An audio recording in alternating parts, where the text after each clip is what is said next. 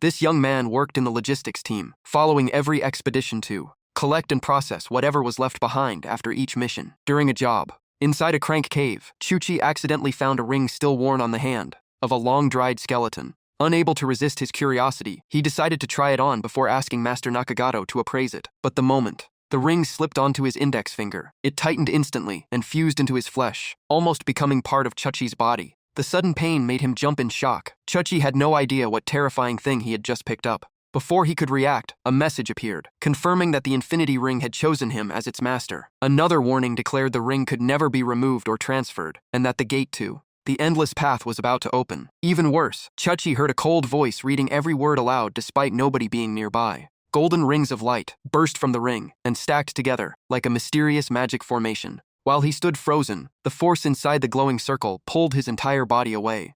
Chuchi screamed for his teammates to hear him, but the teleportation could no longer be stopped. The people outside barely caught his cry. When they rushed back, Chuchi had already vanished without a trace. Even so, nobody searched right away, because he was known for always staying behind to inspect every corner of the cave. None of them realized their teammate was facing disaster. Chuchi only felt himself falling endlessly into a bottomless darkness. When he regained consciousness, he was horrified to find himself captured by beastmen and dragged before an altar, like a criminal awaiting judgment. It seemed his arrival was linked to the violent power that had descended here. This was the sacred land of the beastmen, leaving Chuchi completely confused about how he had been thrown here from the cave. At the highest seat, the Beast King sat proudly upon his throne, his calm eyes revealing nothing. As he slowly raised one hand, a beastman stepped forward and announced that 3 criminals would be executed today. The first was a beastman who had secretly sold information about their territory to AOF and the humans outside. The moment the accusation ended, the entire square erupted with curses as everyone demanded the traitor's execution.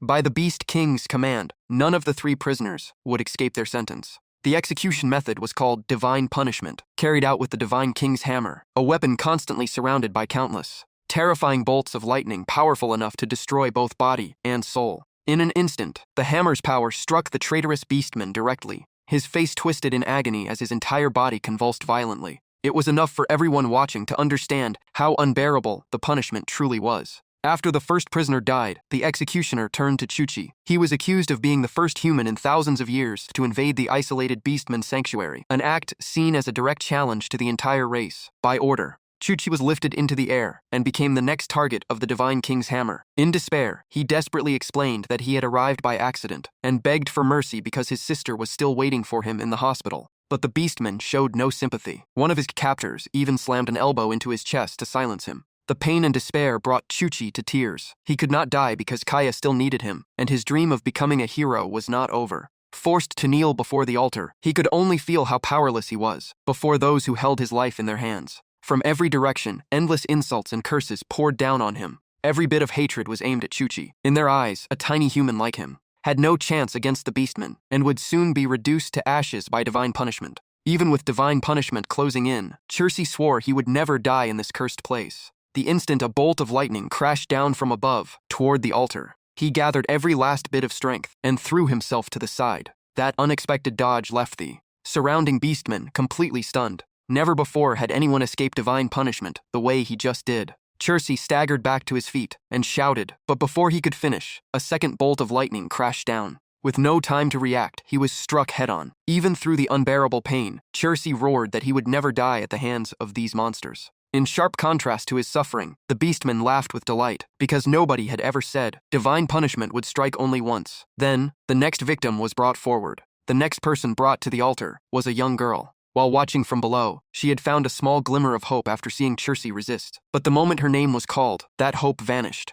As for Chuchi, after taking the full force of the lightning, the pain had gone far beyond anything he could endure. Even with barely any consciousness left, one thought echoed in his mind: do not die here. At that very moment between life and death, the infinity ring he had found suddenly began to glow, and a message appeared for the first time. Infinity ring activation has begun. An instant later, another bolt of lightning struck down. It pierced straight through Chuchi's body. The beastman who witnessed it became even more excited. The divine selection system officially completed its activation and confirmed a successful link. Body restoration and supreme physique construction immediately began. It was also the first time the beastman had ever seen someone still breathing after surviving repeated divine punishment. Then Chuchi's charred body slowly rose into the air as the supreme physique construction process continued. None of the beastmen could understand what was happening. They could only stare at each other in confusion. Meanwhile, the completion rate of the supreme physique kept rising. Every part of Chirce's body was reborn, while the skill, Divine Eye, was also installed by the system. In his half-conscious state, Chirce vaguely heard a voice calling his name. As his body descended to the ground, Chirce suddenly stepped forward under the stunned gaze of every beastman. The supreme physique reached 60%, while two new abilities, Divine Mind Vault and Absolute Reconstruction, were successfully installed. As Chirce approached, several beastmen, including the ritual master, could not hide their fear. Never before had any living being dared to get so close to the Divine King's hammer. In contrast, the Beast King looked thrilled, as if waiting to see whether Chirce would truly lift the sacred weapon. By now, Chirce had almost completely lost control of his mind. He could only hear that mysterious voice constantly calling him forward. Chirce had no idea where the voice came from, yet his body kept moving on instinct, as though obeying an ancient command. Finally, the supreme physique reached 100% completion, and he also gained a special authority, known as the Chosen One. Then, before the horrified eyes of the entire Beastman tribe, Chirce truly lifted the Divine King's hammer from its resting place. It turned out the voice urging him forward had been coming from the sacred hammers itself. The secret behind it was still unknown. But now that the sacred weapon had chosen him, Chirce had no reason to reject the power it offered. Just like that, the Beastman's greatest sacred treasure fell into the hands of a human. The system immediately confirmed a new update. Chirce had obtained the Divine Hammer and reached level 3. However, the hammer's current power remained at 0% unlocked. He was still too weak to release its true might. The sacred weapon also contained hidden effects, but the system could not identify them because Chirce lacked the required skills. To awaken its full potential, he would have to grow even stronger. The sight of a mere human holding the Divine Hammer left every beastman completely speechless, because not even their Beast King had ever been able to lift it. An ancient prophecy claimed that whoever wielded the Divine Hammer would become the tribe's leader, yet now it rested in the hands of the very human who had just faced divine punishment. Every wound on Chirce's body had completely disappeared. Standing before the system interface, he was still not fully awake and could not understand why his body had become so powerful. One hand gripped the hammer tightly, while the other examined the information displayed by the system. Suddenly, the beastman leading the ritual charged from behind, roaring as he attacked. The moment he declared that humans were unworthy of touching the Divine Hammer, his murderous intent became crystal clear. Without another second of hesitation, he rushed straight at Chirce with overwhelming force. The sight sent the beastmen below into deafening cheers. In their eyes, human hands had no right to touch their sacred treasure. Jia opened his blazing orange eyes and locked his gaze onto Chirce. The beastmen grew even more excited, convinced their great general would teach this arrogant human a lesson. Everyone shouted together, begging Jia to restore the pride of the Beastman tribe. Jia roared that no matter what trick Chirce had used, surviving divine punishment and wielding the Divine Hammer were unforgivable crimes. With the authority of a ruler, Ziga gave a direct order. At that exact moment, a new system notification appeared before Chirce's eyes. The system announced that the passive skill Divine Eye had been activated. While Ziga ordered Chirce to return the Divine Hammer and accept his punishment, Divine Eye allowed Chirce to view the complete information of any target with a single glance and use it without limits. Without wasting the chance, Chirce immediately used Divine Eye on his opponent. The results appeared instantly. Ziga was a level 84 general, a beastman warrior, wielding an A-rank greatsword. After reading the data, Chirce was amazed by Divine Eye and realized he was facing an incredibly dangerous enemy. Seeing Chirce calmly staring back without retreating, Ziga roared in fury, claiming that a weak human dared to challenge him with such a look. He coldly declared that Chirce would receive a quick death as he slowly raised his massive blade. Knowing the gap in strength was overwhelming, Chirce hurried to explain and avoid a fight. But the beastman had no intention of listening, and Ziga immediately lifted his greatsword to strike. Chirce could only shout that it was all a misunderstanding. The next moment, Ziga poured all his strength into a devastating slash. Everyone watching believed Chirce was doomed. Ziga was one of the Beast King's 5 great generals, and feared even by his own people, let alone a human. As the greatsword came crashing down, the entire altar shook violently. It was clear that every ounce of Ziga's power was packed into that attack, but the outcome left everyone speechless. Chirce blocked the strike with the Divine Hammer he had just obtained. It was nothing more than an instinctive move to survive. Even Chirce was shocked it worked, while both of his arms went numb from the unbelievable weight and hardness of the Divine Hammer. On the other side, Ziga could not hide his surprise after seeing his opponent remain standing. Even so, he believed it was only because of the Divine Hammer and immediately prepared another attack. Chirce still tried to explain everything, but his opponent ignored every word. This time, Ziga abandoned his great sword and charged straight into close combat. His enormous calloused hand grabbed Chuchi's body with crushing force. Ziga intended to throw him into the sky before finishing him with earthquake, a plan that seemed flawless. At the most dangerous moment, the system suddenly suggested using the copy skill. By touching his opponent and sensing their heart, Chuchi could copy one of their skills. However, he could store only one copied skill at a time, and choosing a new one would erase the previous copy. In other words, copy always came with the limit of keeping only one ability. Thanks to his quick thinking, Chuchi instantly understood the activation requirement. To sense the enemy's heart, he had to touch the opponent's chest. So, while being thrown into the air, he stretched out his hand toward Ziga with all his strength. A light brush across Ziga's chest was enough to satisfy the condition. The copy skill activated immediately. But a new problem appeared right away. Ziga possessed far more skills than Chuchi had expected. The massive list overwhelmed him for a brief moment. He had to choose the right skill before it was too late. As for Ziga, being touched on the chest by a human was an unbearable humiliation. He exploded with rage and prepared to unleash his ultimate technique, Heaven and Earthquake. At that moment, Chuchi spotted a skill that seemed perfect for the divine hammer, called Heaven Quake. It was an extremely powerful warrior technique, though he had no idea how much power he could unleash without the proper class or matching weapon. Despite the risks, Chuchi decided to copy Heaven Quake. Without hesitation, Chuchi immediately used the newly copied skill to counterattack. The attack caught Ziga completely off guard, leaving him frozen for a moment. His shocked roar echoed throughout the entire altar. Ziga could not believe that a human had just used a technique that belonged only to him. The shockwave from the clash shook the Beastman altar so violently that it seemed ready to collapse. Chuchi thought that counterattack had been enough to end the battle. But the truth was the exact opposite. Ziga was completely unharmed and even wondered if Chuchi had held back, because he barely felt any pain. In fact, it almost felt pleasant. In reality, Chuchi had attacked with everything he had. Unfortunately, his level was too low, and without the proper class and weapon, Heaven Quake could not unleash its true power. To make the skill useful, he would have to keep leveling up. After reading the system's explanation, Chuchi stood there in stunned silence. As for Ziga, seeing his own ultimate technique deal absolutely no damage only made him feel deeply insulted, leaving him so furious that all he could do was curse. Unable to hold back his rage, he charged straight at Juicy with his massive blade. But this time, a commanding shout suddenly stopped Ziga in his tracks. The Beastmen erupted into chaos as they saw the Beast King leave his throne and step in himself. With a single enough, the entire battlefield fell silent. Ziga alone was already terrifying, so the Beast King's true power had to be beyond imagination. As the Beast King landed on the altar, an overwhelming pressure spread across the entire area. The impact sent dust flying and completely blocked Juice's vision. But what appeared after the dust settled left everyone speechless. No one could have imagined this outcome. The proud Beast King knelt before Juicy. Every Beastman stood frozen in complete disbelief. Even Juicy had no idea what was happening. After a moment, the Beast King stood up, walked over, and declared that Juicy had been chosen by the Divine Hammer, making it the will of the gods.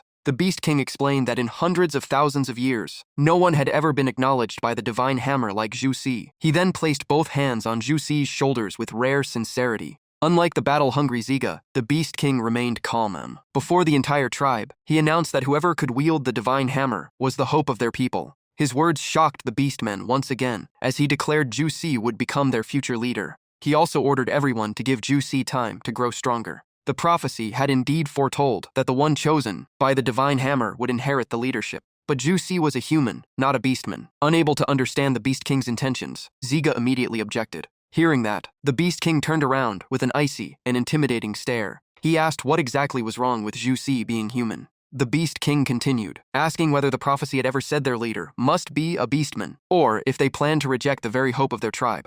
Under the king's overwhelming presence, Ziga immediately dropped to one knee. Though he still feared entrusting the tribe's future to an outsider, he dared not argue further. Ignoring his subordinates' concerns, the Beast King turned and asked for Zusis' name. Juicy calmly introduced himself, and the Beast King continued. After remembering his name, the Beast King promised to set Juicy free if he accepted the burden of the Beastmen's future. However, Juicy was still too weak. Within 1 year, he had to return with greater strength to prove he was worthy of becoming their leader. As soon as he finished speaking, the Beast King created a spiritual mark and planted it directly into Juicy's mind. He warned that if Juicy deliberately failed to return within a year, the mark would allow him to hunt him down and kill him no matter where he hid. It was also the Beast King's way of reassuring the entire tribe. Everything had happened so fast that Juicy still could not process it all. Just as he did not know how to respond, a voice suddenly rang out from the crowd. Juicy turned and recognized the girl who had originally been next to receive the holy punishment. She urged him to accept the offer, leave, grow stronger, and survive, because the chaos he caused had kept her safe until now.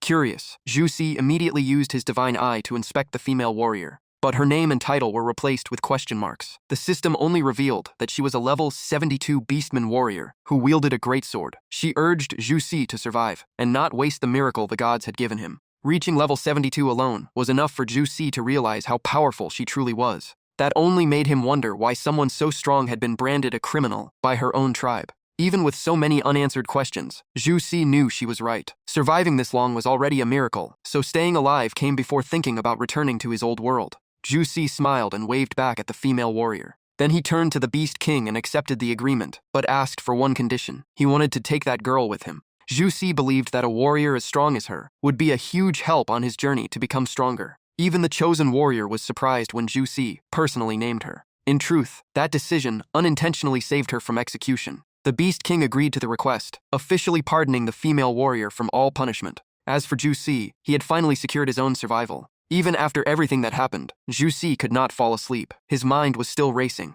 His eyes drifted to the infinity ring on his finger. He remembered the mysterious voice and felt everything had started because of this ring. He tried to remove it but failed. The ring granted incredible power, yet all Juicy wanted was to return to his original world. Just then, a gentle female voice broke his thoughts. The female warrior smiled and said everything was ready, then called him master, leaving Juicy stunned. Being called master by such a beautiful beast woman left Juicy completely at a loss. She sincerely said she would serve him from now on to repay his kindness. Juicy could not help but feel his heart skip a beat. Even so, he stayed calm and said they had both helped each other, so they should simply support one another. But she immediately cut him off. The female warrior insisted Juicy did not understand how much saving her truly meant because he had given her a second chance at life. Holding back tears, she admitted no one had ever protected her or sincerely thanked her except Juicy. That was why she begged to call him master. As she spoke, she tightly held Juicy's hand with eyes filled with gratitude and sincerity. She kept saying Juicy's appearance was nothing short of a miracle, and she would devote everything to repay him. Meanwhile, Juicy awkwardly looked away because she was standing so close in such a revealing outfit. Trying to stay composed, Juicy finally nodded and allowed her to keep calling him master. The female warrior then walked ahead and reminded him to be careful. Juicy took his first steps across this completely unfamiliar land. The female warrior thanked him once again. Smiling, she suggested they leave at once since it was already late. For a brief moment, Juicy felt this new life might not be so bad after all. But that thought quickly vanished as he remembered the people waiting for him in his original world. Juicy never stopped wanting to return home. Right then, the system displayed a new notification. The system confirmed that the Path of Infinity was ready to use again, with a cooldown of 24 hours. Hearing that name, Juicy instantly remembered it was the very path that had brought him to this world. If he could use it again, he might finally find his way home. Without any hesitation, Juicy immediately activated the familiar skill. Rings of light appeared once more, wrapped around his body, and he vanished right behind the beast woman. The Path of Infinity opened once again and carried Juicy away. After struggling through the space tunnel, Chelsea finally returned to his original world. Everything around him looked exactly as he remembered. The first thing Chelsea did was check his system. The results relieved him. Every skill and ability he had gained in the other world remained intact. His level stayed at level 3, and the Divine King cloth was still safely stored in his inventory. The system also explained that character stats would stay synchronized between both worlds, but equipment would not. Anything he wanted to bring over had to be stored beforehand. Before Chelsea could investigate further, he suddenly heard someone calling his name from the top of the well. Looking up, he was surprised to see his teammates still standing there, urging him to climb out before the cave closed. Chelsea immediately asked why everyone was still here, because it felt like he had been gone for hours. They only looked at him in confusion. To them, Chelsea had never left and had been down there the whole time. At that moment, he realized something strange was happening. His teammates kept urging him to leave the cave immediately, while Chelsea was certain he had spent at least 5 hours in the Beastman's world. With no other choice, he climbed out first. Even so, Chelsea's mind remained filled with unanswered questions. He began to suspect that while he was in the other world, time in this one had completely stopped. Then he wondered if the opposite was also true, that time in the Beastmen's world had frozen the moment he returned. It felt like something straight out of science fiction. That only made him even more curious about the Infinity Ring's original owner, the one who had left behind such unbelievable power. As soon as Chelsea climbed out of the well, he suddenly remembered something important and quickly turned to ask his teammates. Chelsea's dream of becoming a hero came from the painful losses he suffered in the past. He confirmed that the next awakening test would take place tomorrow. The memories rushed back. During a relentless storm, monsters overran and devoured the entire city. Everywhere was filled with chaos and despair. As a child, Chelsea carried Kalia on his back and ran with everything he had. But Kalia had completely lost all feeling in her legs. Even worse, their parents never escaped the disaster. Chelsea was pushed to the edge with no way out. A cruel choice stood right in front of him. Keep running and survive, or turn back and die with everyone else. Just when all hope was gone, their neighbor Nakai Lado stepped forward and shielded the two children. He held them tightly, as if he would protect them until his last breath. He shouted for Chelsea to keep running. If he turned back, both Chelsea and Kalia would be swallowed by the darkness, so he must never stop. He told Chelsea there was no way he could fight that darkness. The ruined city covered in smoke and flames remained burned into Chelsea's memory. Every time he remembered it, the pain dragged him down again. Kalia's gentle voice brought Chelsea back to the hospital. She quietly asked if he would really take the awakening test again tomorrow. Kalia also asked about his health after a long day, and even the nurses praised her for always caring about others. Chelsea smiled to reassure her before asking if her legs still hurt today. While the nurse gave her an injection, Kalia insisted she was fine, but her body trembled from fear of the needle. The pain remained, and she still could not walk, yet she had already accepted her fate. Watching his sister suffer every day, Chelsea activated Divine Eye to examine her injuries. The results showed that Kalia's legs had been crushed under a collapsed building, leaving 98 nerve cells dead. Divine Eye also revealed that she would suffer recurring nerve pain, could never recover naturally, and had only a 1% chance of walking again.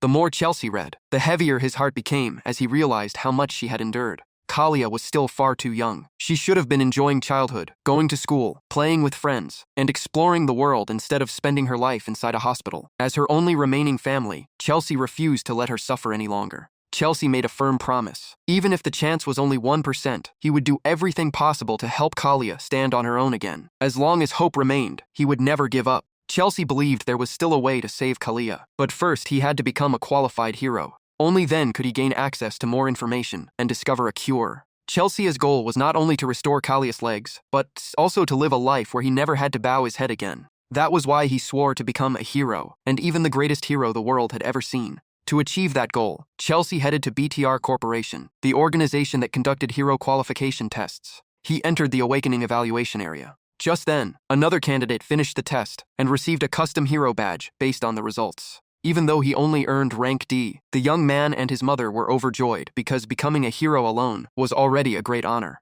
After that, Chelsea was called in for his turn. Seeing that he had failed before and returned to try again, the examiner showed little interest, told him to place his hand on the device, and assumed the result would be no different. Chelsea ignored the comment because the truth would soon speak for itself. In fact, even before the test began, the system had already confirmed that he was level 3. That meant Chelsea already met the requirements to become a hero. The only thing he did not know was his true combat power. That was why Chelsea completed every step of the test with full focus. Before it began, he activated his transcendent body state. He maintained that power throughout the entire examination. The shockwave was so powerful that the examiner outside thought an earthquake had struck, but it all came from Chelsea. Not long afterward, the test was complete. The results appeared and surpassed every expectation. Chelsea was officially recognized as a level 3 hero with a combat power of 5,400, shattering the previous record. The runner-up had only reached 930, leaving an enormous gap. Even Chelsea was stunned when he saw the number. He had expected to be only slightly stronger than the previous candidate, but his power was several times greater. Although the result exceeded his expectations, it still achieved his goal, and Chelsea could not hide his excitement. Then he remembered the Divine King Hammer and wanted to test its true power. So Chelsea took out the weapon. The system immediately warned that his current level was too low to unleash the Divine King Hammer's full power. If he forced it, all of his energy would be drained, and the state would last for only 1 second. 1 second was enough for the machine to record his combat power, so Chelsea decided to see how much stronger he became with the Divine King Hammer. He immediately began the second test. Chelsea poured all of his energy into unleashing the Divine King Hammer. This time, the activation succeeded. But in an instant, every bit of energy inside his body was drained away, leaving him completely exhausted. Chelsea could only wait for the machine to finish the scan. But the moment the Divine King Hammer appeared, its power created a scene beyond even Chelsea's imagination. A strange phenomenon suddenly appeared in the night sky. A gigantic purple dragon seemed to coil across the heavens. Not only did the BTR building shake, but the entire city trembled as well. The combat scanner immediately failed because the energy had exceeded its limits and could no longer measure Chelsea's power. Moments later, the entire power grid shut down, and emergency alarms echoed throughout the building. The test was cancelled because of the blackout. The examiner rushed into the room and urged Chelsea to evacuate immediately. By then, Chelsea had been drained so completely that he looked skin and bones, and the examiner almost failed to recognize him. After everything was over, Chelsea could only drag himself out of the building. After this test, Chelsea realized he had greatly underestimated the Divine King Hammer. A single activation had drained all of his energy, so he decided not to use it again until he became much stronger. Even so, Chelsea was more than satisfied because he had achieved the most important goal of the day. He had officially become a hero. The next day, Chelsea arrived at the rookie training ground as a newly certified hero. There, an instructor named Gape would personally train Chelsea and the other new heroes. Gape was a level 9 hero with a combat power of 1,200. His stern expression made every rookie nervous. Chelsea felt differently. Thanks to Divine Eye, he could see Gape's stats, and quietly thought that a level 9 hero with only 1,200 combat power was nothing special. Meanwhile, Gape was clearly annoyed about being assigned to train rookies. Chelsea secretly wondered how high his own combat power would be after reaching level 9. Gape, on the other hand, complained that this assignment was even more boring than clearing a rank D dungeon, then announced that everyone would enter a dungeon for live combat the very next day. He explained that only real battles could reveal which class truly suited each person. The entire group of rookies was shocked. Some of them even hoped to pick up a few low-level pieces of equipment. Their surprise made perfect sense, because they had only just passed the exam and had never learned any skills or fought a real battle. Normally, everyone spent a full week on physical training first. But Gape skipped all of that and threw them straight into a dungeon. When they questioned him, he coldly replied that there was no time for basic training. If they wanted to grow stronger, they had to fight for real. Gape said that was how he had become stronger himself and warned them that the training would be extremely brutal. Anyone who could not handle it was free to leave. After hearing that, no one dared to object. The more Chelsea watched, the less he liked Gape, because it was obvious. The instructor was simply taking out his frustration on the rookies. It seemed that not every hero deserved respect. Even so, Chelsea remained in a great mood because he remembered the level 72 beast girl waiting for him in the other world. As soon as Infinite Path finished its cooldown, he would return and continue growing stronger with her. That night, Chelsea returned home. The news reported that the recent earthquake had caused widespread blackouts, but fortunately, there were no casualties. Chelsea, the one who had unknowingly caused the entire incident, barely cared. What mattered most was that Infinite Path had finally finished its cooldown. He eagerly prepared to return to the Beast World, continue leveling up, choose a class, and collect better equipment. Without wasting a second, Chelsea activated Infinite Path. When he opened his eyes again, everything looked exactly the same as when he had left. Even the clothes Chelsea was wearing had not changed. That confirmed his theory. Every time Chelsea left this place, time in the Beast World completely stopped. Just then, the Beast Girl asked if something had happened, pulling Chelsea back to reality. Only then did he remember he still had a companion here, so he quickly answered her. Chelsea smiled and waved it off, saying everything was fine. Then he eagerly asked her to take him somewhere to level up. Seeing her master full of determination, the Beast Girl happily agreed. She said there was a nearby goblin nest that was perfect for Chelsea's first hunt. However, she warned him that goblins were cunning, violent, and always fought in groups. At level 3, Chelsea could not afford to be careless. Hearing about goblins made Chelsea feel like he had truly entered a fantasy world. He still did not know how effective the divine choice system would be, but the thought of hunting goblins was enough to get him excited. The Beast Girl quickly led Chelsea to the goblin nest. Since it was already late at night, most of the goblins were asleep, leaving only a sleepy group of guards on watch. She immediately warned Chelsea to stay quiet and avoid alerting the guards. Chelsea curiously asked if someone at level 72 could wipe them out with ease. Thanks to Divine Eye, Chelsea saw that her combat power had reached 630,000, an absolutely terrifying number. Having such a powerful companion made him feel much more confident. The Beast Girl, however, looked surprised by Chelsea's words, forcing him to change the subject. When she asked how he knew her exact level, Chelsea simply smiled and said that a master should naturally know. Unable to reveal the system's secret, he quickly changed the topic and asked her to demonstrate the strength of a high-level hero. She accepted without hesitation, gently explaining that if she fought alongside Chelsea, the huge level gap would prevent him from gaining any experience. Chelsea felt a little disappointed because he still wanted to see her fight. She smiled and said she would give him a small demonstration. As soon as she finished speaking, she drew the dagger from her waist. She humbly admitted she might not show much and told Chelsea to watch carefully. In the next instant, she dashed forward like the wind, her blade slicing through the air with a brilliant flash. In the blink of an eye, the monster was dead before it could even react. Watching the skills of a level 72 warrior, Chelsea could not hide his admiration. He applauded and praised her incredible fighting style. Chelsea's praise instantly lit up the Beast Girl's face with joy. She replied that no matter how strong or weak the enemy was, she always fought with everything she had and hoped her performance had satisfied her master. Chelsea immediately asked if she could teach him that technique. Unfortunately, it was a high-level warrior skill that was far beyond his current ability. Besides, Chelsea had not even chosen a class yet, so he could not learn it. Even so, her explanation helped Chelsea decide his future path. He chose the warrior class because having a level 72 warrior by his side would let his copy skill reach its full potential without any compatibility issues. However, one more problem remained. He still could not use the Divine King Hammer, so he needed another weapon for now. When she learned Chelsea had chosen the warrior class because of her, the Beast Girl was deeply moved and gently held his hand. With a serious expression, she promised to do everything she could to help Chelsea grow stronger, starting by finding proper warrior equipment. Chelsea was a rather straightforward person, so the first thing that caught his attention was the Beast Girl's impressive figure, leaving him briefly distracted. Before Chelsea could look away, the goblin guards finished, changing shifts. 2 level 3 goblins with a combat power of 420 quickly spotted the pair. They charged at once, but this time, Chelsea had no intention of hiding behind the Beast Girl. He borrowed her silver dagger and stepped forward to fight on his own. Seeing that, the Beast Girl immediately became worried. She warned him that fighting enemies of the same level was dangerous, but Chelsea refused to change his mind. He wanted to test the full power of the Heaven Quake skill he had copied, so he treated the 2 goblins as perfect test subjects. Chelsea took a deep breath and prepared himself. As soon as they entered striking distance, he leaped into the air and dove straight at them. The moment he landed, Heaven Quake activated and wiped out both goblins' HP in a single strike. The Beast Girl froze in shock. She could not believe Chelsea had defeated 2 goblins of the same level with just one move. Even a 6-person level 3 party would struggle against them. Chelsea was thrilled with the result and trusted the Divine Choice system even more. If everything went well, he could reach level 4 by tonight. The silver dagger was only borrowed. Chelsea could not treat it as his official weapon, so he picked up a wooden club from a fallen goblin and used it instead. The Beast Girl still looked anxious. She kept urging Chelsea to find some basic gear because his clothes offered almost no protection. After hearing that, Chelsea checked his equipment. The result shocked him. His defense stat was exactly 0. Without armor, taking hits would be dangerous, so he needed armor as much as a weapon. While he was at it, Chelsea also checked the spirit storage. It was a separate storage space completely isolated from the outside world. It currently had 2 slots and could only hold 2 items.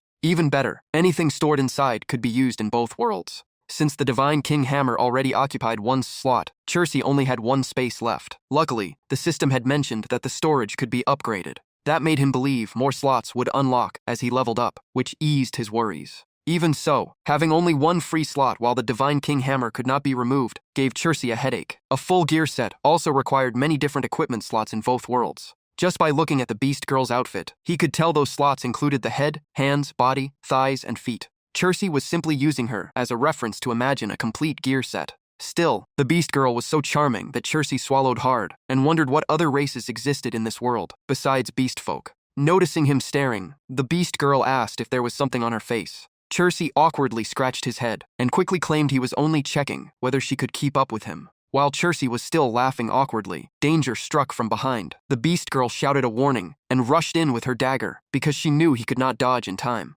The attackers were 3 level 4 goblins. The deeper they went, the stronger and faster the goblins became. But they also rewarded far more experience, so Chelsea charged forward without hesitation. He did not want the Beast Girl to fight, because if the level gap became too large, all the experience would be lost. Seeing a mere level 3 challenge 3 goblins alone, the monsters laughed and mocked Chelsea for overestimating himself. But that arrogance soon cost them dearly. Armed with nothing but a simple wooden club, Chelsea defeated all 3 level 4 goblins, one after another, with overwhelming skill. After the battle, the wooden club in his hand shattered. He casually picked up another one and continued deeper into the dungeon. Watching everything from behind, the Beast Girl was thrilled. She realized Chelsea's potential far surpassed ordinary people, because even a plain wooden club became a terrifying weapon in his hands. On top of that, defeating 3 stronger enemies at once, with a single strike, was an incredibly rare feat, making her even more certain she had chosen the right master. The 2 continued along the dungeon path and ventured even deeper.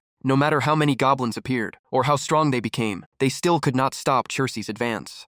Throughout the journey, the Beast Girl mostly watched and cheered. The wooden clubs were too fragile, so Chelsea had already gone through 6 of them. By now, his experience bar had reached 1230 out of 3000. Chelsea was genuinely surprised by how generous this world was with experience. It was far beyond what he had heard while working in logistics. Heroes often complained that level 3 and level 4 monsters gave less than 10 experience points, making leveling painfully slow without endless dungeon grinding. On top of that, in his old world, the Hero Association required everyone to enter dungeons in parties, forcing them to split the experience and making leveling even slower. In contrast, Chiro received all the experience for himself in this world, and the rewards were much higher, leaving him unable to hide his excitement. After only a short time, Chiro had already completed 2/3 of the journey to level 4. If he kept this pace, Chiro would soon reach the boss area. That moment came sooner than expected. Chiro and the beast girl finally stood before the boss lair. The moment Chiro saw the monster's back, a chill ran down his spine. The beast girl quietly warned that this enemy was nothing like the goblins they had fought before.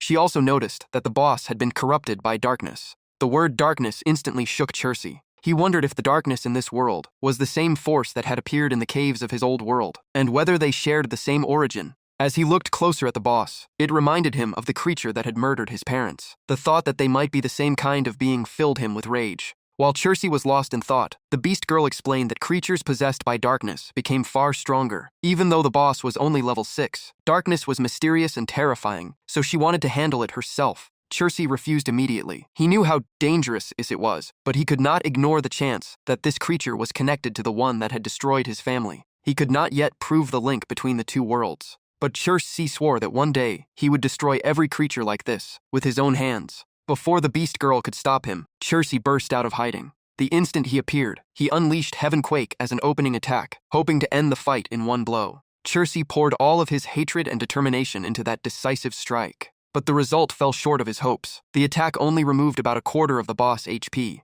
Before he could react, the Dark Goblin slammed him away. The boss was far stronger than he had expected. He crashed face first into the ground.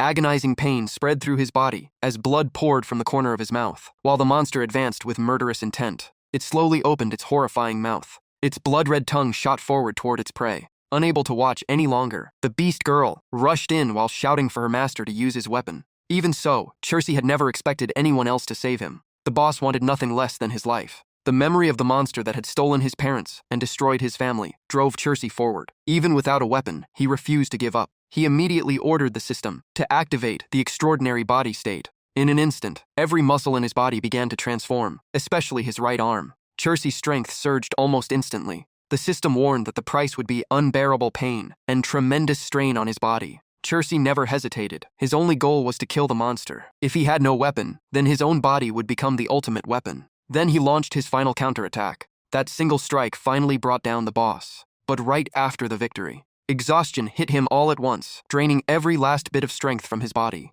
His right arm was completely numb, as if it no longer belonged to him. Even so, Chiro gained 1,000 experience points and officially leveled up. At the same time, he took another step toward his dream of eradicating darkness from the world. Seeing Chiro's nearly torn-apart arm, the beast girl could not hide her concern. The system immediately warned that his right arm had suffered severe damage and could become permanently crippled without immediate treatment. Chiro's entire body trembled in pain. The system explained that he could freely distribute the enhancement throughout his body, but because he had concentrated all the power into his right arm, it could not withstand the overwhelming energy. Then another notification appeared. Sadly, the pain was so intense that Chiro passed out before he could finish reading it. The beast girl quickly caught him. Then she gently rested his head on her lap. She treated him with the medicine she carried, and about an hour later, Chiro finally woke up. The pain had eased considerably. Chiro realized that recovery in this world was slower than in his original world, but the healing itself was far more effective. Perhaps thanks to this world's advanced medical knowledge, his right arm not only moved normally again, but had also become tougher and stronger than before.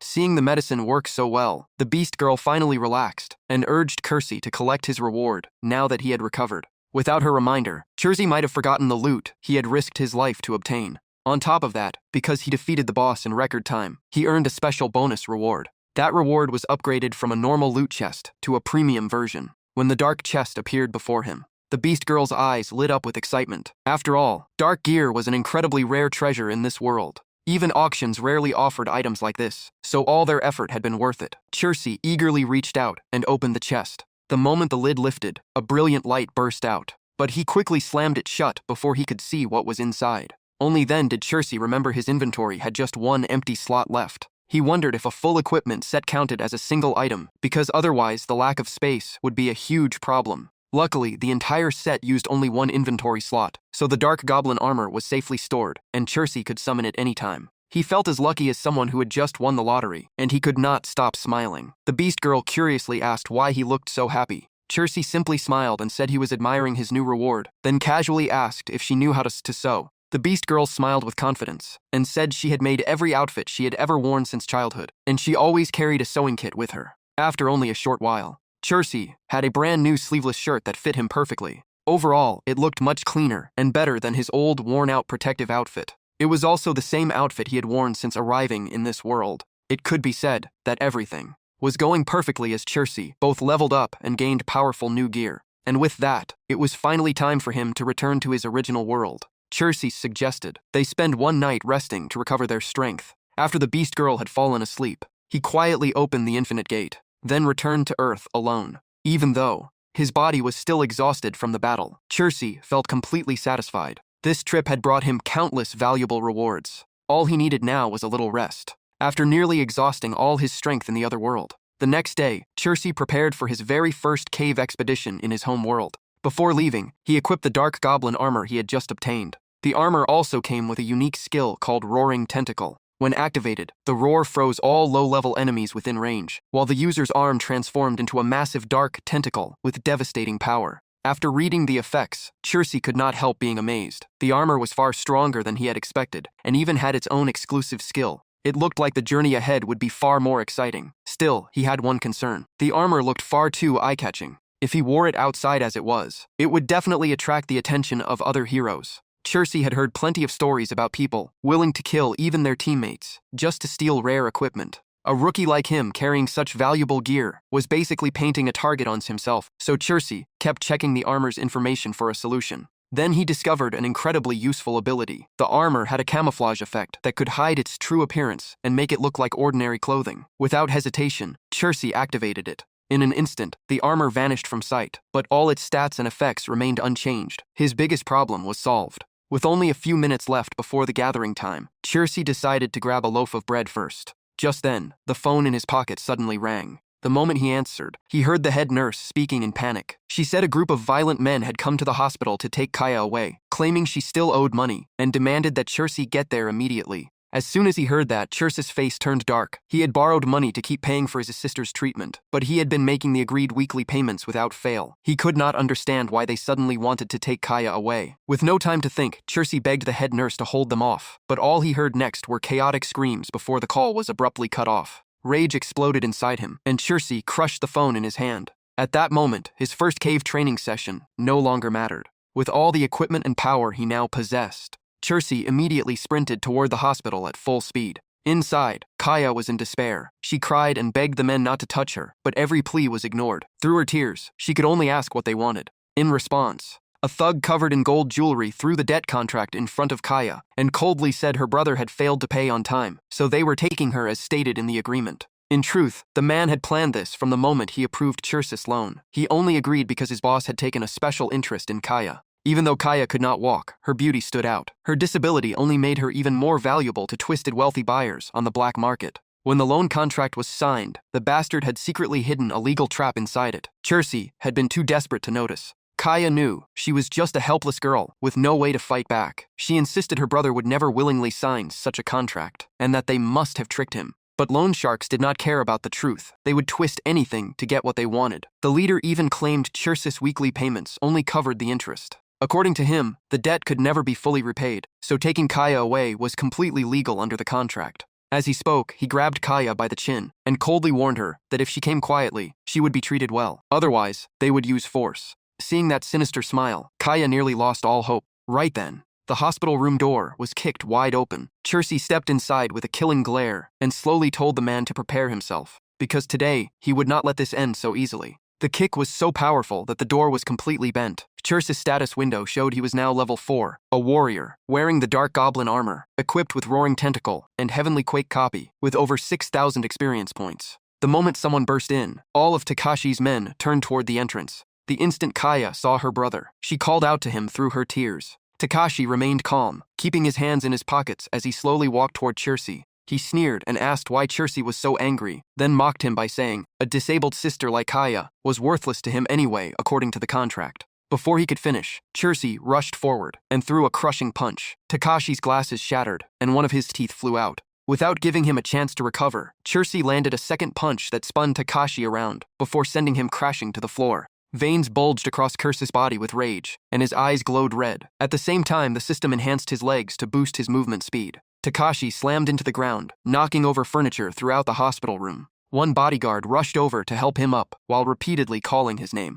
The other bodyguard charged straight at Chirsi, cursing as he swung a punch to knock him down. Just as the fist was about to connect, Chirsi did not dodge. Instead, he poured all his strength into a counterattack, crushing the man's arm and making him scream in agony. The thug clutched his injured arm and rolled across the floor, while Takashi was dragged back onto his feet, looking utterly miserable. Grinding his teeth in fury, Takashi reached inside his jacket and pulled something out, growling that no one had ever dared stand against him before. It was a handgun. Pointing it directly at Chirsi, Takashi shouted that anyone who challenged the Green Snake Society would pay the price. The moment he finished speaking, he pulled the trigger, determined to kill Chirsi on the spot. Seeing the bullet flying toward her brother, Kaya burst into tears and screamed in horror. But Chirsi did not move. He calmly raised one hand and stopped the bullet with his bare palm. The unbelievable sight left Kaya completely stunned. She could not believe her brother had become this powerful. Even Takashi and his two followers froze in shock. One stammered that Chirsi had caught a bullet with his bare hand, while the other kept denying what he had just seen.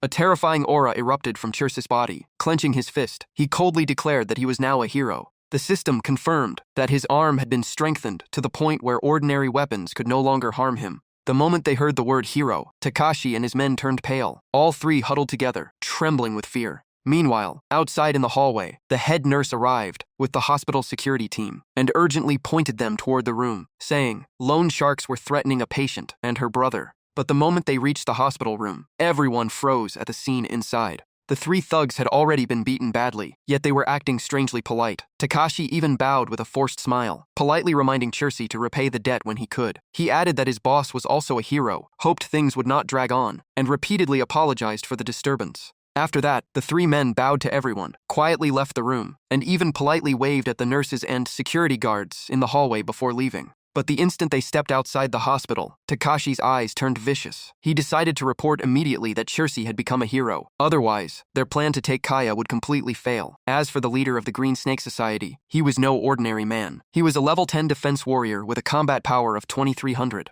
Takashi quickly weighed the situation. Chirsi was only a rookie, while his boss had already reached level 10. He was certain the kid would not survive this time. Back in the hospital room, Kaya quietly looked at her brother from her wheelchair, after everyone else had left, and he finished cleaning the room. Chirsi softly apologized for not visiting her more often. He sat beside her and explained that the Green Snake Society was still after the debt. If it was not paid soon, they would definitely return. He had been struggling for days to find a solution, but now everything would be fine because he had become a hero. Hearing that, Kaya looked up and asked if it was really true. Without another word, Chirsi showed her his hero card. Kaya's eyes widened with admiration. Smiling, he explained that he was still only a hero trainee, and he would become an official hero after clearing Today's dungeon. After leaving the hospital, Chirsi walked alone, lost in thought. He still owed the 60,000 yen he had borrowed from the Green Snake Society for Kaya's treatment, and earning it through ordinary work would take far too long. So he decided to sell all his equipment after officially becoming a hero. Tonight would mark the end of his long nightmare. The scene shifted to the forest, where all the rookies had gathered, before entering the qualification dungeon. Guy also arrived at the teleport gate. As a level 9 warrior with a combat power of 1200, he asked if everyone had assembled. Crossing his arms, Guy announced that Today's test would decide who was qualified to become an official hero. He then emphasized one rule: any equipment found inside the dungeon had to be handed over to him. The crowd immediately answered in unison, as if they were already used to that demand. Standing quietly in a corner, Chirsi observed everything and recalled hearing about this before. It seemed the hero associations simply ignored this behavior, and a low-level dungeon probably did not contain many valuable rewards anyway. Guy raised one hand to encourage everyone and confidently declared that as long as they followed his orders, the test would be easy. He then continued in an authoritative tone, placing both hands behind his back as he announced one final requirement for anyone who wanted to become an official hero. Every participant had to pay him 20,000 yen. No one dared object. Everyone immediately reached into their pockets for the money and agreed without hesitation. Only Chirsi openly showed his dissatisfaction. He raised his hand and demanded to know why they had to pay another fee when Guy was already taking every piece of equipment from the dungeon, leaving them with nothing. A young man wearing glasses quietly warned Chirsi not to resist, because Guy had a powerful organization backing him. The moment he heard that, Chirsi understood why Guy could collect money so openly. Even so, Chirsi refused to back down. He would rather risk his life than hand money to someone who abused his power. The crowd immediately stepped aside, allowing Guy to face him directly, as he coldly declared that this was his rule. Guy gave a mocking smile and said that if Chirsi could not pay the 20,000 yen, he should simply register for the solo test. Although he acted indifferent, he secretly dismissed Chirsi as a fool not worth worrying about. Those words stirred whispers throughout the crowd. Everyone knew that no trainee had ever passed the solo test. Even powerful heroes would not dare enter a dungeon alone. To them, Chirsi was only making trouble for himself over 20,000 yen. Ignoring every comment, Chirsi simply shrugged and calmly replied that he would take the solo test instead. His answer left Guy and everyone else completely stunned. Just then, a surprised voice echoed from the forest, asking if he was really serious. While Chirsi calmly stretched and prepared to leave, the person beside him kept trying to change his mind and asked him to confirm his decision one more time. That was Yuta. He stared at the tablet in disbelief to confirm what he was seeing. No one had ever cleared the solo test before, not even in a crank dungeon at the Hero Association. For a trainee hero, it was basically a death sentence. But Zusi simply thanked him for the warning, said everything was correct, and asked to begin the test. Once everything was ready, Juicy stepped through the portal without hesitation. Before disappearing, he turned back and told Yuta that his test was starting. Watching him walk in alone, Yuta gripped the tablet tightly as his hands began to shake. Yuta could only mutter that the kid was completely reckless. The moment Juicy entered the dungeon, the system confirmed his solo test registration. The location was a crank forest dungeon that normally required at least 5 heroes, with an average combat power above 600. Standing in the middle of the vast forest, Juicy calmly looked around. He realized this was the first time he had seen a dungeon in its original state, instead of one already cleared by heroes. Suddenly, a red blur flashed across his vision, and Juicy instantly went on guard. A monster rushed in with a wooden club and attacked, but the blow did nothing to Juicy's, and the club snapped in half on impact. Juicy slowly turned around as an overwhelming aura burst from his body. The system displayed all his stats. Level 4, Warrior Class, Dark Goblin Armor equipped, Special Skill, Roaring Tentacles, no weapon, no normal skills, and the Heavenquake Copy skill. His eyes turned ice cold. With a combat power of 6,400, Juicy calmly said that attack was nowhere near strong enough to hurt him. His experience bar still sat at 0 out of 6,000. With one glance, he saw the monster's information. It was a level 3 Dark Goblin with 640 combat power. Without wasting time, Juicy snatched the club from its hands, leaving it completely stunned. Now armed, he struck back immediately, and commented that this Dark Goblin was not that weak after all. Power surged through his entire body as Zeus's eyes grew even sharper. Even so, he knew the gap between 640 and 6,400 combat power was simply impossible to overcome. He defeated the first goblin in an instant, then brushed off his hands, and noticed the experience reward was even lower than in the other world. That explained why heroes leveled up so slowly. The system updated his experience to 20 out of 6,000. Juicy coldly told those hiding nearby that there was no need to keep hiding. The moment he finished speaking, countless goblins of every size emerged from the surrounding bushes. Juicy immediately activated his armor as each piece slowly covered his body. To him, this was the perfect chance to test his strength. Once the armor was fully equipped, he raised his head and let out a thunderous roar across the forest. The goblins charged in to tear Juicy apart, but the armor's roaring tentacles skill blasted them away and severely wounded them the moment they got close. In the middle of the forest, Juicy slaughtered goblins while loudly taunting them and calling for even more to come. Outside the portal, Yuta kept watching the tablet. After nearly an hour, he adjusted his glasses and thought that any rookie surviving this long was already impressive. Yuta continued talking to himself. In his opinion, no sane person would ever choose the solo test, and the Hero Association would eventually cancel it. In just a few more minutes, that young man's name would probably be added to the casualty list. Right then, the portal lit up. Yuta froze as the tablet displayed the result. Juicy Tsukishiro had cleared the solo test. A moment later, Juicy walked out of the dungeon covered in mud. The system refreshed all his stats. Level 4, Warrior Class, Dark Goblin Armor equipped, Roaring Tentacles skill, no weapon, no normal skills, Heavenquake Copy skill, and his combat power remained at 6,400. Scratching the back of his neck with an awkward smile, Juicy asked Yuta if there was anywhere nearby where he could wash up. His experience bar had now reached 960 out of 6,000. At the same time, another portal opened. Guy led the rest of the group out. As he walked, he loudly bragged that everyone would have died without him. He mocked them for being useless, while still dreaming of becoming heroes, saying his 20,000 yen fee was a bargain. The system also displayed Guy's stats: level 9, warrior class, and 1-200 combat power. The people behind him looked exhausted and frustrated, only daring to whisper among themselves. They complained that Guy had forbidden everyone from helping each other, even refused healing magic, and now blamed them for everything. It was their first dungeon run, and he barely taught them anything, yet he still took out all his anger on them. Another person quickly warned them to keep their voices down, since they had at least survived.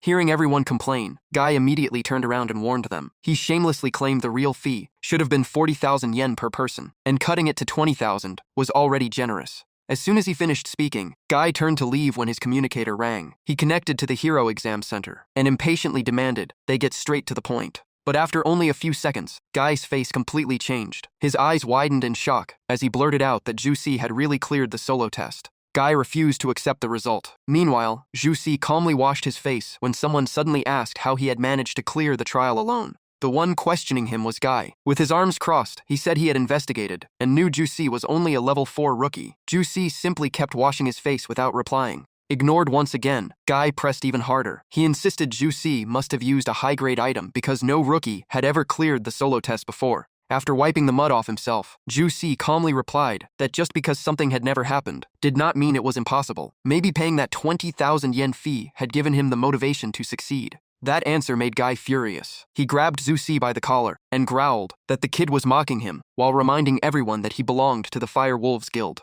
To Guy's surprise, Juicy stayed completely calm. Looking him straight in the eye, he coldly remarked that a level 9 warrior with only 1-200 combat power hardly looked like a member of a powerful guild. Those words only fueled Guy's anger. He raised his fist and shouted, asking what gave Juicy the right to look down on him. The instant the punch flew in, Juicy reacted with incredible speed and stopped it with one hand. Holding Guy's fist firmly, Juicy calmly asked if he really believed a level 9 warrior's punch could defeat him. The moment he was restrained, Guy's expression changed completely. He could not believe that a mere level 4 rookie possessed such overwhelming strength and speed. Juicy then released his grip on purpose, leaving Guy frozen in place. Guy could only stammer a few broken words, but the moment Juicy lowered his guard, Guy pulled a hidden dagger from behind his back. While Juicy raised both hands as if trying to explain, the situation suddenly took a dangerous turn. Without giving him a chance to finish, Guy lunged forward with the dagger and demanded to know what Juicy was hiding. Acting on instinct, Juicy blocked the stab with his arm.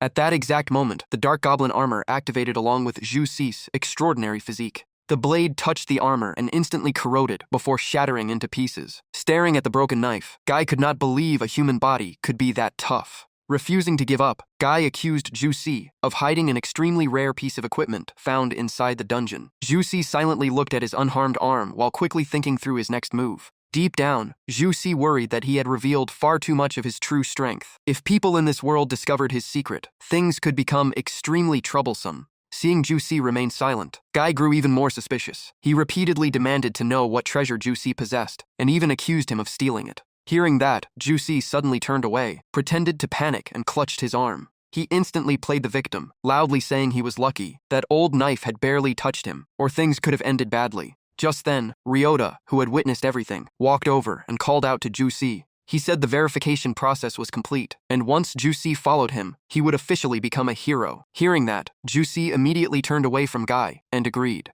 Juicy quickly left with Ryota. As they walked away, he kept acting pitiful while secretly feeling relieved, hoping Guy would not dare cause trouble in front of the Hero Association staff. Watching them leave, Guy stared at Juicy with undisguised greed. A calculating smile slowly spread across his face. As Juicy followed Ryota, he still felt a lingering sense of unease, though he could not figure out why. He quietly analyzed the situation. Even though the system gave him combat power far beyond others at his level, facing enemies of much higher levels was still far from safe. That night, Juicy lay awake in bed, unable to sleep. Images of Sakuha from the other world kept appearing in his mind. He knew Guy had already set his sights on him, and without the beast-eared girl by his side, staying out of the spotlight was the smartest choice for now. At the same time, two figures quietly approached Juicy's house under the cover of darkness. One of them wore a hooded cloak and carried a staff with a glowing red gem. He was a level 10 mage from the Fire Wolves Guild, with a combat power of 3,500. He coldly ordered them to break in, restrain Juicy with magic, and capture him alive. The other was Guy, already gripping a dagger. Staring at its sharp blade, he greedily said they could split Juicy's loot after finishing the job.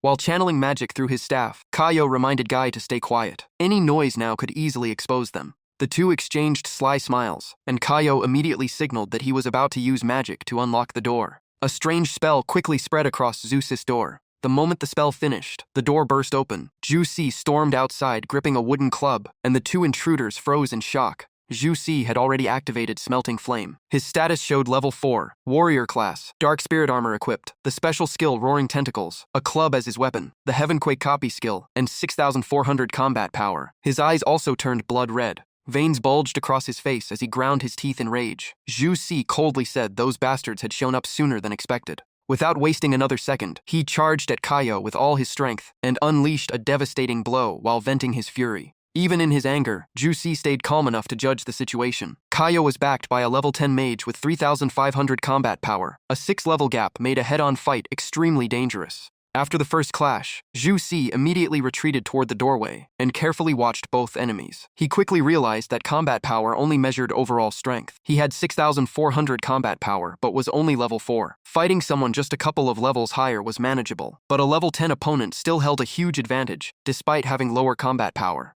In simple terms, it was like an incredibly strong rookie facing a seasoned veteran with lower stats but far greater experience and rank. Zhu Si briefly considered retreating and relying on his equipment and skills to survive. If he kept fighting and lost, everything would end here. Kaio finally recovered from the surprise. He spun around and angrily shouted that Zhu Si had tried to ambush him. Luckily, his defensive cloak had held up. Now he would kill Zhu Si and take every piece of loot. As soon as he finished speaking, Kaio raised his staff and fired a blazing fire spell at Zhu Si. The sea of flames scorched Zhu Si and forced him to retreat again and again. He instantly realized his weakness. His armor was incredibly strong against physical attacks, but offered almost no protection against magic. Fighting monsters and battling a mage were two completely different things. Zhu Si stopped wasting time and sprinted away at full speed. He knew a direct fight would end in defeat. Seeing this, Kaio immediately gave chase. Zhu Si raced down the hallway and, without hesitation, leaped off the building. Even while falling, his mind worked at full speed. Zhu Si decided to channel all his enhancements into his legs, trusting that the dark spirit armor could withstand the impact.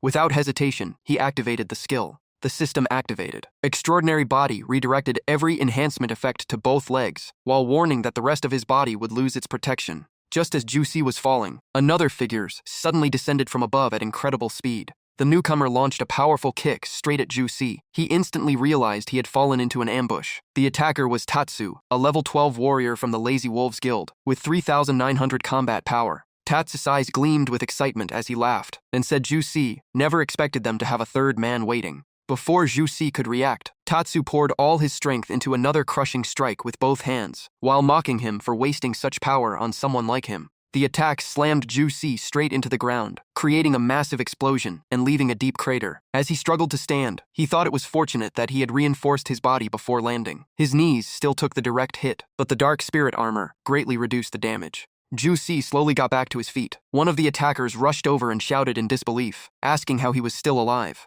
Tatsu remained blocking his path while Kaio finally caught up and demanded to know what skill Zhu Si had used earlier, asking how a rookie could possibly possess something like that. Veins bulged across Chelsea's body. He instantly summoned the dark spirit armor to cover himself. His eyes burned with killing intent. If they wanted him dead, he would show no mercy. The status panel appeared before Chelsea again. He was still a level 4 warrior with 6,400 combat power, wearing the dark spirit armor, carrying the copied skills Roaring Tentacles and Heavenly Quake, and now had 960 experience points. Chelsea let out a furious roar and instantly activated Roaring Tentacles. Countless attacks burst out like a storm, covering everything ahead. The overwhelming firepower forced the enemy team backward, but one of them reacted quickly and cast movement restriction. This spell could forcibly lock every movement of its target for about 1.5 seconds, as long as the caster's level was higher. Chelsea instantly felt his body stop responding. Looking at his trembling hands, he gritted his teeth in frustration. Damn it, his skill had been shut down.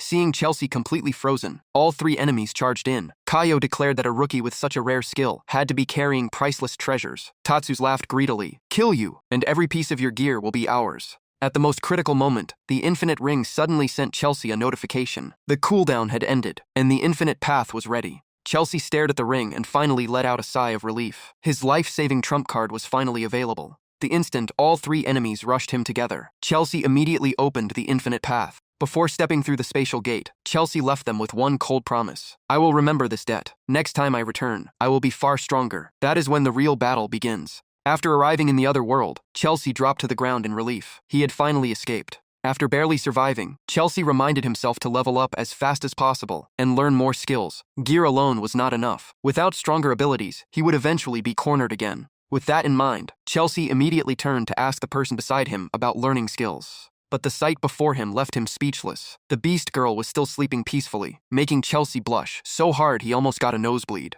A thought suddenly crossed his mind. Right, it was still sleeping time in this world. Chelsea quietly stayed where he was, silently watching the sleeping beast-eared girl. Her gentle fragrance drifted through the air, reminding him of the familiar cherry blossom scent she always carried. For a brief moment, Chelsea almost let his instincts take over. Improper thoughts began creeping into his mind. Even the system displayed a superhuman body notification. His muscles were stimulated, while his strength, speed, and every vital part of his body were enhanced. But the image of the 3 lazy wolf guild hunters chasing him suddenly flashed through his mind, pulling Chelsea back to reality. He immediately dropped to his knees and blamed himself. This was absolutely not the time for those thoughts. Surviving the crisis in his original world came first. Chelsea took a deep breath to calm himself and focused on making a plan to level up and learn new skills. The next morning, the beast girl woke up, stretched, let out a small yawn and smiled. It had been a long time since she had enjoyed such a good night's sleep. Seeing the dark circles under Chelsea's eyes after he stayed awake all night worrying, she had no idea what had happened. Chelsea simply smiled, claimed he had also slept well, and asked her to make him another set of clothes before they continued their journey. Once everything was ready, the two headed deeper into the forest again. Along the way, the beast girl explained that learning skills required either a skill scroll or training at the Battle Academy. Before long, they arrived at the Beastfolk Battle Academy. From a distance, a beastman with a huge nose ring walked over and greeted them. He explained that even though the Beast King favored Chelsea, the academy rules still applied. Anyone wishing to enter had to reach level 6 first, and Chelsea's current level 4 was not enough. After hearing that, Chelsea could only frown in annoyance. What a hassle. The beast-eared girl apologized for forgetting the rule because she had not returned here for so long. Chelsea did not blame her. He calmly replied that he needed to level up first anyway and would come back later. The two turned and left the academy. On the way, the beast girl suggested a nearby cave for low-level adventurers that would be perfect for Chelsea to grind levels.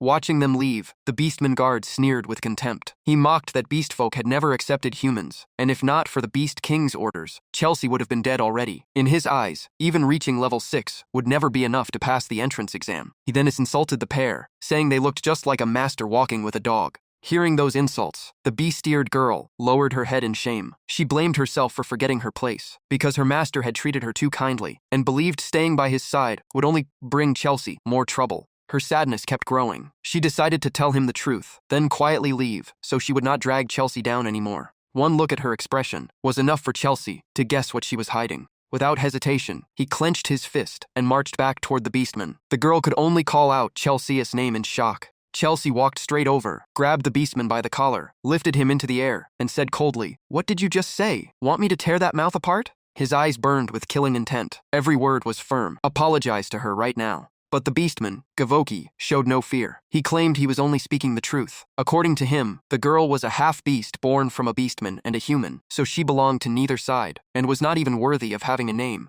The system explained that half-beasts carried mixed blood and were seen as a disgrace by those obsessed with pure bloodlines. Rejected by both races, they had no status, no official names, and lived miserable lives. Chelsea finally understood everything. He realized why the Divine Eye had never shown her name. She had simply never been given one. Even with Chelsea still holding his collar, Gavoki remained arrogant. He warned Chelsea not to think the Beast King favored him enough to insult a beast warrior without paying the price. He then made a challenge: beat the academy entrance exam, and I will apologize. But a weak human like you could never do it. Those words made both Chelsea and the beast-eared girl freeze for a moment. Seeing Chelsea so furious because of her, she blushed and quickly begged him not to make things worse. She insisted she was not worth the trouble. Chelsea slowly let Gavoki go, but his gaze stayed icy cold. Then he looked the beastman straight in the eye and declared, "Her name is Sakuha, remember it." Hearing that name, the beast-eared girl stood frozen. Her heart overflowed with emotions. Her master had just given her a name. Ignoring Gavoki's stunned reaction, Chelsea turned to Sakuha and repeated his promise. "If I pass the exam, he will apologize to you himself."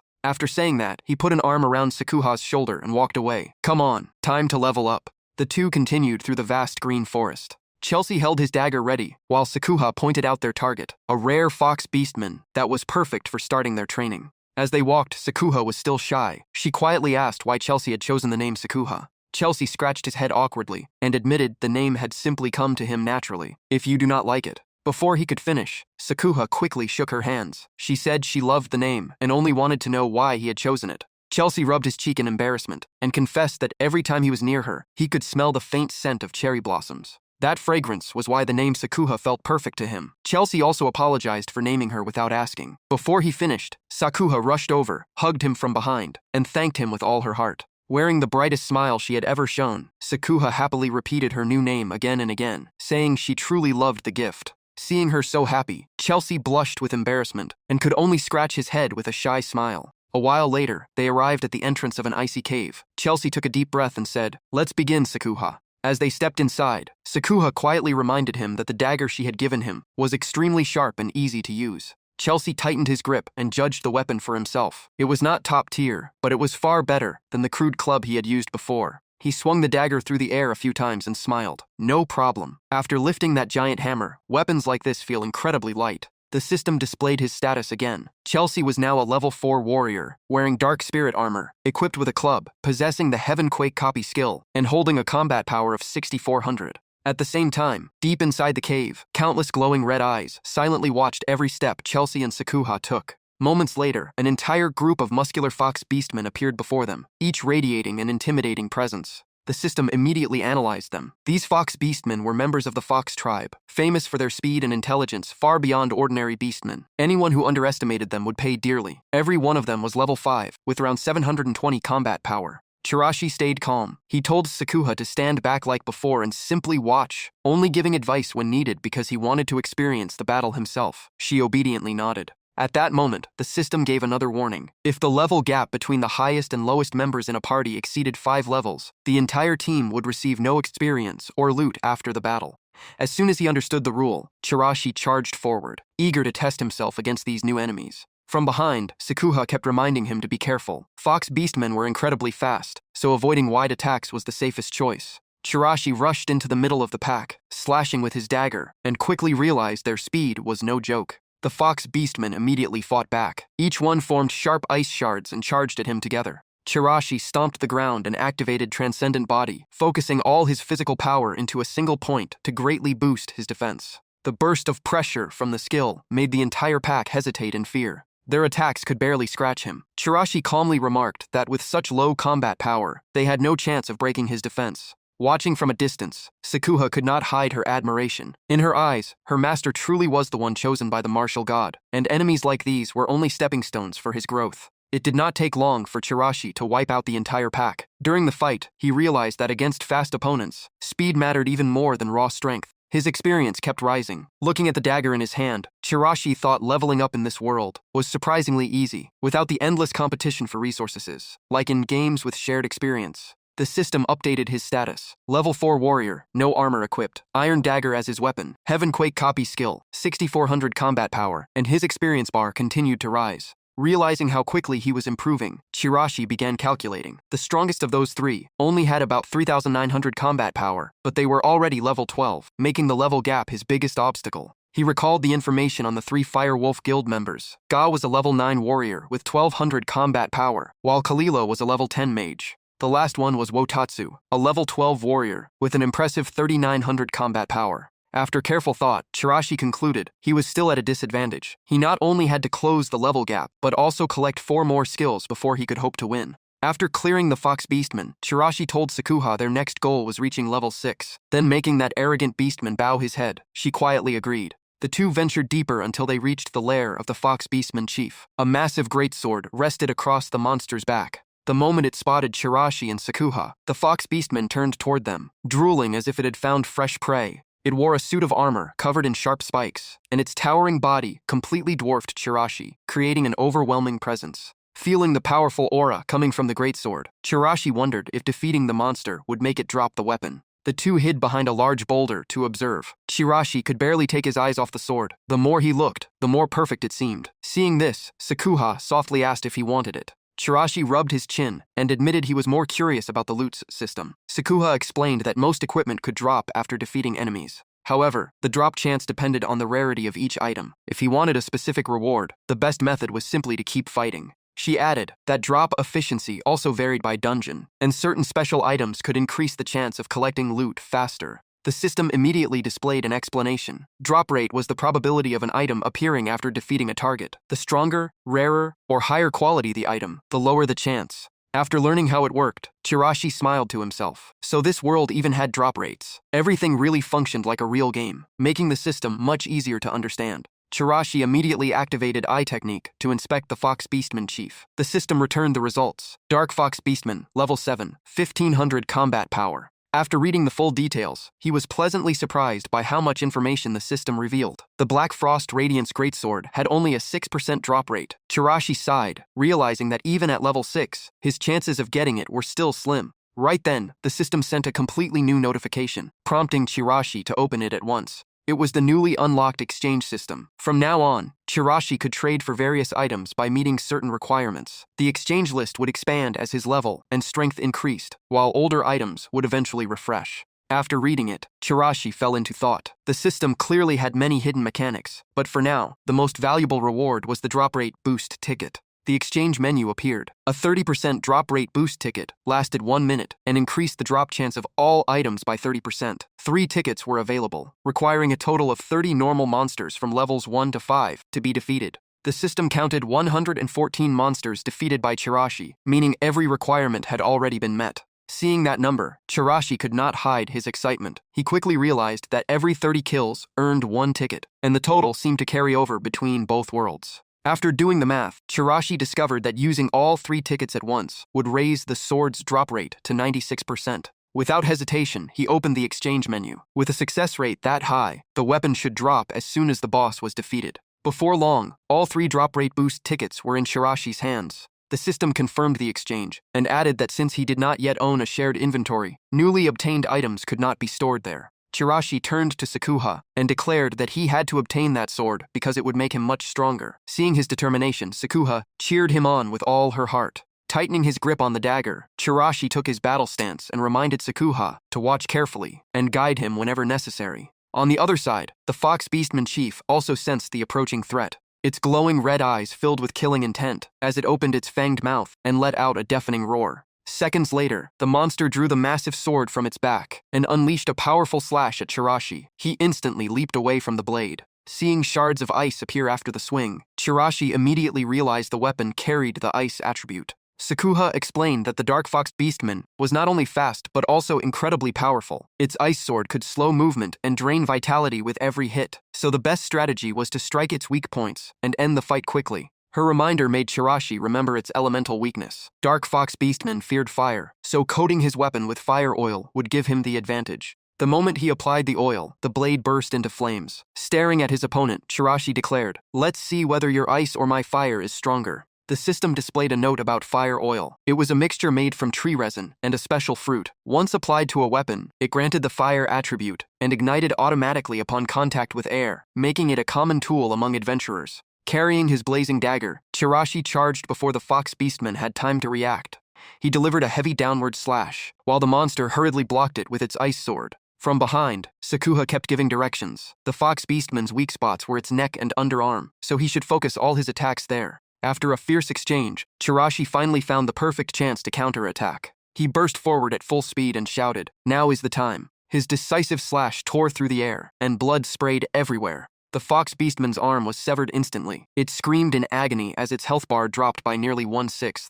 The monster's entire body trembled violently, showing it had suffered a devastating injury. Right then, the system announced that striking an enemy's weak point triggered the cowardice state for 15 seconds. During this time, the target took double damage while its morale and fighting spirit dropped sharply, making it much easier to defeat. Seeing the monster fall into that state after losing only one arm, Chirashi was genuinely surprised. He had no idea the system even had mechanics like this. Refusing to waste the opportunity, Chirashi gathered all his strength and charged straight at the Fox Beastman, determined to finish the battle. Behind him, Sakuha continued watching closely and shouted more advice. She reminded him that weak points became even more exposed in this state, so he should calmly dodge first, then deliver the finishing blow. Hearing her guidance, Chirashi looked back, thanked her, and rushed into battle again. Chirashi's relentless attacks completely overwhelmed the fox beastman, leaving it wildly swinging its sword in a desperate attempt to defend itself. Chirashi kept dodging every slash by a hair. He knew that without Sakuha guiding him, he would have died long ago. The moment the fox beastman froze, Chirashi poured all his strength into the blade and drove it straight forward. Seeing the perfect opening, Sakuha shouted for him to aim right at the enemy's neck. Chirashi instantly activated Transcendent Body, focusing about 60% of his physical power into both arms to unleash double the force. Locking onto his target, he let out a roar and charged in for the finishing blow. The blade pierced straight through the fox beastman's neck before it could react, leaving only a thin sliver of its health. The system confirmed a weak point hit, dealing triple damage. The enemy also entered a weakened state for 15 seconds after the critical injury. Sakuha cheered with excitement, but still reminded Chirashi to stay alert until the battle was truly over. She was also genuinely happy to fight by her master's side. Chirashi seized the precious opening, leaped down from above, and coldly declared that the battle was over. He unleashed Heaven Shock, poured every bit of strength into the final thrust, and drove the blade into the fox beastman's head for a devastating critical hit. Watching the powerful finishing strike, Sakuha could not hold back her excitement and jumped with joy. After defeating the enemy, Chirashi wiped the blood from his face. Once he confirmed the battle was over, he suddenly remembered something important. Chirashi quickly took out 3 drop rate boost tickets. He realized he had almost forgotten to activate them before the loot was calculated. The system confirmed that all 3 drop rate boost tickets had been used successfully, raising the drop rate for all items to 96% for 1 minute. The moment the effect activated, the loot appeared before his eyes. Chirashi sighed in relief, glad everything was done just in time. After the Fox Beastman chief was defeated, a series of notifications appeared. He gained 3,000 experience points, bringing his total experience to 543,6,000. The system also confirmed the defeat of the level 7 Dark Fox Beastman. The final reward finally appeared, the Black Frost Radiance Sword. Seeing both the huge experience gain and the weapon he had wanted, Chirashi smiled like a child. Sakuha stood beside him with a smile and congratulated him. She said very few people obtained this sword on their first defeat of the chief. Chirashi tested the Black Frost Radiance Sword while examining it carefully. Even with Transcendent Body, he could still be injured if he was careless. A powerful weapon would greatly boost his attacks, and this was the strongest sword he had ever seen. As he raised the sword, a layer of freezing air and thin ice instantly covered the blade. Chirashi began thinking about facing the 3 members of the Fire Wolf Guild. If he could reach level 6 before tonight, his chances of winning would be much higher, not only for himself but also for Sakuha. The system updated his status. Level 4, Warrior, Black Frost Radiance Sword, no equipment, Heaven Shock copied, combat power 4600, experience 54306,000. Resting the sword on his shoulder, Chirashi asked Sakuha if there was another good place to grind. His goal was to reach level 6 as quickly as possible. Sakuha immediately replied that they only needed a reset scroll. The system explained that it could shorten the monster respawn time inside caves or dungeons, though its effect became weaker in higher level areas. She added that the Fox Beastman cave was a low-level zone, so the monsters would respawn very quickly. While searching through her bag, Sakuha said she still had several scrolls, enough to help Chirashi reach level 6. She suggested taking a short break first, because she also had recovery potions. Chirashi laughed in surprise, and joked that she seemed prepared for everything.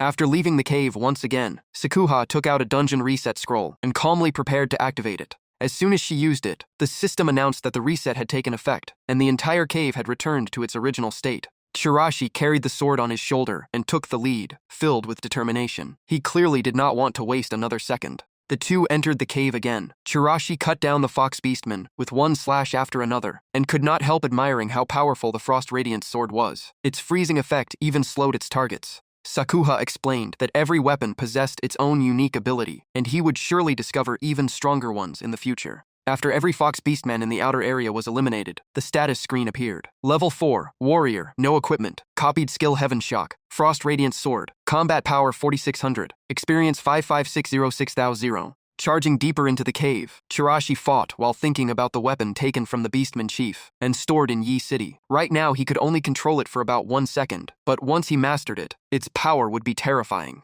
Before long, Chirashi arrived, where the Fox Beastman chief was waiting once again. Facing his old enemy, he raised his sword with a grin and mocked him. His army was gone, he had reached level 5, and now it was time to settle the score. The system displayed Chirashi's new status. Level 5, Warrior, no equipment, Frost Radiance Sword, copied skill Heaven Shock, combat power 5800, experience 8,000 9,000. After using the reset scroll 3 times, Chirashi remained at level 5 with the same base stats. His combat power stayed at 5800, while his experience increased to 29,090,000. During the 4th battle with the Fox Beastman chief, Chirashi joked that he had missed him. Sakua simply smiled and wished him good luck. After the 4th victory, the system updated his status. Level 5 Warrior, Frost Radiance Sword, copied skill Heaven Shock, combat power 5800, experience 5209,000. On the 5th run, Chirashi rushed straight at the chief, swinging his sword while shouting that he was back. Seeing him become more battle-hungry each time, Sakua could only comment that he might be taking it a little too far. After that fight, he was still level 5, with 5800 combat power and 8129,000 experience. On the 6th encounter, the Fox Beastman chief finally dropped to his knees in defeat and presented his own sword to Chirashi. Without wasting the opportunity, Chirashi charged forward, drenched in sweat after the endless battles. He unleashed one final decisive slash. Right afterward, the system announced that he had reached level 6. His status changed to level 6 Warrior, no equipment, Frost Radiance Sword, copied skill Heaven Shock, combat power 7600. After finishing the grind, Chirashi leaned over to catch his breath and wiped the sweat from his face. He realized he had restored his stamina 6 times today and had almost collected the entire Fox Beastman equipment set. The tutorial also explained that once stamina was depleted, a character would lose most of their fighting ability, deal far less damage, and become extremely easy to defeat. After reading it, Chirashi smiled, satisfied that he had finally reached level 6. His eyes filled with determination. His next goal was the trial. Meanwhile, somewhere else, someone had been waiting since morning, constantly mocking Chirashi, and claiming that waiting until level 6, before taking the trial, was nothing but a foolish dream. At the entrance to the battle academy, 2 beastmen stood guard while warming themselves by a fire. They mocked a weak human for dreaming of leveling up inside beastman territory, while Zavoka insisted that even reaching level 6 did not guarantee entry into the academy. Just then, a voice suddenly came from behind, making Zavoka turn around at once. 2 figures slowly approached. Chirashi calmly replied that there was no need to guess anymore, because he had already reached level 6. The 2 beastmen froze in shock. Ngagok stammered in disbelief that Chirashi had gained 2 levels in a single day. Chirashi appeared in full Fox Beastman armor, clenched his fist, and demanded that they call the examiner immediately. He refused to wait until tomorrow, and also wanted them to apologize to Sakua. The system interface appeared. Chirashi, level 6 warrior, equipped with a Fox Beastman armor set, wielding the Black Frost Radiant Sword, no standard skills, copied skill Heaven Shock, power 88,800. The examiner was awakened with a sleepy expression and stepped outside, looking annoyed. He grumbled that he had been about to rest, and if this test turned out to be a waste of time, the one who summoned him would pay the price. The newcomer was named Zahulat, a Beastman warrior and an academy supervisor with level 20 strength. Despite his attitude, Chirashi remained calm and stated that he had met every requirement, so the trial should begin immediately. He also reminded them that after passing, he would choose one skill from the academy's skill vault.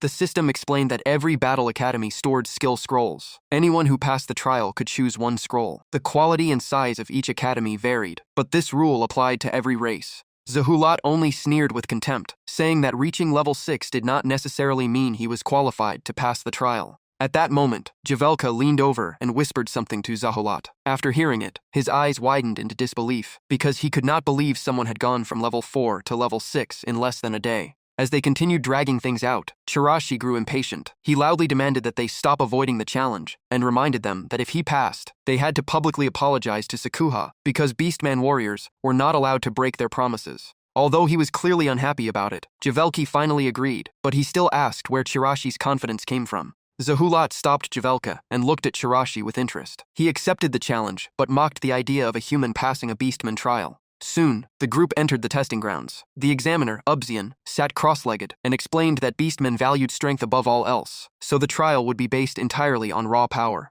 Ubzian made it clear that passing this test would grant Chirashi access to the Beastman Battle Academist's skill vault. A massive boulder stood in the center of the arena. Pointing at it, Ubzian said the rule was simple. Destroy the stone with a single punch, and you pass. Chirashi and Sakua were both surprised by the straightforward requirement. Chirashi quietly asked if breaking the rock was really all it took. Watching from a distance, Javelki secretly laughed. He realized the examiner had deliberately chosen Skyfall ore to make things difficult, because even a level 10 warrior would struggle to break it, unlike the ordinary stones used before. The system immediately introduced Skyfall ore. It was a mysterious stone that had fallen from the sky, once feared by the beastmen as more of them appeared. Later, the rare metal inside became an incredibly valuable material, and legends claimed that travelers from distant worlds had forged weapons with it. Zahulat rolled up his sleeves and stepped in front of the stone. He said this was nothing for a beastman and decided to demonstrate the test for Chirashi. As he prepared to strike, Zahulat was already convinced that anyone below level 10 could not even scratch Skyfall ore. This human was bound to embarrass himself. Zahulat gathered all his strength and threw a powerful punch, proudly declaring that this was how it was done. Even he had to admit that, despite being level 20, he needed his full strength. Yet after the punch, only a tiny crack appeared on the surface of the Skyfall ore. Zahulat quietly wiped the sweat from his forehead, turned to Chirashi, and calmly told him it was now his turn. Chirashi clenched his fist and slowly walked forward with a serious expression. Behind him, Sakuha encouraged her master to give it everything he had. Chirashi took a deep breath and calculated his next move. His body was already far stronger than his level suggested, but to guarantee success, he decided to combine his technique with explosive force and maximize the impact of his punch. Chirashi began gathering his power. As he tightened his fist, arcs of lightning wrapped around his arm, and the system immediately displayed a notification. The system confirmed that Chirashi had activated Transcendent Body, focusing 50% of his strength into his right arm to unleash overwhelming destructive power. Meanwhile, Zahulat continued mocking him, insisting that this challenge was easy for beastmen and impossible for a weak human. Without saying a word, Chirashi focused all his strength and threw a single punch at the Skyfall ore. Zahulat had not even finished, saying that the best Chirashi could do was leave a tiny scratch. The punch landed. With just one strike, the entire block of Skyfall ore exploded into countless fragments that scattered in every direction. Zahulat and Javelki froze in complete shock, their mouths hanging open as they stared at the unbelievable scene. The force of the impact even created a powerful shockwave that blew Zahulat's hair back. Even Chirashi looked a little surprised. Scratching his head, he thought he might have used a bit too much strength. The test had been much easier than he expected. Standing behind him, Sakuha smiled with admiration and said she knew he was more than qualified to enter the skill vault. Meanwhile, Javelki and Zahulat still had not recovered from the shock. They kept repeating that they could not believe a human had destroyed Skyfall ore with a single punch. Chirashi calmly walked over to Zahulat, dusted off his hand, and asked if that meant he had passed. Zahulat's whole body trembled with panic. He stammered that he had not seen the punch clearly and claimed the crack from his own earlier strike had caused the stone to break. He declared that the result did not count and insisted Chirashi had only benefited from his effort. Hearing the ridiculous excuse, Chirashi simply asked what the next test would be. The question made Zahulat break out in a cold sweat. After thinking for a while, he reluctantly came up with another challenge. Zahulat announced a new test: bend a solid steel bar. He believed it required tremendous physical strength and that only someone using everything they had could deform it. Chirashi did not hesitate and immediately walked over to the new testing station. The system analyzed the steel bar. It was forged from genuine steel, and even beastmen had to use their full strength to bend it. Chirashi activated Transcendent Body once again, focusing 50% of his power into both arms. In the blink of an eye, Chuzi bent the steel bar with ease. He stared at Zahulat and asked coldly, "What now?" But Zahulat still refused to admit defeat, claiming that bar was never part of the real test. With no excuses left, he announced the final trial. Chuzi had to arm wrestle the strongest orc warrior. If he lasted 10 seconds, he would pass. Even so, Zahulat was sure Chuzi would lose. But that confidence vanished instantly. Chuzi completely overwhelmed the strongest warrior, stayed perfectly calm, and said, "You can start now." The system activated Transcendent Body again, this time pouring 70 strength into his right arm. The orc warrior was crushed almost instantly and could not even last a single second, leaving Zahulat speechless with rage. Chuzi shot Zahulat a cold look and reminded him that he had cleared all 3 trials, so there was no reason to refuse anymore. After witnessing that strength, both Javelka and Zahulat shivered. They had no choice but to admit Chuzi had passed and recognize him as a truly formidable human. Chuzi took Sakuha's hand, led her in front of Zahulat, and reminded him to keep his promise by apologizing to her in person. Faced with Chuzi's firm attitude, Zahulat had no way out. He gritted his teeth and accepted because an orc warrior never breaks a promise. Zahulat bowed nearly 90 degrees to Sakuha and sincerely apologized for his past insults. Sakuha blushed slightly and hid behind Chuzi before softly saying she never expected to receive an apology because she had always believed that treatment was normal. Seeing her still acting politely, Chuzi waved it off and said there was no need to be shy. Zahulat should apologize, and Sakuha should accept it with confidence. Hearing that, Sakuha turned bright red and quietly replied, "Yes, master." Then she lifted her head with newfound confidence. Looking Zahulat straight in the eyes, Sakuha calmly said she accepted his apology. After the trial ended, Chuzi was taken to the skill vault. Before opening the door, the orcs reminded him that everyone could only take 1 skill scroll. Chuzi rubbed his chin and complained that the rule was way too strict. Zahulat immediately replied that the Battle Academy had strict regulations, and no one could take whatever they wanted. He explained that anyone entering the vault had only 3 minutes to find a suitable skill scroll. If they broke its magical seal before time ran out, it became theirs. Otherwise, the barrier would immediately eject them, and they would have to wait before entering again. Chuzi could only shake his head at how complicated the rules were. Zahulat patiently added that the Battle Academy represented the entire region, so protecting the skill vault was their highest priority. At the same time, the system explained that every skill scroll was sealed with magic and could not be used until the seal was broken. The system also introduced the rule barrier. It was a special barrier created by powerful mages or witches that automatically enforced preset conditions and decided who could enter or leave the skill vault. After hearing the full explanation, even Zahulat admitted the system was far more complicated than he had imagined. After listening carefully, Chuzi nodded to show he understood. Standing behind him, Sakuha added that she had heard higher-ranked academies enforced even stricter rules. Zahulat opened the entrance to the skill vault and gave Chuzi one final warning. If he tried to take more than one skill scroll, the barrier would throw him out immediately. Chuzi climbed the stairs into the vault, while Zahulat's voice echoed behind him, reminding him that he had exactly 3 minutes to choose one scroll and leave. Chuzi officially entered the skill vault, with Sakuha following close behind. The countdown began. Excited, Chuzi picked up one scroll after another to examine them, and instantly understood why this place was guarded so heavily. Faced with such an enormous collection of skills, even Chuzi admitted anyone would be tempted to grab more than one scroll. Sakuha walked to a bookshelf, picked up a skill scroll, and studied it carefully. She said it was her first time inside the vault, but since every scroll was sealed, no one could know what was inside. Still, she felt enough power could break those seals.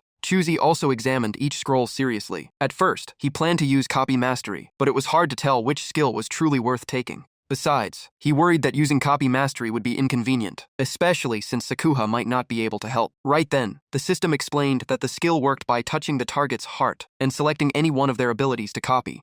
Chuzi kept the skill scroll in his hand and kept thinking. The 3 Firewolf Guild members, who once hunted him, flashed through his mind. Chuzi's eyes turned sharp, and he decided to break the seal to find a skill strong enough to deal with them. Chuzi poured his power into the skill scroll to break the seal and reveal its contents. The moment the seal broke, the system revealed Shield Strike. It let the user attack with a shield, dealt heavy physical damage, and could stun enemies. It was made for defensive warriors. After reading it, Chuzi put the scroll back since he did not use a shield. Just then, Sakuha brought another scroll and asked him to take a look, even though it did not suit her. The system identified it as Wind Step. It allowed the user to dash to a target location, dodge attacks, and boost attack speed. It was ideal for archers and speed-focused fighters. Chuzi simply shook his head because that skill did not match his fighting style either. They moved on to the next scroll. This one was War Roar, a skill that strengthened the attack and defense of the user and nearby allies. It was especially useful for commander-type warriors. After gathering all the information, Sakuha explained that it was a common support skill for the warrior class. Chuzi glanced at it and calmly replied, "It passes. Keep looking."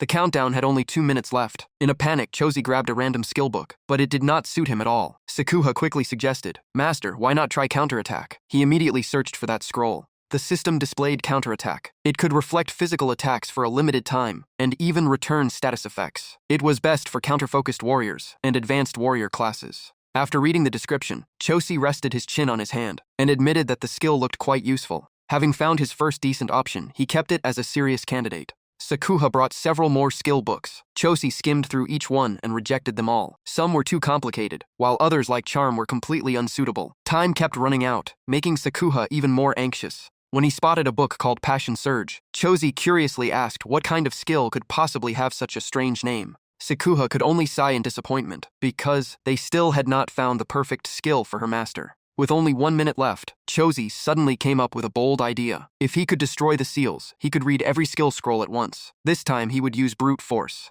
Once he made up his mind, Chuzi told Sakuha to prepare stamina and energy potions, because he would definitely need them. He also ordered her to hide somewhere safe immediately. Even though she had no idea what he was planning, Sakuha obeyed without hesitation, hid behind a bookshelf, and answered, "Yes, master." Chuzi clenched his arm as blue lightning burst around his body once again. Outside, everyone looked toward the skill vault when flashes of lightning appeared at the top of the tower. Even the people watching from afar had no idea what was happening and could only ask in shock. Inside the room, Chuzi kept gathering power and declared that he would shatter every seal in a single strike. Peeking from behind the bookshelf, Sakuha was completely stunned by her master's determination. The system warned that because his level and conditions were insufficient, the Heavenly King's hammer could not unleash its full power. Forcing it would consume an enormous amount of energy and last only 1 second. Chosi raised his lightning-covered fist and shouted that 1 second was more than enough. Outside, the blue lightning transformed into raging purple thunder that covered the night sky with an overwhelming pressure. Witnessing the scene, the people outside cried out in disbelief, wondering if a human could truly possess such power.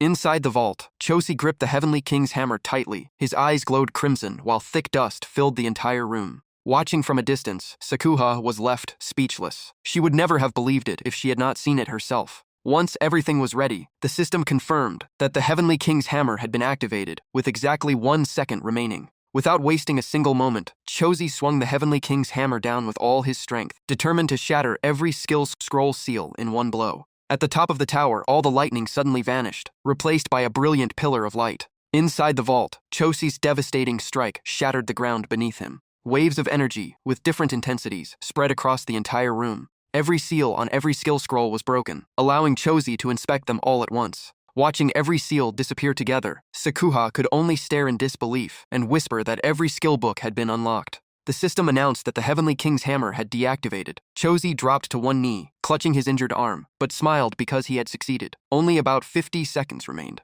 As every scroll opened at once, an overwhelming flood of information poured into Chosi's mind from countless skills. Still hiding behind the bookshelf, Sakuha was completely frozen. The invisible stream of information was so intense that even the surrounding space seemed to warp. Realizing Chosi was absorbing an impossible amount of information, Sakuha understood that no human brain could handle it. She rushed toward him, shouting, "Master, stop!" But it was already too late. Data from countless skill scrolls flooded Chosi's mind, forcing him to clutch his head in agony. The pain kept growing, but Chosi endured it, repeating to himself that he had to find the strongest skill that truly suited him. With only 40 seconds left, Chosi began to panic and desperately searched for an even stronger skill. Then, among countless scrolls, one suddenly caught his eye with an unusual glow. Without wasting another second, Chosi rushed straight toward the cabinet, holding that scroll. As the timer reached 30 seconds, Sakuha anxiously reminded him that time was almost up. Nearly exhausted, Chosi still gave precise directions. He told Sakuha to grab the third scroll from the back on the bottom shelf of the farthest row, because that was the one he had seen.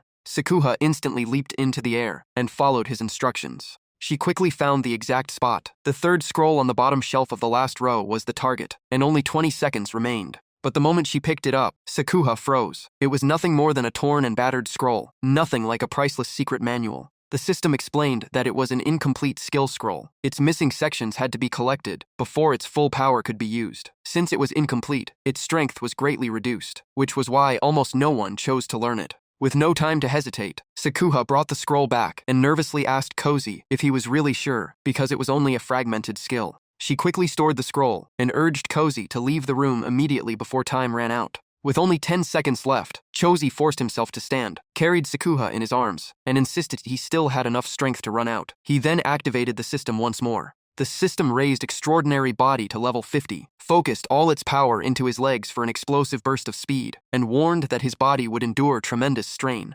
Outside, Lahak waited silently and thought that only 5 seconds remained. Whether Chosi found a skill or not, he would be forced out once time expired. Lahak continued counting down. At that moment, the door to the skill vault slowly opened. At the very last moment, a gust of wind carrying dust and pale blue light burst out from inside. Chosi carried Sakuha through the doorway and let out a sigh of relief. They had escaped just before the deadline. After Chosi set her down, Sakuha immediately wrapped the injury on his arm, caused by the Heavenly King's hammer's backlash. Lahak's eyes quickly locked onto the scroll Chosi carried, and his expression instantly turned to shock. Everyone gathered outside the vault as the scroll was opened. The system revealed the skill Thunderfall, an extremely powerful combat spell that summoned lightning to deal damage and chain through up to 3 targets. It was suitable for both warriors and mages. The description explained that the user channeled lightning through a weapon or staff to strike the first target, then called down a bolt from the sky that automatically chained to the next targets and inflicted paralysis. Because it controlled the power of thunder, the skill demanded exceptional ability. Anyone unqualified could not use it, and it could be upgraded further once all missing fragments were collected. After reading everything, Lahak held the scroll and explained that according to the elders, almost no one had dared to learn this fragmented skill over the past 1,000 years. It had originally been split into 6 pieces, but only 3 had ever been found, making it nearly impossible to complete. That was not the end of it. Every beastman who tried to master this skill died from its backlash. Their bodies exploded during the process because they could not control its power. After hearing that, Chosi fell into deep thought. He had finally found this skill, but now he had to gather every missing fragment, and no one had ever fully mastered it. At that moment, the academy supervisor suddenly shook his head and said that one person had actually succeeded. He began telling a legend from 1,000 years ago. Back then, the strongest Beast King, honored as the Divine King, was the first owner of the Divine King's hammer, and this was the only skill he left behind. While casually picking his nose, Chozi asked in confusion, "This skill came from the Divine King's hammer's owner. If it's that powerful, why has it been treated like worthless junk?" His words instantly enraged the elder. After calming down, the elder explained that even the strongest skill was worthless if no one could use it. Just like a divine weapon, it was no better than scrap metal in the wrong hands. For 1,000 years, no one had mastered this skill, so most beastmen believed the Divine King's legacy had been lost forever. Instead, those words only made Chozi even more excited. He confidently raised the scroll and laughed, saying this might be the skill meant for him. Then he called Sakuha to leave with him, and she quietly followed. Watching them leave, the elder reminded Chozi that the scroll fragment was only the beginning. Whether he could find the remaining pieces and master its power depended entirely on his own strength and luck. The elder then turned his gaze towards Sakuha and unexpectedly brought up her true identity. When Sakuha remained silent, the atmosphere immediately became tense. He continued, saying she was a half-beast who had once been sentenced to death. He asked if that human still did not know the truth and whether she intended to drag him into danger. Sakuha's expression instantly changed. She stared at him with icy eyes and replied that it was none of his business. Even the elder hesitated under Sakuha's cold glare and dared not say another word. As the two disappeared into the distance, he quietly muttered that he would wait and see how far they could go. Back at the inn, Chozi removed the bandage from his arm and praised Sakuha's recovery medicine. It worked amazingly well, even if it tasted terrible. The system confirmed that the recovery potion had completely healed all of Chozi's injuries. While applying more medicine, Chozi could not help asking how Sakuha had created such a strange potion. Meanwhile, Sakuha sat quietly, staring into the distance without saying a word. Noticing something was wrong, Chozi asked if anything had happened. Sakuha simply smiled and said she was just a little tired and that there was nothing to worry about. Chozi kept watching her and continued asking questions. He asked directly if she had also been placed on the execution list because of who she was. Sadness immediately appeared on her face. Without noticing her expression, Chozi continued asking if she had been the next target. Sakuha quickly put on her usual smile and smoothly changed the subject. She asked if Chozi had studied his new skill yet. Seeing that she did not want to talk about it, Chozi let it go. Remembering the elder's words, he said they sounded strange, but the skill suited him perfectly. Chozi grew even more excited. He believed Thunderfall required an incredibly powerful body to unleash its true strength, and that was his greatest advantage. Once he collected every missing fragment, its power would become even more terrifying. Before Chozi could say anything else, Sakuha stood up excitedly and urged him to get moving. Stepping outside, she stretched, looked up at the sky and smiled. Today was the perfect day to keep leveling up. Chozi remained seated inside and nodded, saying he had something else to deal with first. Just then, the infinite ring on his hand sent a notification. The system confirmed that the Infinite Ring's cooldown had ended, and Infinite Path could be activated again. As the skill finished activating, Chozi revealed a knowing smile. From the moment he learned Thunderfall, he had already figured out how to deal with those three men. After activating Infinite Path, Chosi's killing intent erupted. He coldly repeated that he had warned them to remember his name, and this time he would kill all three. The system displayed Choshi's current status, level 6, warrior class, wearing the Fox Orc armor set, wielding the Frost Ghost sword, with Heavenly Thunderstrike in Heaven and Earthquake, and a power rating of 98,800. After returning to the real world, a brilliant electric vortex suddenly appeared in the sky. Choshi dropped from the vortex and landed on the ground with a faint smile, knowing he had finally returned. 3 wolves charged at him at once, but Choshi stayed calm. Before striking back, he needed to break through their defense.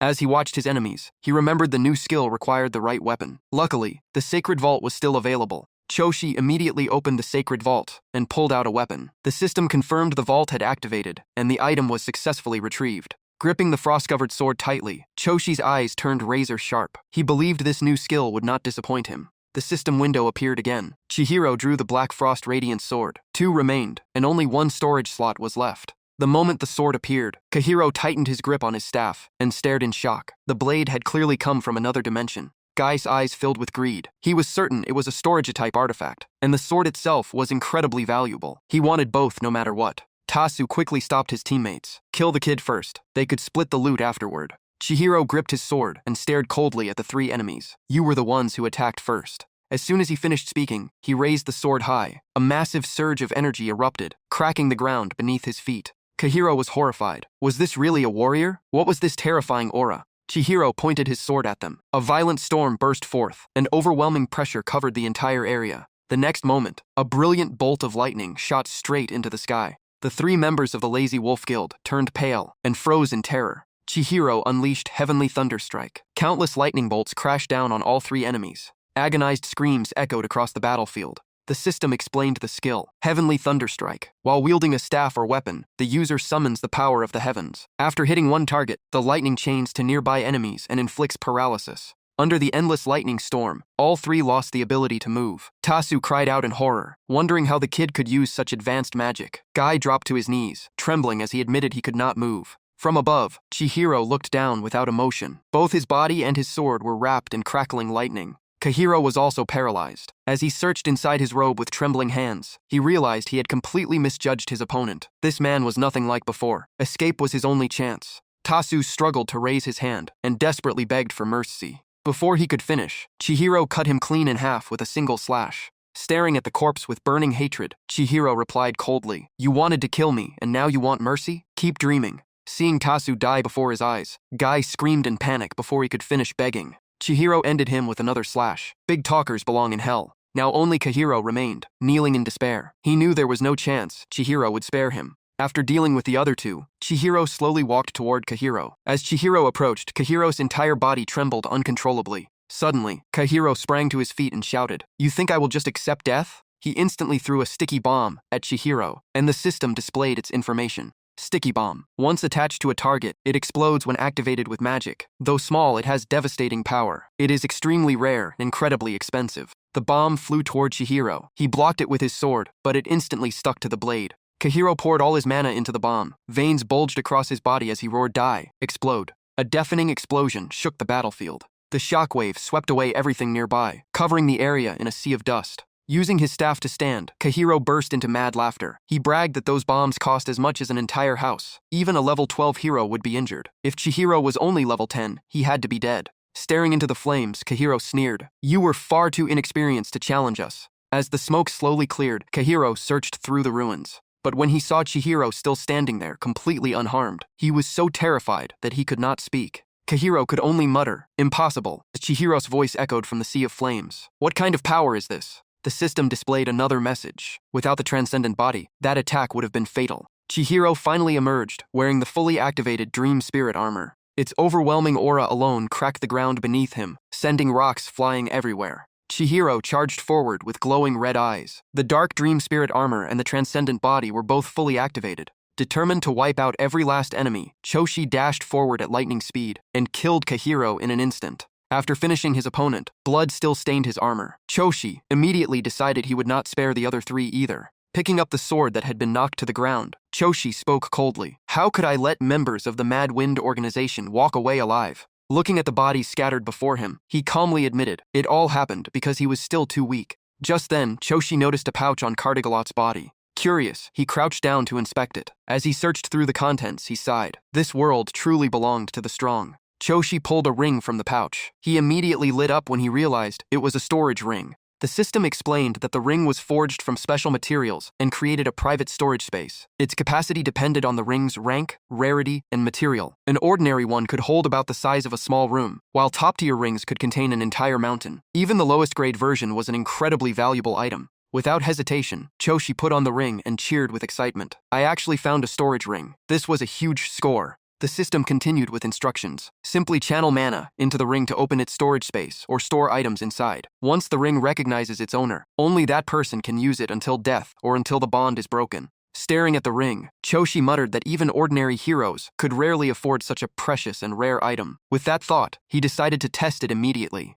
Choshi infused the ring with mana to establish the connection. The moment he finished, it activated instantly, proving it had never been bonded before. The system confirmed the first activation was successful. From now on, the ring was synchronized with Choshi's mana. Smiling from ear to ear, Choshi turned to leave and quietly thanked his lucky fortune. Not long after he left, Hero security forces sealed off the battlefield. Watching from a distance, Choshi was relieved he had escaped in time. The system noted that the Hero security forces were a unit under the Hero Association responsible for maintaining public order. Blending into the nearby crowd, Choshi slipped his hands into his pockets and reviewed everything. He was sure every trace had been erased, and he had taken all the valuables, so no one could track him down. Satisfied with that conclusion, Choshi left the area. He was especially pleased that the phone he had taken now officially belonged to him after registering it. Suddenly, the phone rang, startling Choshi. He wondered who could be calling at a time like this. Without letting it ring for long, Choshi answered. A young woman's voice came from the other end. The moment he heard her voice, Choshi recognized Miss Lily, his high school homeroom teacher. He thought he probably should have officially withdrawn from school earlier, before politely asking what she needed.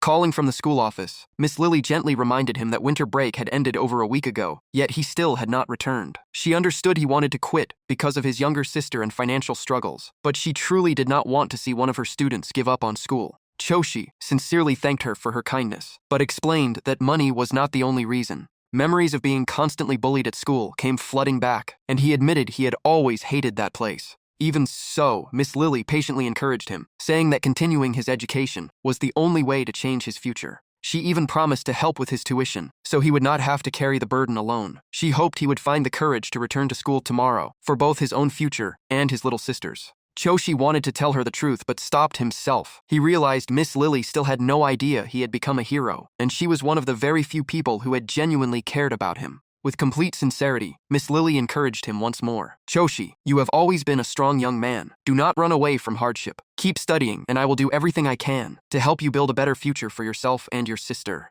Sitting quietly on a bench, Choshi held his head in thought. He had always believed he never wanted to return, because the school held nothing but painful memories. But his conversation with Miss Lily changed everything. He was a hero now, not the helpless victim he used to be. The people who bullied him would pay. After thinking it over, he told her he would return to school tomorrow and thanked her. The system displayed Choshi's status. Level 6, Warrior Class, equipped with the Dark Goblin armor set, wielding the Frost Radiance Sword, Heavenly Thunderstrike, Heaven Quake, and a combat power of 8,800. The scene shifted to a dark room. Sitting before a computer, a mysterious man coldly announced that 3 of his subordinates had been killed by an unknown hero, and every valuable item had been taken. As he tapped his fingers on the desk, he pointed out that even the storage ring they had been given was gone. Clenching his fist, the man revealed a vicious grin with yellow teeth. The thief had no idea the ring was already marked with tracking magic. The system explained that tracking magic could locate the approximate position of a marked item through a specialized device. The mark was extremely difficult to detect and could only be removed by high-level mages. Watching the signal on the tracking device, he smirked after discovering the target's location. He suddenly slammed both hands onto the desk and stood up. This man was the leader of the Mad Wind organization. His status appeared. Level 21, Warrior Class, Combat Power 11,200. Filled with murderous intent, the leader swore that anyone who dared steal from the Mad Wind organization would die. Looking at the black-clad subordinates before him, he ordered them to bring the thief back alive. They all accepted the command at once. The next morning, Choshi escorted his younger sister Kyla to school. Thanks to her new leg braces and crutches, she could finally move on her own. Along the way, Choshi asked how the braces felt. Kyla smiled and said she was fine, as long as she walked slowly, telling him not to worry. Hearing that, Choshi simply reminded her not to rush. He remembered how Kyla insisted on returning to school because she did not want to become a burden. Although using a wheelchair at school had been difficult, the new braces allowed Kyla to walk with crutches. She still could not stand steadily, but she had improved far more than before. Choshi remembered Kyla crying with joy when she received the gift. The braces were expensive, though still cheaper than a modern wheelchair. He had also hidden the fact that he bought them with the money taken from those 3 men, leaving himself almost broke. Thinking about the storage ring, Choshi decided never to sell it. Becoming a hero would give him plenty of chances to earn money later. Watching Kayla smile as she carefully took each step, Choshi felt every sacrifice had been worth it. As long as she could smile, that was enough. As Kyla climbed the stairs, Choshi gently supported her from behind and reminded her to be careful. He also told her not to wander after school because he would come pick her up. Kyla nodded obediently, while Choshi silently vowed to always protect her. From the hallway, 2 female students watched everything. The black-haired girl, Mia, sucked on a lollipop while asking about the girl using crutches. The blonde, Vivienne, explained that she was Kyla, who had lost her parents during a dark invasion and suffered severe injuries to both legs. After hearing the story, Mia looked at Kyla with cruel eyes and mocked her for becoming disabled after such a tragedy. Vivienne added that the incident had even appeared on the news, and every teacher at the school knew about it. Mia pulled the lollipop from her mouth and sneered. In her eyes, poor people belonged in the slums and did not deserve help. Seeing Kyla act so innocent only annoyed her even more. Vivian covered her mouth and quietly warned Mia that Kyla was now disabled. If they kept bullying her and got caught, the consequences would be serious. Mia simply folded her arms and laughed. Being disabled changed nothing. No one had stopped her from bullying Kyla before, and no one would stop her now. If anything, it sounded even more entertaining.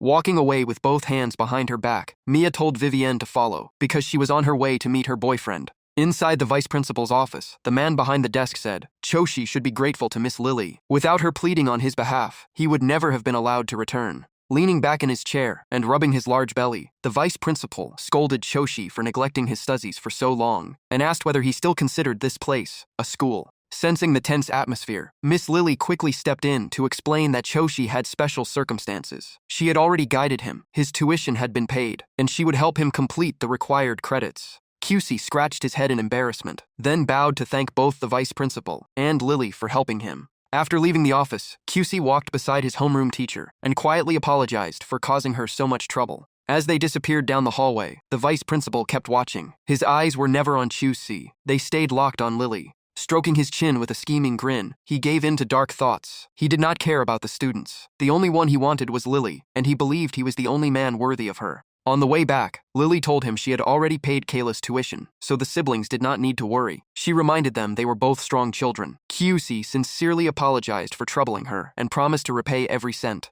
Lily simply smiled and waved it off, saying money could wait. Right now, QC was in his final year and needed to focus on the entrance exam. She also said QC looked much brighter lately, and that truly made her happy. QC promised he would do his best and never let her down. Even though he stayed calm, QC quietly apologized in his heart for hiding the fact that he had become a hero. The Mad Wind organization was still a threat, so he had to keep it secret. Still, he wanted Lily to know he was no longer the weak boy he used to be. Lily smiled and told QC to head inside because art class was about to begin. When QC walked into the classroom, everyone was busy with their own things, and almost no one noticed him. Only one bully leaned back with his feet on the desk and mocked him, saying he thought QC had been expelled. Another guy in the front joined in and asked if they should drag QC into the restroom again like before. The leader laughed proudly, tossed a crumpled paper ball, and said if QC quit school, he would lose his protection money too. He kept laughing as he mocked QC's family. He claimed nobody should pity QC. Instead, QC should pity him for having no money to hang out. The others burst into laughter. As the laughter echoed, the paper ball flew straight toward QC's seat like another familiar provocation.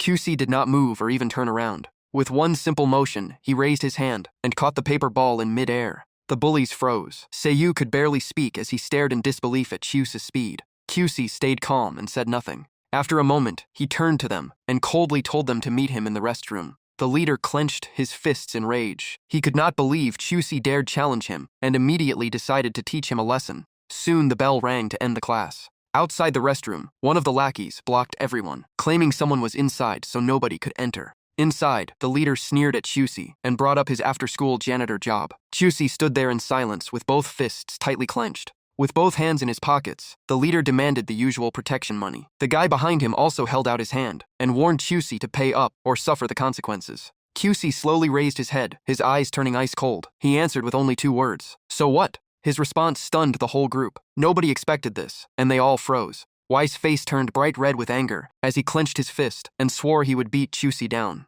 The moment he gave the order, Xie Liao and Kalama charged forward with excited grins, throwing threats at Chusi. But before either of them could get close, Chusi stopped them barehanded and locked both of their arms in place. Kalama and Xie Liao instantly turned pale. Only one thought remained in their minds. This strength was terrifying. Still holding them down, QC realized he had truly changed. He was no longer afraid, and he was no longer the weak boy who could not protect himself. The system instantly displayed his status. Level 6, Warrior Class, Dark Equipment, Dark Light Sword, Heavenly Thunderfall, Heaven Quake, and a combat power of 8,800. Without hesitation, QC activated Divine Eye to inspect the 3 bullies. After reading the results, he confirmed they were nowhere near strong enough to threaten him. Unable to pull his arm free, Xie Liao could only panic and scream for Chusi to let him go. QC calmly did exactly what he asked and immediately let go. But in the very next instant, he unleashed a powerful kick that sent both of them flying. Wei could only stare as his 2 lackeys were defeated in the blink of an eye. Sweat formed on his forehead as countless questions raced through his mind. What the hell was happening? He remembered all the times they had bullied Chusi, but he could not understand how that once helpless kid had changed so much. Looking at the boy before him, Wei felt like Chusi had become a completely different person. Just as the tension reached its peak, the lookout rushed in and said a teacher was coming, telling everyone to leave at once. With no other choice, Zeline helped his 2 injured companions to their feet and prepared to retreat. Before leaving, Jelly glanced back at QC with eyes full of hatred and resentment. Watching them disappear from the restroom, QC thought that kick had still been too gentle. He had held back on purpose. If he had used his full strength, they probably would not have survived. The story then shifted to Kyla's classroom, where she apologized to Hao for making him worry. Hao simply smiled and said it was fine, offering to help whenever she needed it. Hao then turned back, handed Kyla another item, and told her to put it away. Suddenly, a girl shoved Hao aside and coldly declared that she needed to speak with Kyla. It was Mia. She casually smacked Hao on the head, making him clutch it in pain. Vivian tried to remind her that Kyla was still recovering, but Mia cut her off and warned she would be next if she interfered. Left with no choice, Hao stepped aside. Mia rested one foot on a chair, crossed her arms, and stared down at Kyla. She slowly mocked Kyla for being absent so long that she had no one left to order around, then asked how she planned to make up for it. Trembling with fear, Kyla quietly said she had no money. Mia immediately burst into a mocking laugh. According to Mia, the most valuable thing Kyla had was not money, it was her legs. Kyla hugged her prosthetic legs and tearfully explained that her brother had worked so hard to buy them, making them more precious than anything to her. That answer left both Mia and Vivian speechless for a moment. After thinking for a few seconds, Mia smirked and asked if losing those legs meant Kyla would never walk again. Kyla gave a small nod and honestly confirmed it. The moment she heard that, Mia flew into a rage, slapped Kyla across the face, and shouted her down. Even after witnessing everything, the rest of the class stayed completely silent. No one had the courage to step in. Just then, the teacher walked into the classroom carrying a stack of papers, forcing the bullying to stop as she announced the start of class. Mia returned to her seat, but warned Kyla not to run home after school because this was far from over.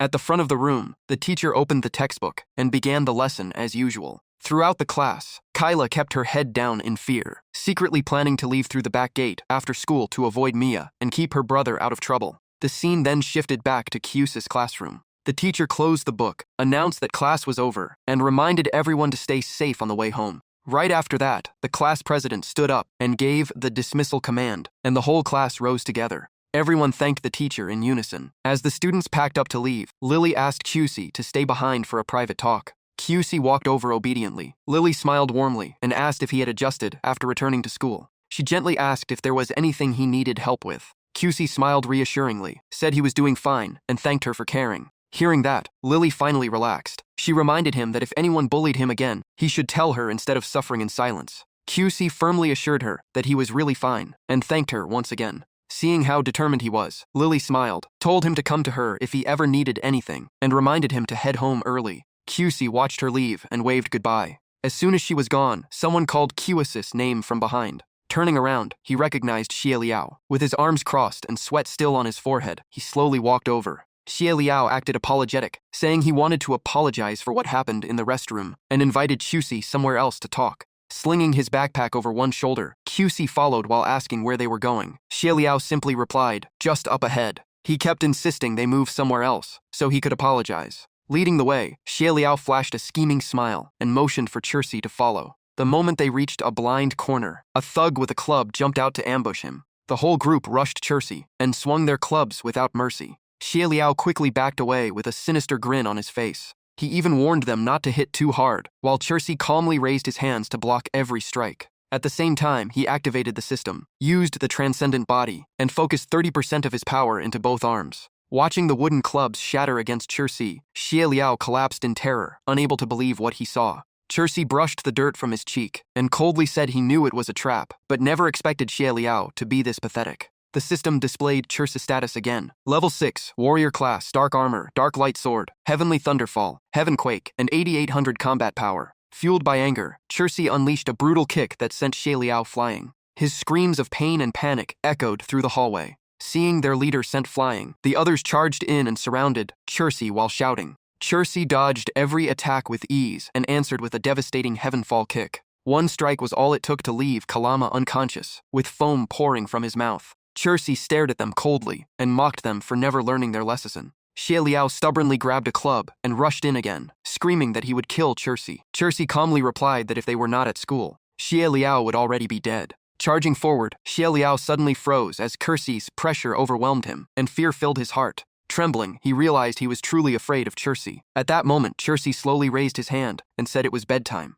A crushing slap spun Xie Liao around and knocked the club from his hand. After that slap, he collapsed and could not get back up. Chirsi looked down and said he was already late to pick up his sister, and Xie Liao was only alive because of the hero's rules. No hero was allowed to kill ordinary civilians. the scene shifted to the hallway leading to the school's back gate. Kalia struggled forward while gasping for breath, telling herself to sneak out through the back gate to avoid Mia before heading home. A staircase leading downstairs stood right in front of her. Kalia took a deep breath and reminded herself to go down slowly despite her fear of stairs. Suddenly, a hand shoved her hard from behind and threw her off balance. Kalia tumbled down the stairs while her bag and crutches were flung aside. She lay motionless on the floor as blood started flowing from her nose. Standing at the top of the stairs, Mia and her friends laughed. Mia mocked her, saying she knew Kalia would try to escape through the back gate. Mia looked at Kalia's legs and ordered her to take them off immediately. Tears streamed down Kalia's face as she begged Mia not to take her precious prosthetic legs. Mia stepped closer, stomped on Kalia, and coldly warned that if her group had to remove them by force, Kalia would not stay in one piece.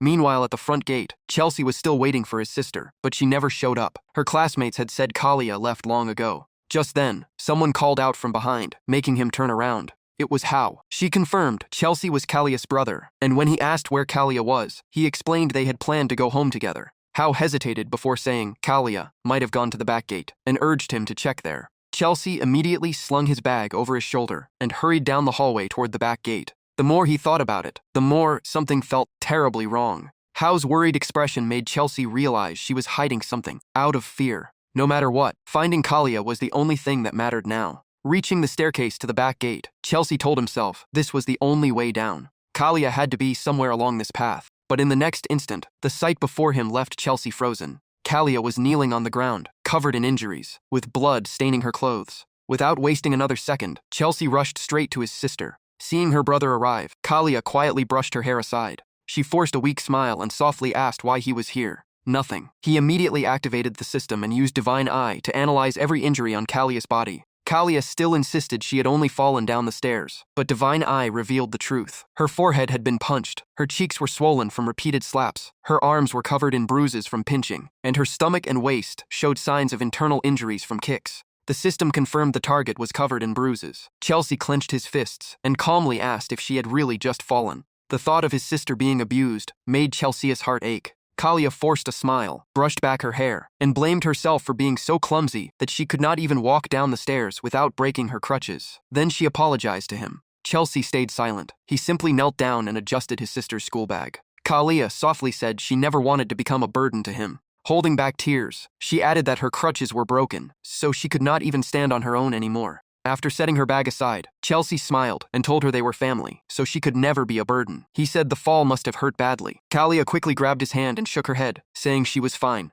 What worried Kalia the most was the leg support frame. Looking down, she quietly asked if it had been damaged. Chelsea gently answered her. He told her everything was still intact, and Kalia immediately let out a sigh of relief. Chelsea carried his sister onto his back and gently said it was time to go home together. The sunset painted the sky red as the siblings' shadows stretched across the road home. Along the way, Chelsea quietly brought up old memories. He said he used to carry Kalia like this before, and now he could feel how much she had grown. Those days had become distant memories. Wrapping her arms around his neck, Kalia smiled and said it still felt like yesterday because they had always stayed together ever since. Chelsea nodded. He said Kalia was the only family he had left, so he wanted to become stronger to protect her. He had been powerless before, but now he was a hero and would never let that tragedy happen again. After a long silence, Kalia admitted she knew everything he did was for her, which was why she never wanted to become his burden. Chelsea stopped, gently set her down, and told her to wait there because he had forgotten something at school. Kalia nodded, but curiously asked where he was going.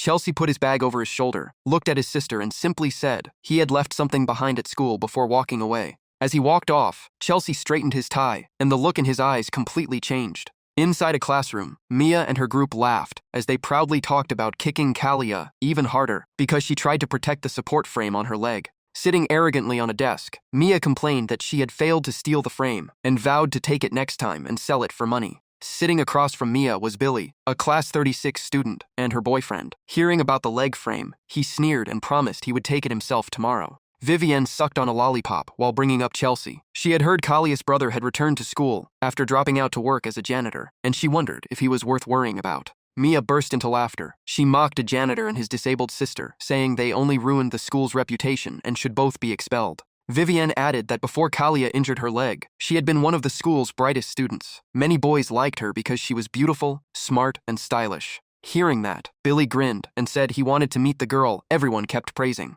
Mia immediately frowned and glared at her boyfriend. Seeing Mia get angry, Billy quickly stood up and nervously claimed he was only joking. Mia changed the subject and said they should steal Kalia's support frame tomorrow, sell it, and use the money to have fun. Billy agreed without hesitation and said dealing with an injured girl would be easy. None of them realized Chelsea had been standing outside the door the whole time, quietly listening to every word. After confirming the truth, Chelsea picked up his bag and calmly walked into the classroom. The sound made all three of them turn toward the door. Billy frowned and demanded to know who dared barge in. Chelsea stared at them and coldly said, "So you're the ones who beat my sister," and she still tried to tell me she only fell down the stairs. Vivian immediately realized who the newcomer was. This was Kalia's older brother. Mia still had no idea what was coming. She sneered at Chelsea for showing up to get revenge and confidently looked over at Billy. Billy cracked his knuckles and called Chelsea out by name. He smugly introduced himself as the famous Billy of the school and shamelessly claimed they had only been playing around with Chelsea's sister.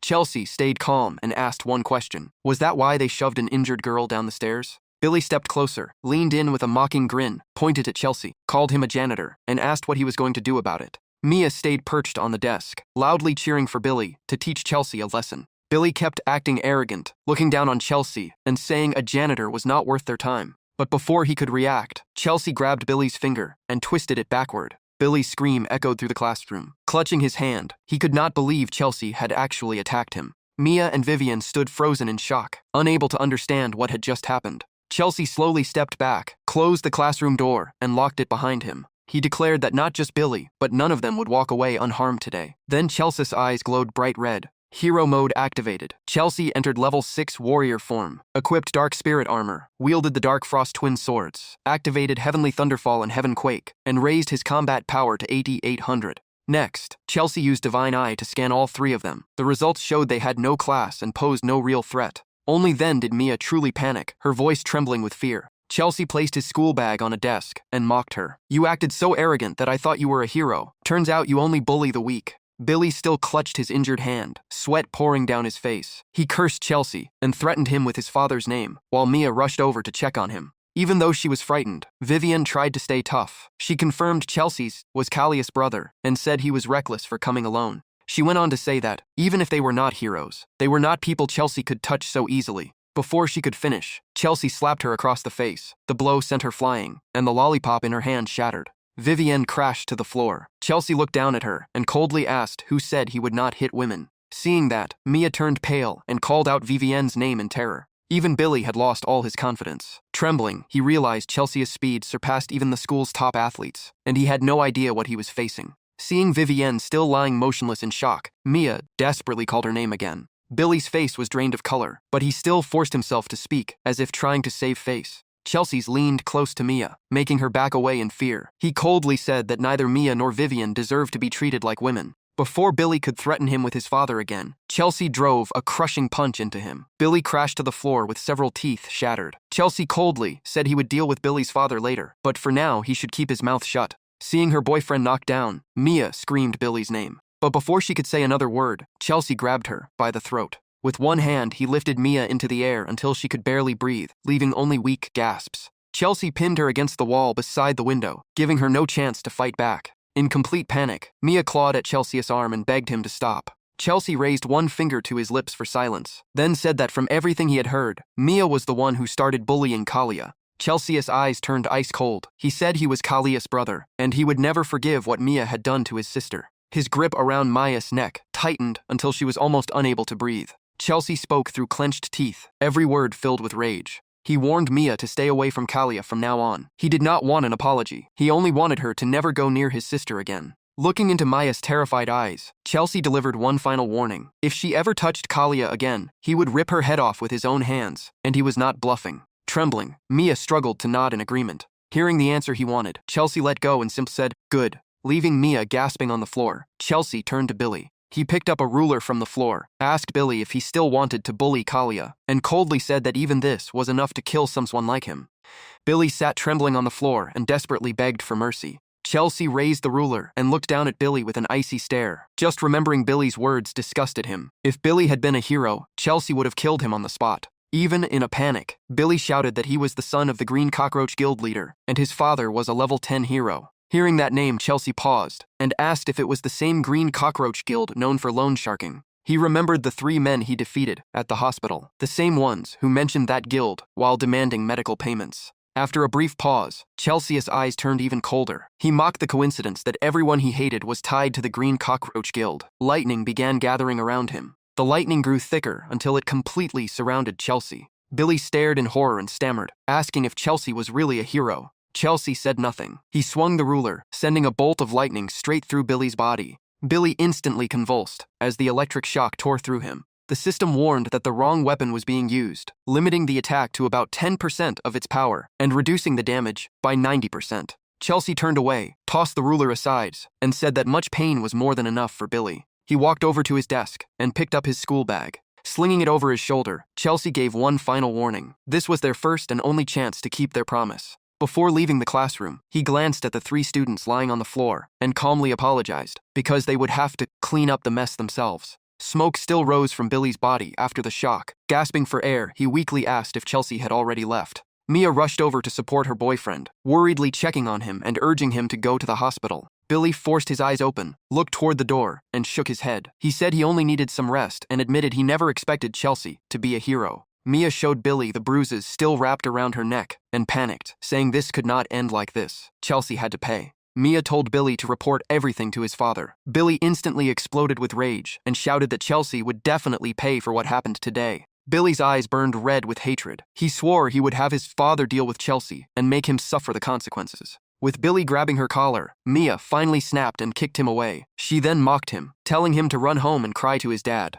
Billy turned away, still furious. Grinding his teeth, he vowed to find his father and wipe out both Chelsea and his little sister. The scene shifted outside. Kalia was still quietly waiting on the bench for her brother. Looking up at the sky, she softly prayed that Chelsea was safe. Looking down at her own legs, Kalia blamed herself for not being able to care for herself. She did not want to become a burden, especially now that her brother had discovered he was a hero and already had too much to worry about. Just then, a voice suddenly called out and startled her. Kalia. Chelsea had returned. He smiled as he sat in front of his sister, gently apologized for making her wait, and told her it was time to go home. Chelsea offered to carry her on his back, while Kalia happily volunteered to carry his bag. Carrying his sister, Chelsea quietly thought things through. The young leader of the Green Cockroach Guild was a level 10 hero and Billy's father. Billy would definitely seek his father's help, and with such overwhelming numbers, Kalia would be in serious danger. He could not let his guard down anymore. As he carried his sister through the streets, Chelsea made up his mind. It was time to return to that world and grow stronger. No matter what, he would never let anyone harm Kalia again.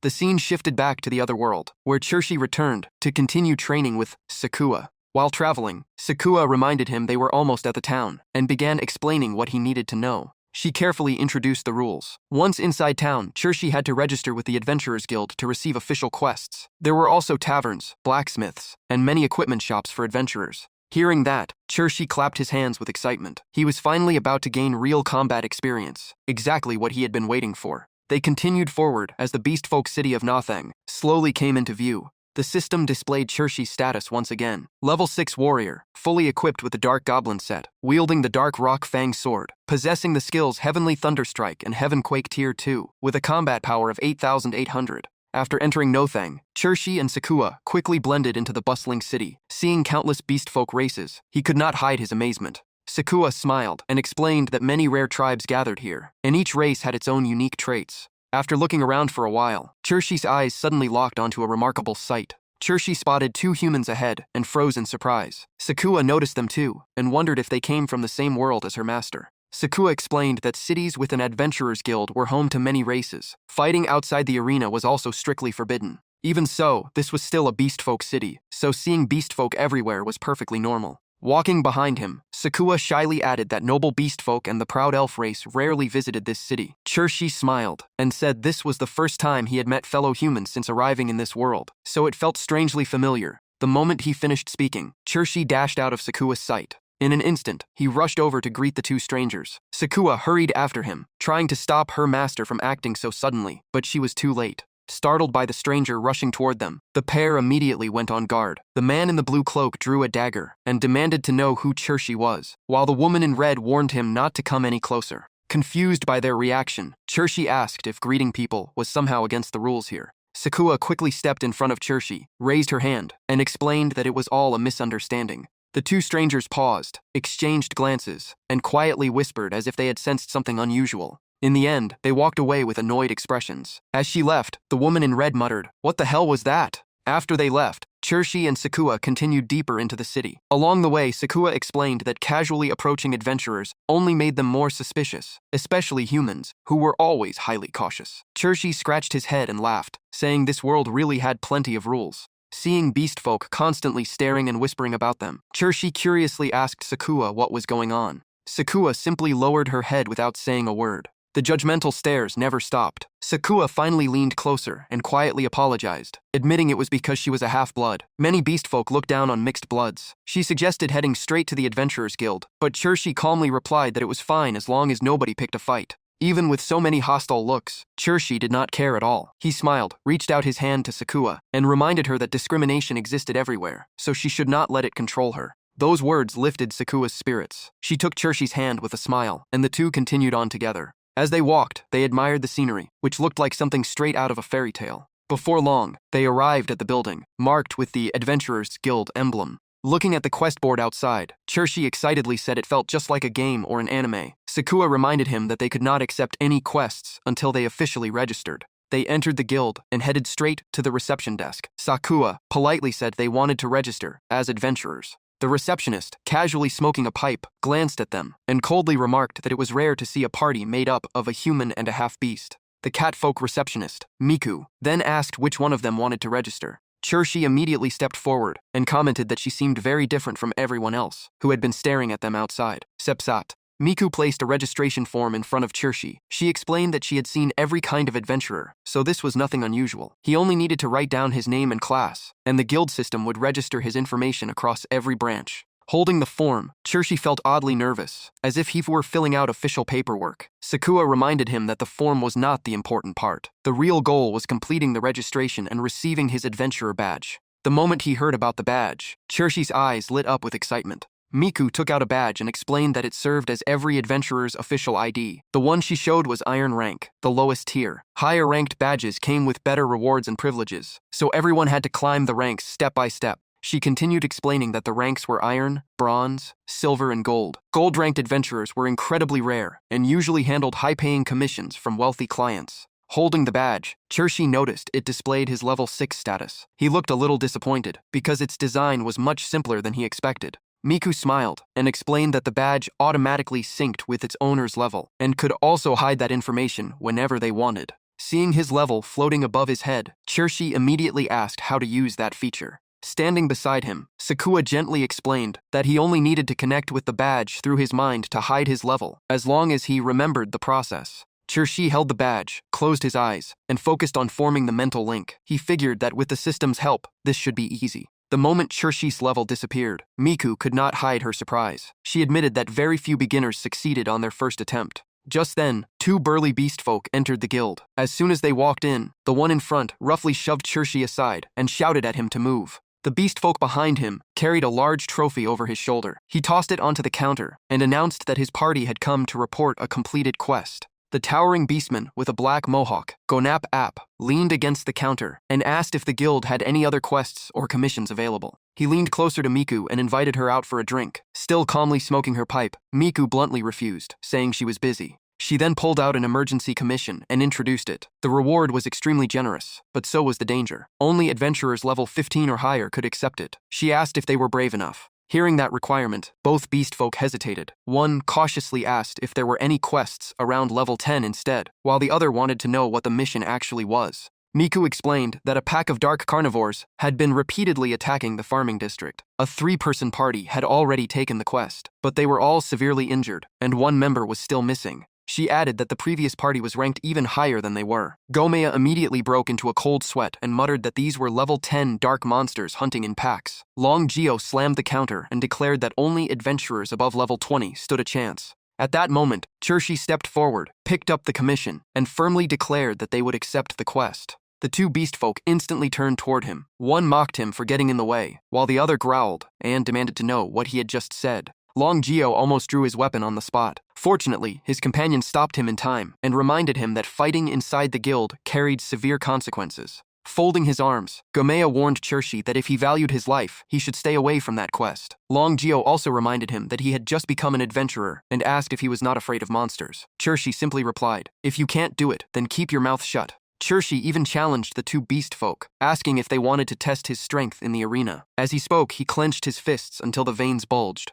At the same time, the system displayed a notification that the extraordinary body skill had been activated. Churshi quickly calculated that with the divine choice system supporting him, he could defeat a level 9 beast folk in a one-and-own fight. Seeing his confidence, Gomea looked down at him and warned that no matter how talented he was, real combat experience mattered most. Churshi's badge was still brand new, and the client would probably reject him and make him a laughingstock. Miku finally stepped in to calm things down. She praised Churshi's courage, but reminded him that someone at his current rank would most likely be turned away by the client. Gomea became even more smug. Laughing loudly, he mocked Churshi, saying he should start with easy jobs like finding lost dogs. At that moment, Sakua turned around and firmly declared that they would still accept the quest. Her words instantly silenced the entire guild. Realizing Sakua was a half-beast, Long Jio questioned whether someone of mixed blood was truly capable of completing such a mission. Without arguing, Sakua quietly raised her badge and calmly asked if a gold rank badge was enough proof. The moment they saw the Higastranked badge, both beast folk froze before shouting in shock. It was a gold rank badge.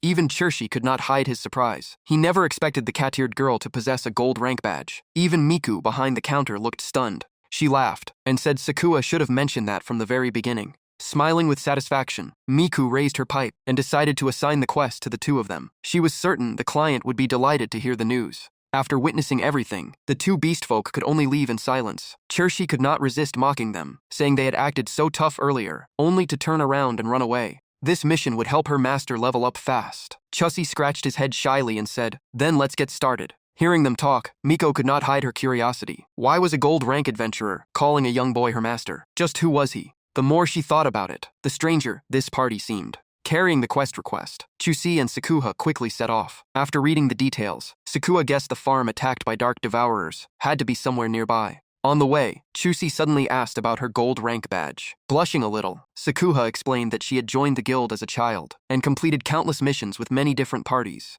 After years of hard work, she finally earned enough achievements to reach gold rank. She then nervously asked if that sounded strange. Chusi smiled and praised her sincerely, knowing she must have endured countless hardships growing up. His praise only made Sakua blush even harder. She quietly thanked him. Just as they moved forward again, they both stopped at the same time. A village covered in thick black smoke stood before them. They knew they had reached the right place, and Sakua immediately sensed this enemy would be far from easy. Dark clouds filled the sky as lightning flashed non-stop. Around the village, dark monsters wandered everywhere. Hiding behind the iron gate, Chusi and Sakua quietly watched the situation inside. Sakua spotted an entire pack of dark devourers roaming around and worried about how many people were still trapped inside. Chusi nodded, finding the scene horrifying. Sitting beside the gate, Sakua explained that dark monsters could corrupt any living creature, driving them insane while making them stronger. Weaker ones even lost all awareness, just like slimes after being corrupted. Watching the monsters, Chusi realized they had originally been slimes. He quickly concluded that lightning was the only element that could deal effective damage to them. Smiling at Sakua, Chusi confidently said that Skyfall Thunder was the perfect skill for this fight. He immediately took a battle stance as lightning burst from his body. He told Sakua to stay back and watch like always. Deep down, he also planned to use this battle to upgrade his weapon. Chusi status appeared. Level 6. Class Warrior. Fox set equipped. Black Ice Sword. Subclass Earthshaker. Combat Power 8800. Just as Chusi was about to charge in, Sakua suddenly grabbed his shirt from behind and stopped him. In a gentle voice, she told her master not to rush into danger alone. Confused, Chusi asked why. Sakua reminded him that this was nothing like a beginner zone. This was a battle where anyone could lose their life. She said fighting one monster was manageable, but facing an entire swarm was far too dangerous. Remembering how the other adventurers reacted earlier, Sakua said everyone understood how deadly this mission was. Adventurers always risked death, but she refused to let Chusi gamble his life just to level up. She wanted to fight beside him. After hearing her out, Chusi nodded and gently patted her head, saying he understood. Then he admitted there was still something he wanted to ask. Chusi reminded himself that everything he did was to become stronger before whatever disaster this world had waiting for him. Seeing him hesitate, Sakua tilted her head and softly asked what was wrong. She promised to answer if she knew. Chusi remembered the promise he had made to the Beast King. Only 1 year remained before the trial that awaited him. At last, he asked Sakua how strong the Beast King really was. He had no idea what level he needed to reach to prove himself within a year. The question left Sakua completely speechless. Seeing her lower her head in silence, Chusi grew nervous. After a long pause, Sakuha finally spoke with a heavy voice. Sadly, she said that with Chusi's current level, passing the Beast King's trial in 1 year was almost impossible. Chusi was shocked and immediately asked why. Folding her arms, Sakuha slowly explained that if Chusi was still alive after 1 year, it would already be a miracle. First, he had to survive the Beast King's judgment. Then she asked if he truly understood how the level system worked. Chusi rubbed his chin with a puzzled look and told her to keep explaining. Chusi quickly reviewed everything he knew. Both worlds shared the same level system. The higher his adventurer rank became in this world, the stronger he would become as a hero in his original world. Beyond that, he knew almost nothing else. Sakuha went on to explain that an adventurer's maximum level caps at level 100. She said the Beast King is currently level 92, with overwhelming power and unmatched combat skills, which is why he stands at the top of the Beast Folk. Sakuha added that besides the Beast King, there is also the Human King and the Demon King. Those 3 kings each represent the ultimate strength of their own race. Thinking back to his first meeting with the Beast King, Chusi looked doubtful because the king did not seem strong enough to represent the entire Beast Folk. Sakuha calmly explained that she believed Chusi could not clear the trial because everyone has a growth limit. Once that limit is reached, getting stronger becomes incredibly difficult. She used herself as an example. Even after serving the guild for over 20 years, she had only reached level 72. Looking straight at Chusi, Sakuha said level 72 is already impressive, but no matter what she tried, she could never break through. That was her limit, and everyone has one. To face the Beast King's trial, Chusi would need at least level 50. She continued that reaching level 50 in just 1 year was almost impossible because an ordinary adventurer would spend a lifetime chasing that milestone. Those words left Chusi silent, unsure how to respond. After a few moments, he smiled and said he finally understood why Sakuha was so worried. Sakuha's eyes turned red as if she was about to cry. She asked if Chusi was truly all right and promised to stay by his side for the entire year, even if he failed to keep his promise to the Beast King. Chusi answered with complete confidence that he was never an ordinary adventurer. Holding the ring in his hand, Chusi looked into the distance. He reminded her that he survived the Holy Judgment and gained a special power. Reaching level 50 within a year was enough. Others might fail, but he believed he still had a chance. Chusi was filled with determination. He believed the ring brought him to this world, and the divine choice system was the opportunity fate had given him. With the system on his side, he would never follow the path of ordinary people. Hearing his unwavering resolve, Sakuha blushed and softly called him Master. After a brief pause, she smiled and said she truly believed Chusi would become a legend one day. Their conversation ended, and they immediately focused on the mission. Sakuha told Chusi to get ready, and he tightened his grip on the lightning-covered sword before saying it was time to move. Just then, Chusi remembered one more question he wanted to ask Sakuha. Sakuha quickly apologized for talking too much. As they pushed open the gate and stepped inside, Chusi asked his question with a serious expression.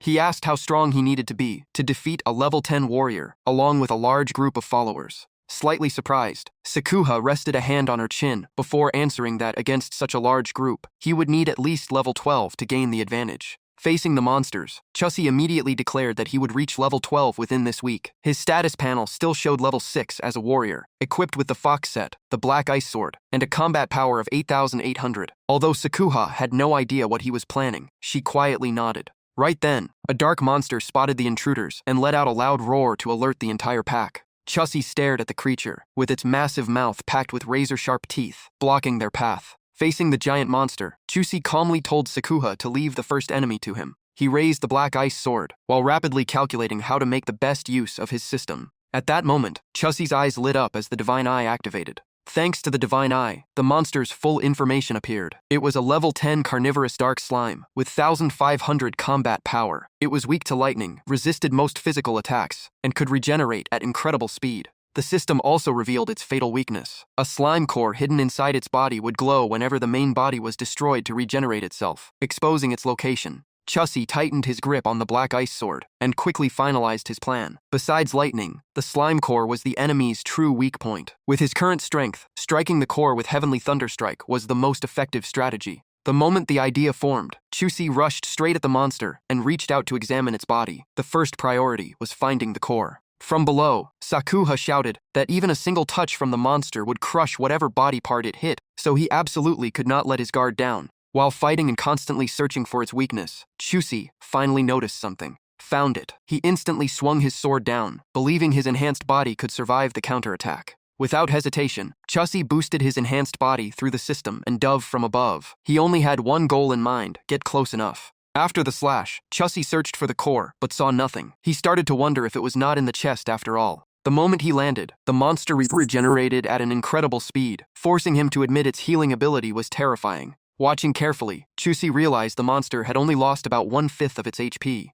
Just then, the monster charged straight at him, with its massive jaws wide open, trying to swallow him whole. The impact shattered the ground, sent rocks flying everywhere, and shook the entire area. Luckily, Chussie reacted instantly and blocked its jaws with his sword just before they snapped shut. Even with death only inches away, he laughed and declared it had chosen the wrong prey. Chussie activated the system again, pouring even more power into his enhanced body and arms. Using nothing but his bare hands, he forced the giant jaws apart and ripped the monster's mouth open, saying it had brought this fate upon itself. Watching from a distance, Sakuha could only admire him. In her eyes, Chussie's strength was beyond imagination, as if nothing was impossible for him. With its mouth torn apart, the monster screamed in agony. At that moment, a bright light began shining from inside its body. Chussie picked up his sword and smiled. He had finally found the core. It was hidden right beneath the tongue. Gripping the black ice sword tightly, Chussie leaped into the air, gathered all his strength, and drove the blade straight into the core, while unleashing the power of lightning. The sword pierced the core as bolts of lightning rained down and engulfed the monster's entire body.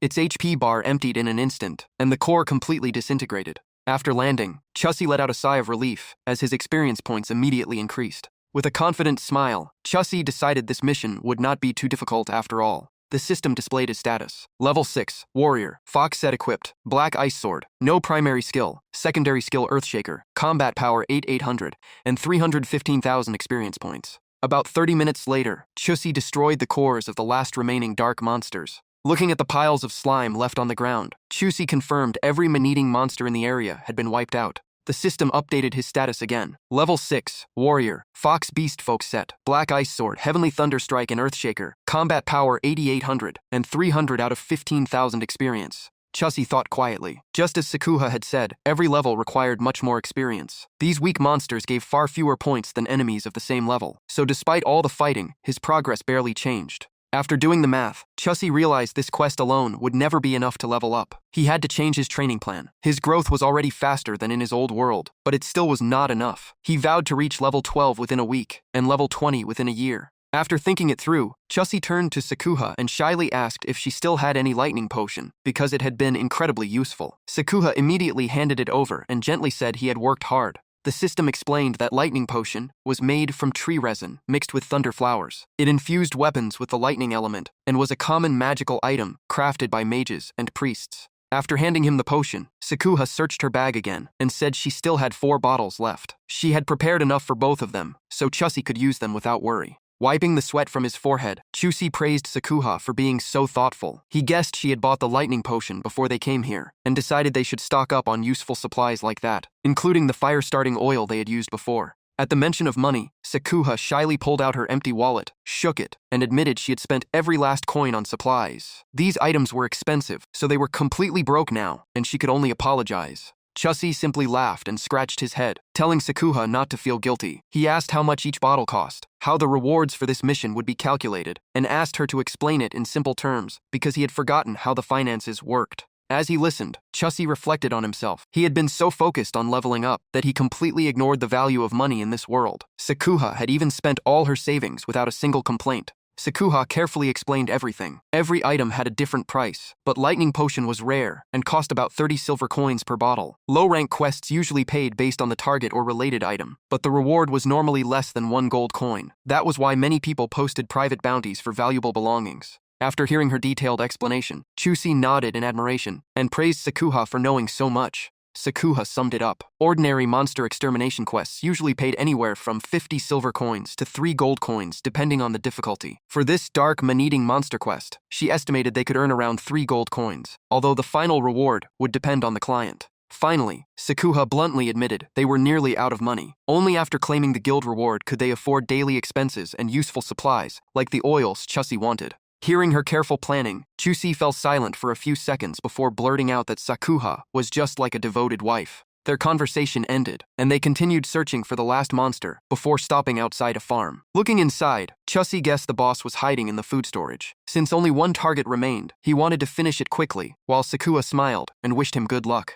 Just then, a loud voice echoed from the distance, demanding to know who they were and why they had entered the farm without permission. The farm owner, a beast folk, approached with several companions. After introducing himself, he questioned why a human and a half-breed girl had appeared on his land. A goat beast folk wearing a cloak examined the traces of lightning magic and realized the monsters outside had already been wiped out. However, Beelzy immediately rejected the idea, saying the two of them looked far too weak and suspected they were after the special item as well. Hearing that, a muscular beast folk named Jerkin asked if Chusi and Sakuha had also come for the hardcore. He declared that his party had accepted the quest first, so whatever the boss dropped would belong to them. Another beast folk frowned and commented that news about the hardcore had clearly spread far and wide. Having no idea what they were talking about, Chusi asked what the hardcore was and explained that he had simply accepted the guild quest. Realizing there had been a misunderstanding, Sakuha quickly clarified the situation.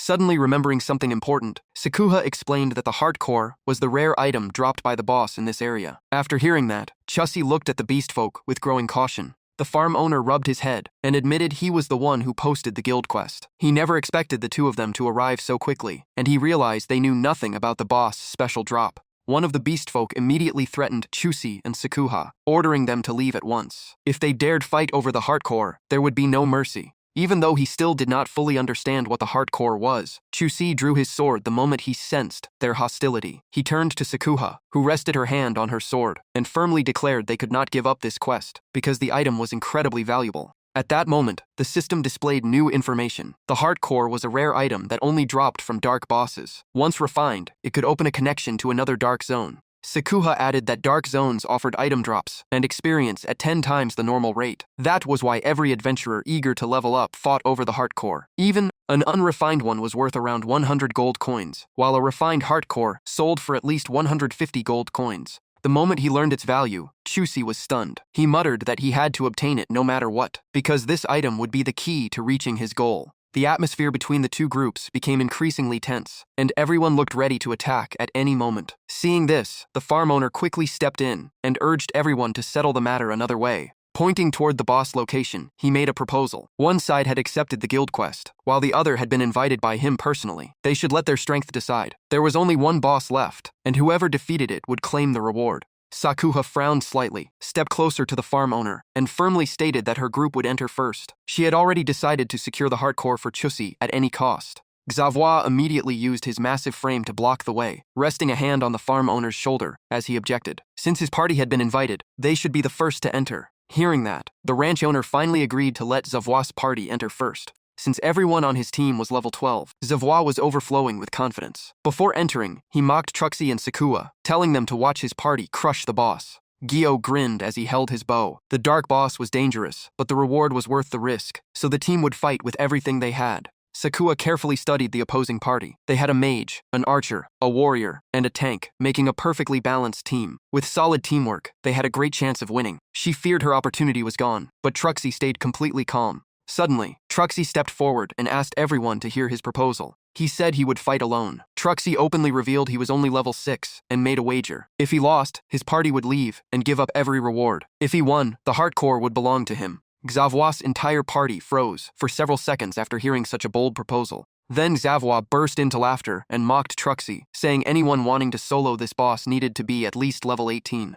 Blomchet laughed so hard he held his stomach, convinced greed had made Truxie lose his mind. Even Ni-Chip shook his head, but accepted the bet because he did not see Truxie as any threat. Seeing everyone agree, Truxie clenched his fist in excitement and declared the deal was settled. Sakua hurried after him and nervously reminded him the boss was at least level 12 and had already mutated. She believed even high-grade lightning potions would not be enough, and she even offered to fight instead. Before Sakua could finish, Truxie turned around, winked confidently, patted his chest, and told her to trust him. Hearing those words, Sakua smiled softly and replied that she trusted her master completely. Xavois immediately laughed at them both and urged Truxie to hurry inside so he could watch the boss tear him apart. Truxie simply smiled, scratched his head, answered calmly, and walked forward. But the moment he turned around, his eyes became ice cold. Truxie quietly connected to the system and activated his level concealment. The system instantly confirmed the hidden status. As Truxie stepped inside, Ni-Chip accidentally caught a glimpse of his eyes. He was startled because Truxie's entire aura had suddenly changed. Truxie calmly walked deeper into the boss' territory. The moment he faced the monster, his gaze turned freezing cold. Truxie admitted this was indeed the powerful beast Sakua had warned him about, but all he cared about now was the heart core. Before him stood a massive monster with a slimy body, a glowing red eye in the center, and countless arms growing from every side. Xavoua's party quickly followed inside. The instant they saw the boss, all four were horrified. At first, they thought it was level 14, but after a closer look, they realized it had mutated, making its true strength at least comparable to level 23. Standing outside the entrance, Sakua quietly called out to her master, with deep concern. A beast woman crossed her arms and mocked Sakua, saying Truxie would not survive even 10 seconds, because his greed for the heart core had clouded his judgment. Hearing those words, Sakua slowly turned around. Her eyes turned icy, and her sharp voice made the entire atmosphere freeze. Just one cold glance from her silenced all four of them. No one dared say another word. Inside the warehouse, Choshi calmly used Divine Eye to analyze the monster. According to what he knew, ordinary humans were the weakness of dark man-eating monsters, but this one far surpassed the others, so that trick would never work. Hearing the noise, the monster lowered its head. Its mouth slowly opened, revealing rows of razor-sharp fangs as saliva dripped onto the ground. Choshi called the system, put away the black ice fang sword, and stared straight at the monster. He quietly said he never wanted to use this move, but dragging out the fight would only benefit the enemy. Now he understood why everyone had warned him. Then Choshi raised one hand as countless bolts of lightning gathered above him. His eyes blazed before he declared with absolute confidence, 1 second is all I need to end you. The system immediately issued a warning. The Divine King's Hammer has been retrieved from the Sacred Vault. Your current level is too low to unleash its full power. Forcing its activation will consume massive energy. Maximum duration. 1 second. Choshi gripped the Divine King's Hammer, wrapped in crackling lightning as he calculated everything in his mind. The weakness of dark man-eating monsters is lightning. I will use Transcendent Body to strengthen myself, combine Heavenly Lightning Descent with Heaven Shaker, and pour every bit of power into one final strike. That is my only chance to win. He kept raising the hammer to gather more lightning, reminding himself that if this attack failed, exhaustion would leave him completely vulnerable. Even so, he was determined to succeed because that item had to be his. The system displayed his status. Level 6. Class Warrior. Equipment. Fox Beastman Set. Weapon. Black Ice Fang Sword. Skills. Heavenly Lightning Descent and Heaven Shaker. Combat Power. 88,800.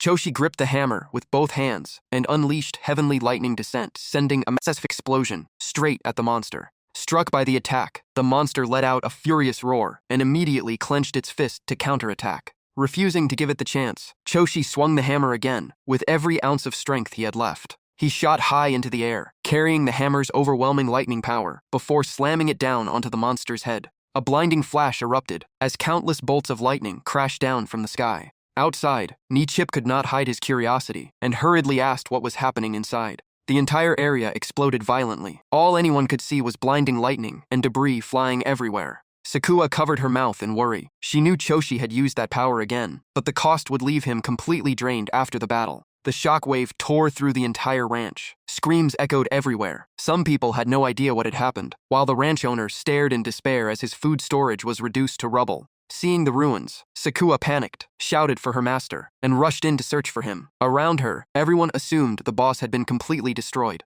Just as Sakua frantically searched the rubble, a hand suddenly reached out from beneath the debris, followed by a weak voice. Choshi struggled out of the wreckage in terrible condition. He was still tightly holding a blue crystal, and quickly asked Sakua if this was the heart core everyone had been talking about. The system updated his status. Level 6. Class. Warrior. Equipment. Fox Beastman Set. Weapon. Black Ice Fang Sword. Skills. Heavenly Lightning Descent and Heaven Shaker. Combat Power. 98,800. Experience. 6,000 out of 15,000. After completing the mission, Choshi and Sakua immediately returned to the Adventurers Guild to report. The moment they arrived, Myconium welcomed them with a smile, praised them for finishing much faster than expected, and handed over the reward. Miko puffed on her pipe as she placed a bag of coins on the counter. She remarked that they truly deserved their gold badge, since even the previous party hired by the client had failed. Sakua happily accepted the reward, but honestly explained that she deserved none of the credit. Her master had defeated the monster alone, while she had been powerless. Thinking Sakua was joking, Miko laughed and replied that the boss was a level 14 giant dark man-eating monster. A rookie level 6 adventurer could never defeat something like that.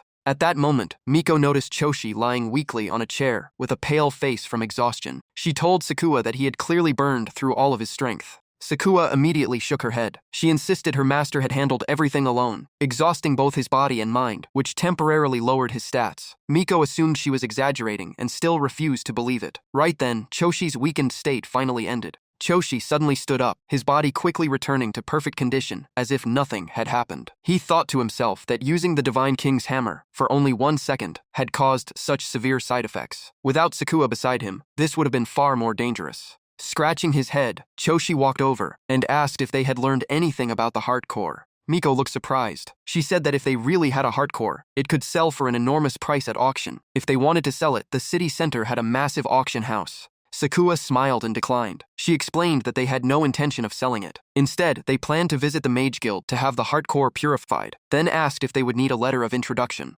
Hearing that, Miko asked if they intended to use the item themselves. She explained that a heart core had to be purified and infused with magic by a mage before it could be used. Miko then went inside to prepare the paperwork. She explained that the Mage Guild was on the east side of the city and that she would write them a recommendation letter. However, the mage exam would begin in a few days, so they still might be turned away. Even so, the letter would improve their chances. Hearing that, Sakua sincerely thanked Miko for her help. As they continued talking, Choshi curiously asked what the mage exam was. Did mages also have their own ranking system? Sakua explained that being a mage was a prestigious title, just like an alchemist or an awakened one. Anyone who wanted that title had to pass an exam and advance through 6 ranks. She added that only mages could craft many kinds of potions and special items. The higher their rank, the better the quality, and naturally, the greater the value. Choshi asked if mages belonged to a completely different class from adventurers. Sakua nodded. Mages, alchemists, and awakened ones rarely fought on the front lines, but their status surpassed most adventurers because they could create priceless items and even affect another person's growth limit.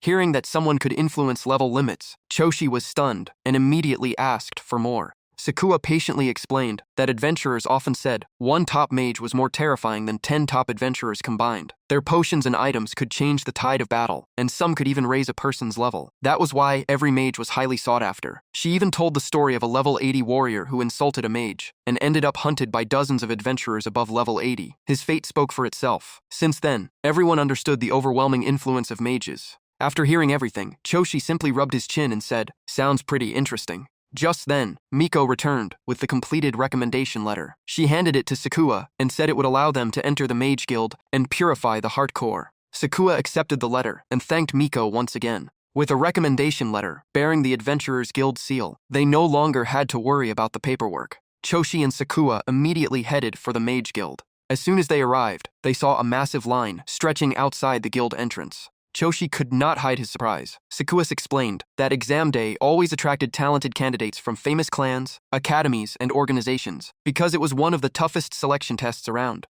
The arrival of Choshi and Sakua quickly drew plenty of attention. As she led him forward, Sakua said they only needed to line up because they already had a recommendation letter from the Adventurers Guild. When they reached the reception mage, Sakua politely said they wanted help purifying the heart core. The receptionist was a silver mage. He looked at them, shook his head, and refused, saying only mages were allowed inside while the exam was taking place. Sakua calmly took out the recommendation letter from the Adventurers Guild and respectfully handed it over. The silver mage remained cold. He shoved Sakua aside and loudly declared that no one could enter today because of the exam. It did not matter where the recommendation letter came from. They could come back after the exam ended. Refusing to accept that treatment, Choshi immediately stepped in front of Sakua and stared at him without backing down. He insisted they had a valid recommendation letter, so the guild had no reason to reject them. Seeing Choshi refuse to retreat, the silver mage sneered and arrogantly declared that the guild followed their rules. Until the exam ended, no one was getting inside. Those arrogant words made Choshi clench his fists and prepare to argue. But Sakua quickly stopped him and quietly warned that making them angry would only make things worse.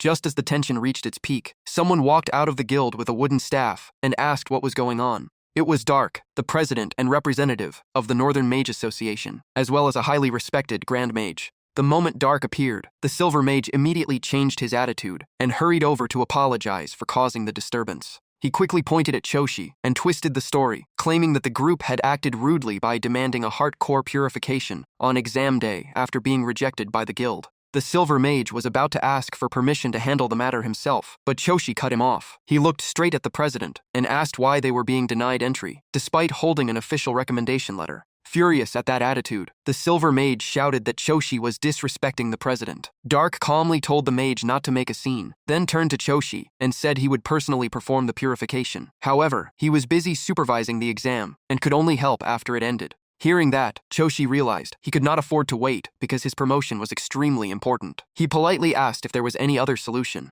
There was still one way. If Choshi entered the mage exam and claimed first place, he would personally handle everything. The problem was that Choshi was a warrior, so he was not even qualified to take the test. Choshi scratched his head in confusion and asked what it took to qualify for the mage exam. That innocent question made the surrounding mages burst into laughter. Some mocked his ignorance, while others called him an embarrassment. Dark stroked his beard and calmly explained that anyone who wished to become a mage first had to possess a sorcerer's talent. After passing the magic tool crafting exams, they would be recognized as a white mage. That was the basic requirement. After hearing that, Choshi confidently held out his hand. He asked if proving he was a mage would be enough, then requested to borrow Dark's staff. Even Dark was surprised by the unexpected request, and his eyes immediately fell on the staff in his hand. The white mage beside him instantly lost his temper. He called Choshi an idiot and mocked him, saying a warrior could never use the president's staff. He even threatened to call the guards if Choshi kept acting so disrespectfully. Ignoring the ridicule, Choshi kept his hand out and calmly said that once he borrowed the staff, he would prove he was qualified.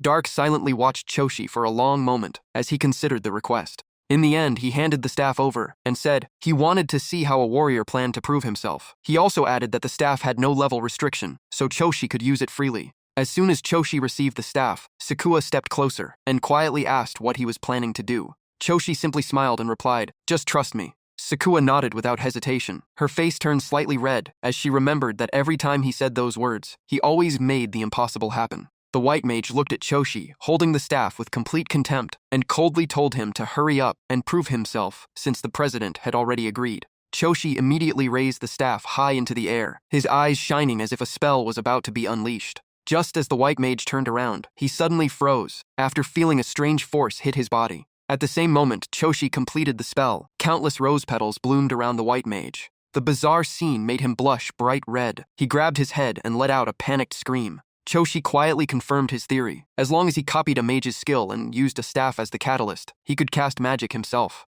A system notification immediately appeared, confirming that absolute copy had been activated. Looking at the list of spells before him, Choshi fell into thought. If he could use magic, then in theory he could follow any class. Becoming a warrior had simply been his personal preference. The system continued explaining the skill. By touching the target's heart, the user could copy any one skill with no cooldown. However, only one copied skill could be stored at a time. Copying a new one would erase the previous skill. Meanwhile, earth-shattering quake was still being copied. Choshi quickly noticed a skill marked with two clasped hands called Flash, and chose it. The system instantly displayed the details. It was a support spell that consumed 30 MP and released an intense burst of light, blinding enemies for 3 seconds. Its range depended on the user's mana. The system also explained that mana was the energy inside every adventurer. Mages naturally possessed more than other classes, and could increase it through training. A few seconds later, the system confirmed that Flash had been copied successfully. By then, the white mage had regained his composure. The moment he sensed mana flowing from Choshi, his face turned pale as he demanded to know what Choshi was doing. Choshi calmly raised Dark's staff while channeling his mana. He said that if a mage could cast spells with a staff, and he could do the same, then he should be qualified to enter the mage exam. Dark stood there in silence as he watched the scene unfold. The magical aura spreading from Choshi made him wonder if this young man was far more than an ordinary warrior. Dark's own system explained that magical waves appeared whenever a mage fully channeled mana, proving that a spell had been successfully activated. Before continuing, Choshi turned to Sakua with a smile and gently told her to close her eyes. Without any hesitation, Sakua covered her eyes with both hands and did exactly as he said. The wooden staff suddenly burst with blinding light as an overwhelming wave of mana engulfed Choshi's entire body. Sensing power far beyond his expectations, Dark instantly raised his hand and created an invisible barrier to stop the spell. The system explained that this was the imaginary shield, a special defensive spell that mages could cast without a staff. Formed from mental power, it could block ordinary physical and magical attacks. Standing behind the shield, Dark thought there was no way a basic flash spell could break his defense. Everything still seemed under control.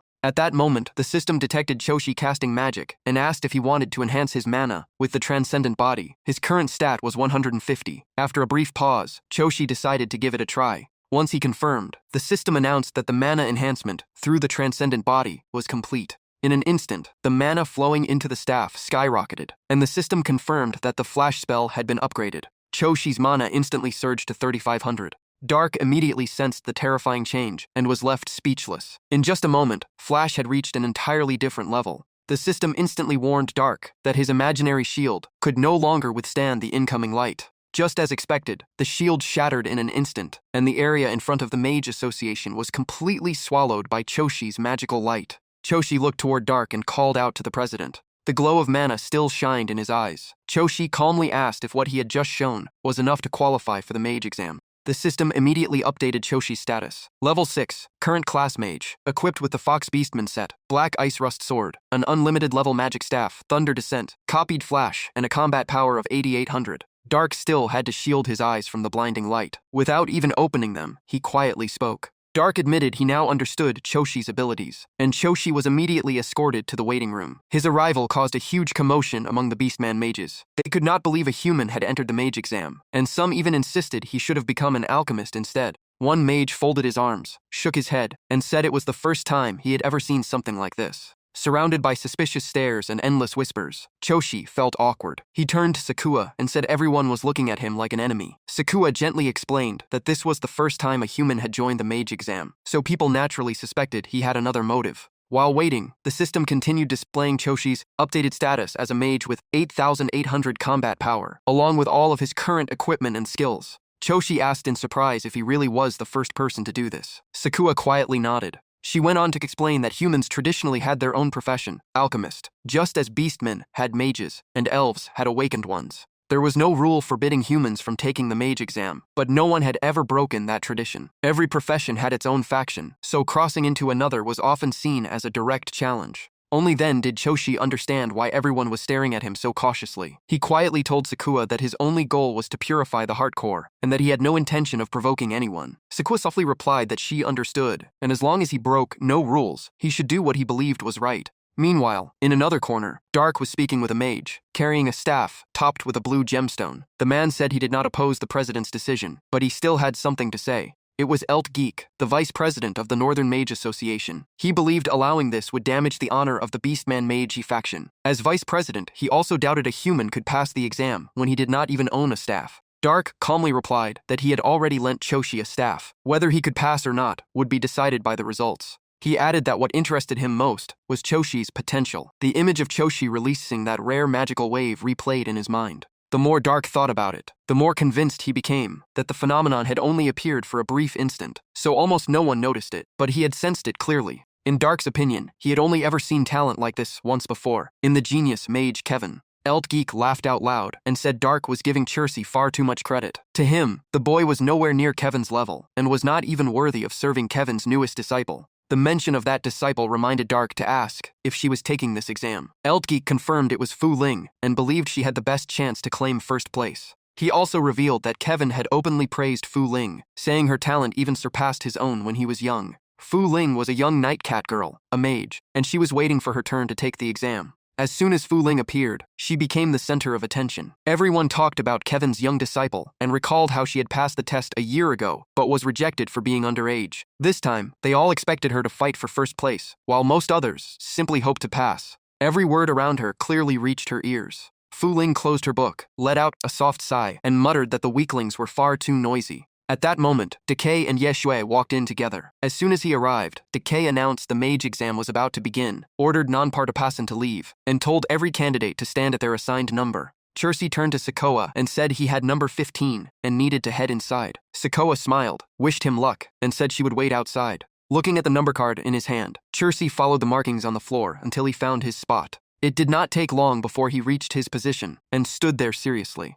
At that moment, Fu Ling, who was standing beside him, glanced over and was quietly surprised to see a human here. Chircy greeted her with a smile and introduced himself. As he looked at her, he could not help comparing Fu Ling to Sakuha and thought this beast girl seemed much friendlier. But Fu Ling ignored him and coldly mocked that a mere human entering the mage exam was obviously just trying to attract attention. Chircy felt a little hurt and could only think that this girl really had a sharp tongue. From the platform, Deki asked if everyone was ready and explained that the test would cover basic mage skills. Since they had all chosen this path, everyone was expected to complete the crafting on their own and should already know the process. Suddenly, a table descended from above and stopped in front of Chircy, leaving him completely confused. Meanwhile, Fu Ling's table was already filled with herbs and tools. She calmly mocked him again, saying that if he did not even recognize a mage's alchemy table, he should just go home. After being mocked to his face, Chircy could only frown without knowing how to respond. Ignoring her remarks, he adjusted the cloth on the table and examined the tools before him. He realized the world's potion-making methods were still primitive compared to the fully automated processes from his previous world.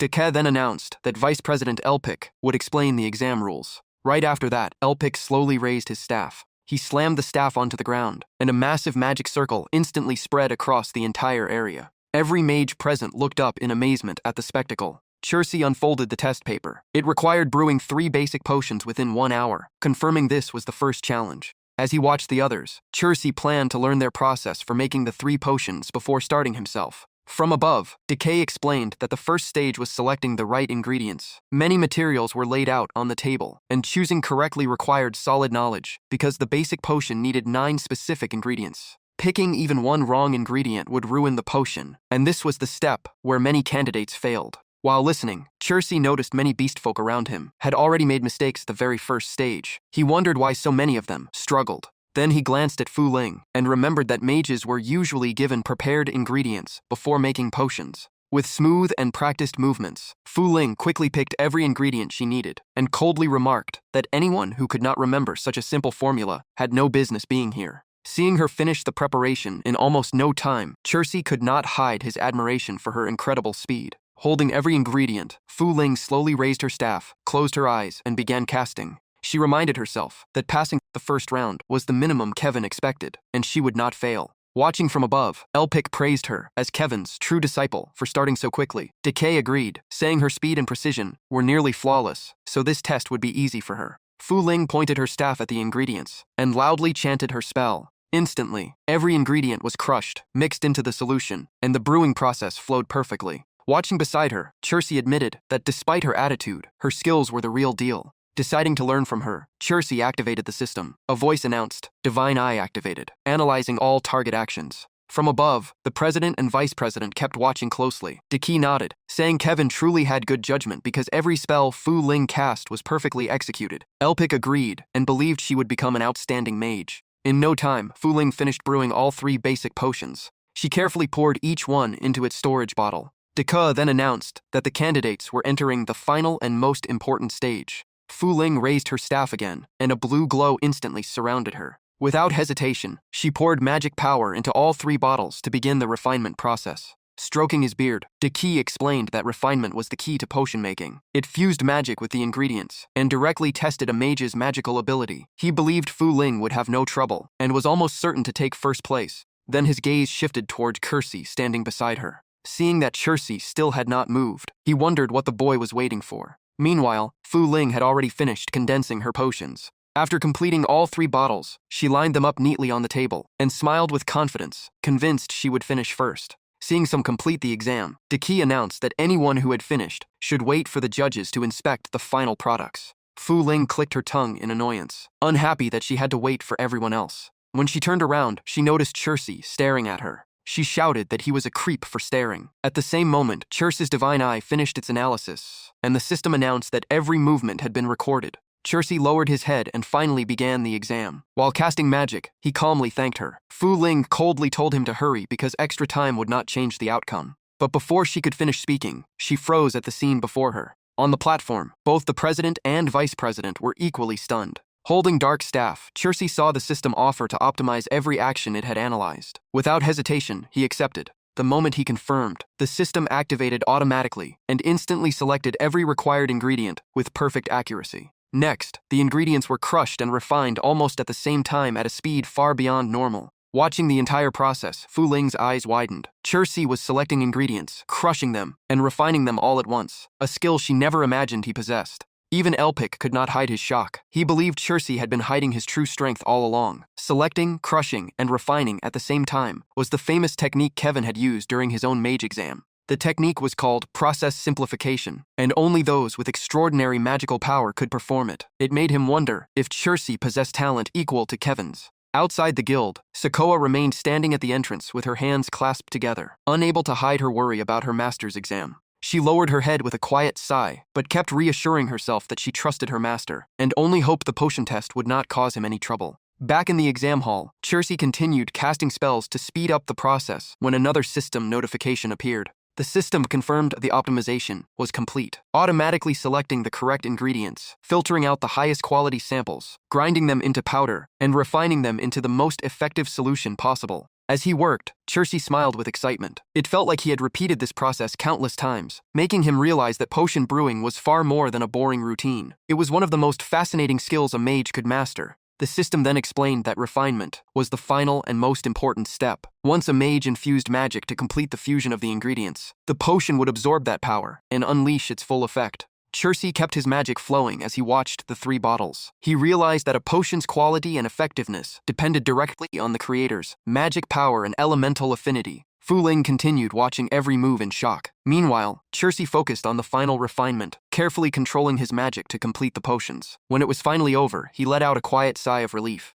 The scene reminded Fu Ling of the times Kevin brewed potions himself. She swore she would never lose to a human she had looked down on. The longer she watched, the more she felt Chiro was recreating Kevin's famous rapid completion technique, leaving her stunned. Watching everything unfold, Kiki recalled that Kevin had once shocked the entire guild by using the rapid completion technique to create a grade C potion. That result was far beyond what an ordinary novice mage could achieve. Kiki remembered serving as a judge back then, and even he had struggled to produce a grade C potion. Just then, the system explained that refined potions were ranked from grade 0 to grade 5. Their rank depended entirely on the brewer's skill, and determined both their value and effectiveness. Potions of grade 3 or higher would even trigger a phenomenon known as supernatural. Elpic added that producing a grade C potion was already an extraordinary achievement. He believed Chiro's smooth progress came from excellent ingredient handling, but the final product would decide everything. Even he could only make a grade C potion in complete silence, while reaching grade D under normal conditions was already considered fortunate. Geniuses like Kevin were incredibly rare.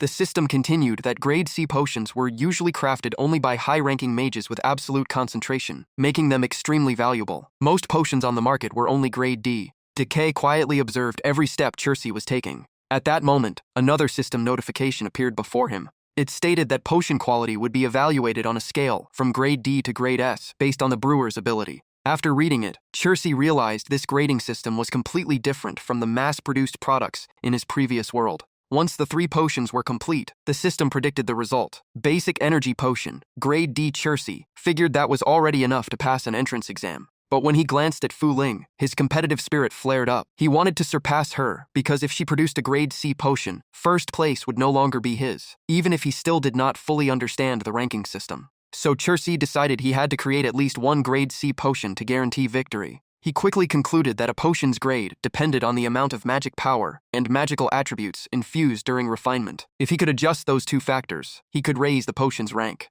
Without hesitation, Chiro began boosting his magic through his unique physique, confident he could control it at will. He closed his eyes, raised his staff once more, and the system displayed his current magic capacity as 150. On the platform, the president and vice president grew anxious when Chiro still had not finished. They assumed he was hesitating while maintaining his magic, a mistake that often led to failure, because confidence was critical during refinement. Elpic even joked that there could not be that many geniuses, and Chiro had probably exhausted himself during the ingredient stage. Fu Ling also watched him in confusion. Refinement should have been enough to solidify the potion, so she could not understand why he was still hesitating. The nearby mages also began urging Chiro, asking why he still had not completed the refinement. One of them even reached out, warning that if he kept delaying, his magic power would soon run dry. At that moment, Fu Ling stepped forward, knocked the man's hand away, and firmly warned him not to disturb Chiro. She said interrupting him would only break his concentration, and showed that the man did not even understand the most basic principles of being a mage.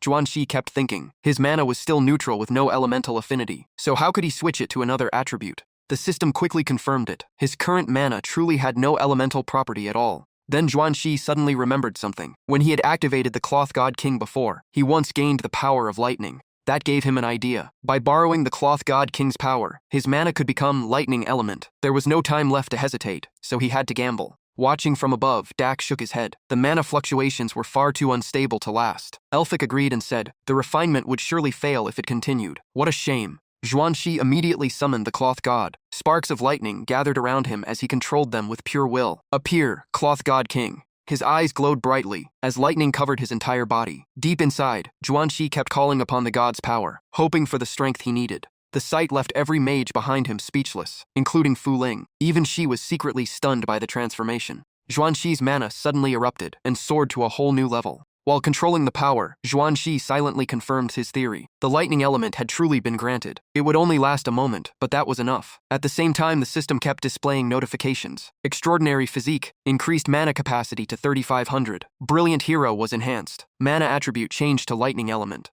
Xuanxi raised his staff, fused his mana with the lightning, and loudly cast his spell. Final crystal refinement. After finishing the final step, Xuanxi gasped for breath with sweat covering his body. Then he smiled and announced that the basic energy potion was complete. Wiping the sweat from his forehead, he sighed. Switching attributes while controlling mana had drained him completely. Now he could only hope the final product was enough to beat his opponent. Seeing that he had finished, Elsketh spoke. Despite his unstable mana, Xuanxi had completed both the refinement and condensation, forcing everyone to acknowledge his skill. Dak was still full of doubts. Besides Xuanxi's original mana, he had sensed another elemental fluctuation. It was truly strange. He could not help wondering what Xuanxi had actually done. The entire audience burst into discussion. Having just finished the test, Xuanxi had no idea what was happening and simply looked around in confusion. Before long, the exam officially ended. An announcement ordered everyone to stop immediately, and anyone who continued would be disqualified. Dak declared that he and Vice President B would personally evaluate every potion. The Vice President then began inspecting them one by one. Opening the first red potion, Dak took a sniff and commented. The scent was too weak, faded quickly, and the structure was far too simple. It only earned rank O. Hearing the result, the mage happily bowed in gratitude. He felt honored to pass the round and thanked the president. On the other side, the vice president stopped before an entry where all 3 potion bottles were releasing black smoke. He frowned and declared that the potions had been over-refined. They were cloudy, burnt, and a complete failure. Hearing the verdict, the mage looked up at the sky in despair and screamed. The vice president bluntly added that anyone who drank those potions might even suffer reduced stats. The judging continued. Some celebrated their success while others fell into despair after failing. Every emotion filled the hall. Soon, the vice president arrived at Fu Ling's station and called her name. It was finally her turn. Fu Ling calmly folded her hands behind her back and replied that thanks to her master's guidance, she was very confident in her result. Hearing that, Iaskak smiled with satisfaction. He opened Fu Ling's potion. A rich fragrance instantly spread through the hall, making him nod in approval at once. This looked very promising. Even after receiving praise right away, Fu Ling only bowed modestly, though she could not hide the smile on her face. After examining it more carefully, Ioskak continued. The fragrance was rich and long-lasting, and the purity was extremely high. This was a basic energy potion ranked at grade C. Hearing the result, Fu Ling was overjoyed. She had not embarrassed her master, and had exceeded every expectation. The mages behind them immediately started talking. A grade C potion matched the level of the genius Kevin. She truly deserved her reputation as his disciple. Everyone believed Fu Ling would take first place. Hearing all the praise, she became even more confident, thinking that her master's brutal training had pushed her refining speed and skill far beyond everyone else. Xuanxi glanced at Fu Ling's finished potion and stroked his chin. A crank potion was already impressive and worthy of praise. Just then, De walked over and announced it was time to inspect Xuanxi's exam results. Standing before him, Di asked how he felt about his potion. Xuanxi just scratched his head with a smile and said he had given it everything. Vice President Bai chimed in and asked if he lacked confidence. In his eyes, a crank potion was already outstanding.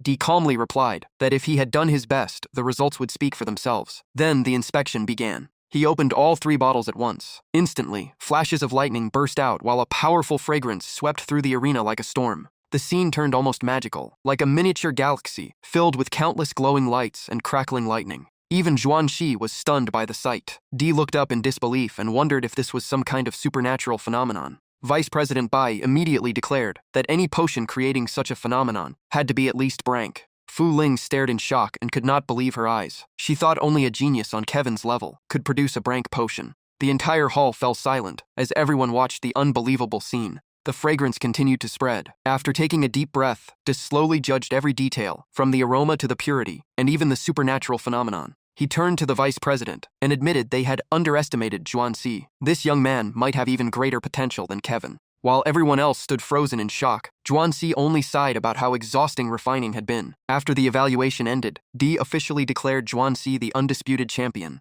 The scene shifted outside the Mage Association, where Sakura was still waiting anxiously. She kept pacing back and forth, constantly worrying about her master, until even the nearby beast folk noticed her restless behavior. Right then, Xuanxi appeared with a bright smile, waving as he called Sakura's name. Sakura rushed over at once. She immediately asked if everything was all right, because she had been worried the whole time. Xuanxi apologized for making her wait and said the exam was finally over. Sakura quickly asked what the final result was. Xuanxi happily announced that he had won first place and came to pick her up. Sakura cheered with excitement and kept congratulating him, while the beast folk behind them looked increasingly bitter. De also arrived, carrying the unrefined Kajoi's stone. He was surprised that someone as talented as Xuanxi only wanted the stone purified. The system explained that Kajois was an extremely rare item dropped by the shadow insect. Once refined, it could open a private dark realm, where experience gain was nearly 10 times higher than normal areas, making it a prized treasure among adventurers. When Di asked why he wanted it, Xuanxi answered honestly that he needed Kajois to level up. Di simply nodded and agreed to fulfill the champion's request. Vice President B seized the chance to ask who had taught Xuanxi potion crafting, because he refused to believe someone could reach this level without a master. Xuanxi confidently brushed back his hair and replied that he had learned everything by himself. The answer shocked both D and Vice President B. After confirming it once more, they admitted his talent far surpassed their expectations. De then led Xuanxi and Sakura away, saying that once Kajoi's was refined, he would also give Xuanxi the white mage robe. Fu Ling could only stand there watching the three leave, as her body trembled with mixed emotions. She quietly apologized to Master Kevin, admitting she had ultimately lost to the person she once considered weak. The moment Kevin's name was mentioned, Sakura's eyes instantly turned cold as she looked back. Countless thoughts raced through Sakura's mind, and her eyes filled with hatred. She finally realized that Kyusei was Kevin's disciple. Seeing Sakura still standing behind, Kyusei turned around and called out to her. "Sakura, what's wrong?" Hearing her name, she quickly hid her emotions and forced a smile. "Nothing. I just got distracted for a moment." Kyusei smiled gently and said, "Let's go. After the purification ritual, we still have other things to do." "Yes." After answering, Sakura quietly followed the others out of the room, leaving only Wu Lin standing still with both hands gripping the edge of the tablecloth in silence. Kyusei and Sakura followed the president and vice president into the ritual chamber. At the center of the room lay a massive magic circle carved into the floor, surrounded by herbs and monster remains prepared for the ritual. The president raised his staff and began the spell. "Mother of Earth, Father of Fire, Spirit of Water, and Breath of Wind, Guardians of the Four Elements, answer my call. In the name of a mage, purify this item." As the chant echoed through the chamber, the vice president explained that the core contained dark power and required a special purification ritual. He also reassured Kyusei that they were fortunate the president was performing it himself. Watching the ritual, Kyusei could not hide his amazement. This was true mage magic. The president continued chanting while Sakura explained that the higher the spell, the longer the incantation, and this purification ritual was a unique form of magic. Suddenly, the president struck the floor with his staff. Golden light spread across the magic circle as he continued chanting, calling upon earth, fire, water, and wind to cleanse the soul, banish darkness, and summon the light. He then raised his staff high, and a glowing cross appeared within the circle. As energy flowed into Kyusei's core, he finished the final verse and completed the purification ritual. Once the core was filled with its new power, the president handed it to Kyusei and told him to infuse it with his own mana since only its owner could use it. Kyusei accepted it with both hands and sincerely thanked him. After the ritual, the president explained that magic cores were divided into low, mid, and high grades. Even a low-grade core had claimed countless adventurers lives in the Dark Zone, while Kyusis was a mid-grade core. Hearing that, Kyusei smiled at the core in his hand and said that meant even more experience. The president nodded and reminded him that greater rewards always came with greater danger, and the Dark Zone was nothing like a beginner's training ground. Stroking his beard, he advised Kyusei to form a party with at least one elite fighter, 2 warriors, 2 attack mages, and 1 alchemist before asking if his team was ready. Kyusei smiled awkwardly, pointed at himself, and admitted he was going alone. Sakura immediately added that she would not join because she did not want to split the experience points. Hearing their firm answers, both the president and vice president were left speechless. They never expected Kyusei to enter the Dark Zone alone. After opening the gate to the Dark Zone, Rong-an explained that Kyusei could reset the area twice after entering, with each reset spawning a new dark enemy. In other words, he had 3 total battle attempts before being forced out, and the core turned to ash. The president reminded him that once inside, he could only leave after defeating every monster or running out of time. The vice president added that if he died, his body would automatically be sent back outside. Kyusei could only laugh awkwardly. "You're joking, right? That's definitely not how I'm coming back." Sakura looked at the vice president with complete indifference, showing no concern at all. Just before he departed, Sakura handed Kyusei a bag. "Master, these are the potions. I collected plenty after our last hunt. You'll need them inside, so please take them with you." Holding the surprisingly heavy bag, Kyusei smiled warmly. "You're always so well prepared. Just wait for me to come back. I'm heading in now." As Kyusei was about to enter, the president stopped him. "Wait, you returned my staff, so how are you planning to use magic? I can help if you need it." Kyusei raised his hand and watched lightning dance around his fingers before shaking his head. "Thanks, but I won't need it." He then drew his sword and rested it on his shoulder with complete confidence. Because I'm a warrior. At that moment, the system updated his status. Level 6, warrior class, Fox Beastfolk armor equipped, Black Ice piercing sword equipped, Heavenly Thunder descends active, Copy glow temporarily unavailable due to unmet conditions, combat power, 8,800. The moment he stepped into the dark zone, the system displayed another message. Core uses remaining, 1 of 3. Sakura lowered her head deeply and spoke in a soft voice. Have a safe journey, master. The sight left Dark and Elfbit frozen. Elfbit blurted out, wait, has a warrior? Even Dark was stunned by Cusis' overwhelming magical talent. A warrior with magic that terrifying. It was impossible to imagine just how powerful Cusi would become in the future. Now this is exciting. After stepping through the portal, Cusi arrived in the dark forest. The system showed a 12-hour limit, and resetting the area would require another 12 hours before the entrance reopened. After reading the rules, he decided to clear every monster as fast as possible. Before long, Cusi spotted a pack of wolves tearing apart their prey deep in the forest. He immediately activated Divine Eye. The system identified them as level 10 dark wolves. They evolved from ordinary forest wolves, were weak to fire, relied on incredible speed and razor-sharp claws, and hunted in deadly packs. Hidden behind a tree, QC quietly watched their movements. If they surrounded him, things would get messy, so he decided to wipe them out before they could coordinate. Without giving them a chance to react, QC dropped from above. He moved so fast that the wolves barely looked up before he was already on top of them. Only one thought filled his mind: push his body to the limit. The super body system activated instantly. Every ounce of strength flowed into his arms. His muscles swelled, veins bulged, and his aura exploded. Stop feasting already. As soon as he spoke, QC combined lightning with Heavenly Thunder descends. A violent explosion erupted, dropping every dark wolf to about on a third of its health. The moment he landed, he rushed forward and cut them down one after another, earning a huge amount of experience. Seeing each wolf reward 500 experience points, QZ grinned. That's worth as much as a mini-boss, back in my old world. What a jackpot. The system immediately updated his total experience. His smile grew even wider. The experience gains here far exceeded anything outside, making him fight even harder. At this rate, clearing all 3 runs might earn him several levels.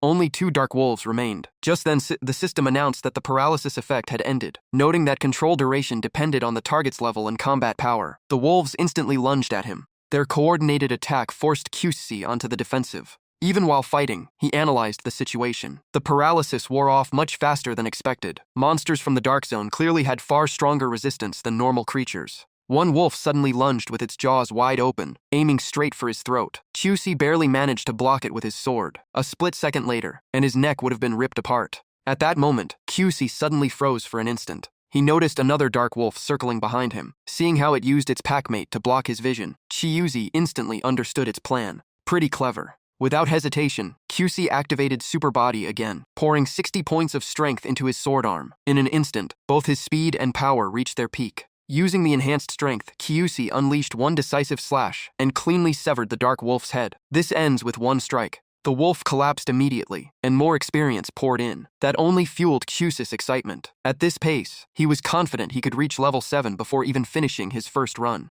The system updated his total experience, 7,115,000. Outside, Sakura quietly waited by the gate, her worry written all over her face. Seeing this, the president walked over and asked if she was anxious. Looking toward the portal, he admitted that he had never heard of anyone entering the Dark Zone alone, unless they possessed strength far beyond ordinary adventurers. Sakura clenched her teeth and replied with unwavering confidence, "I trust my master." The vice president let out a sigh. He said he had met many geniuses, but countless of them had died because of overconfidence. Challenging the Dark Zone alone was unheard of, so all he could do was hope Chusi returned safely. Hearing the vice president speak that way about Chiusi, Sakura's expression immediately turned cold with displeasure. Meanwhile, deep inside the Dark Zone, Kyusi finally collapsed from exhaustion. Sweat soaked his body as he gasped for breath, muttering that he had been fighting non-stop ever since entering. Struggling back to his feet among piles of dark wolf corpses, Kyusi felt his entire body trembling with fatigue. The system also warned that both his vitality and willpower had dropped to 50. He knew it was the price of overusing Super Body. Remembering the medicine bag Sakura had prepared, Kyusi silently thanked his luck and pulled out 2 bottles to recover his strength.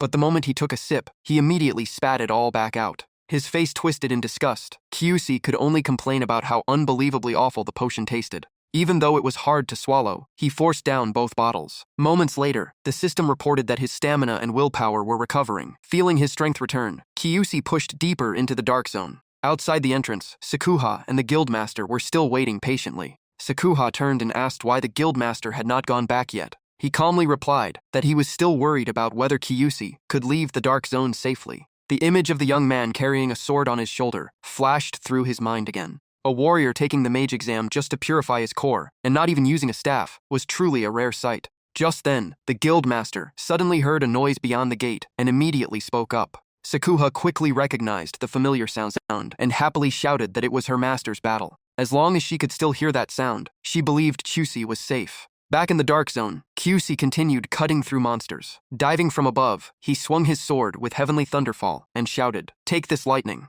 With a single strike, the entire pack was wiped out, and the system instantly displayed a new notification. Total experience increased to 12,415,000. Looking at the mountain of monster corpses beneath his feet, Kyusi smiled. Only the final boss remained. Even covered in dust and wiping his face clean, he could not hide his excitement. Just one boss left, and this time he would most likely reach level 7. Standing before a massive cave with a gate carved with a blue eye and a red eye, Kyusi observed it for a moment, before deciding to rest before facing the boss. The system displayed Kyusi's status again. Level 6, Warrior Class, Fox Beast Armor, Black Ice Piercing Sword, Heavenly Thunderfall, Copy Glow still unavailable, Combat Power 8800, and Experience 12,400,150. Kyusi sat on the ground, placed his sword beside him, and drank another potion. After finishing it, he let out a long breath and looked at the empty bottles scattered around him. He told himself that once he got used to the taste, it would be fine. The potions from his old world tasted better, but the ones here were far more effective. Once his body had almost fully recovered, Kyusi immediately jumped to his feet.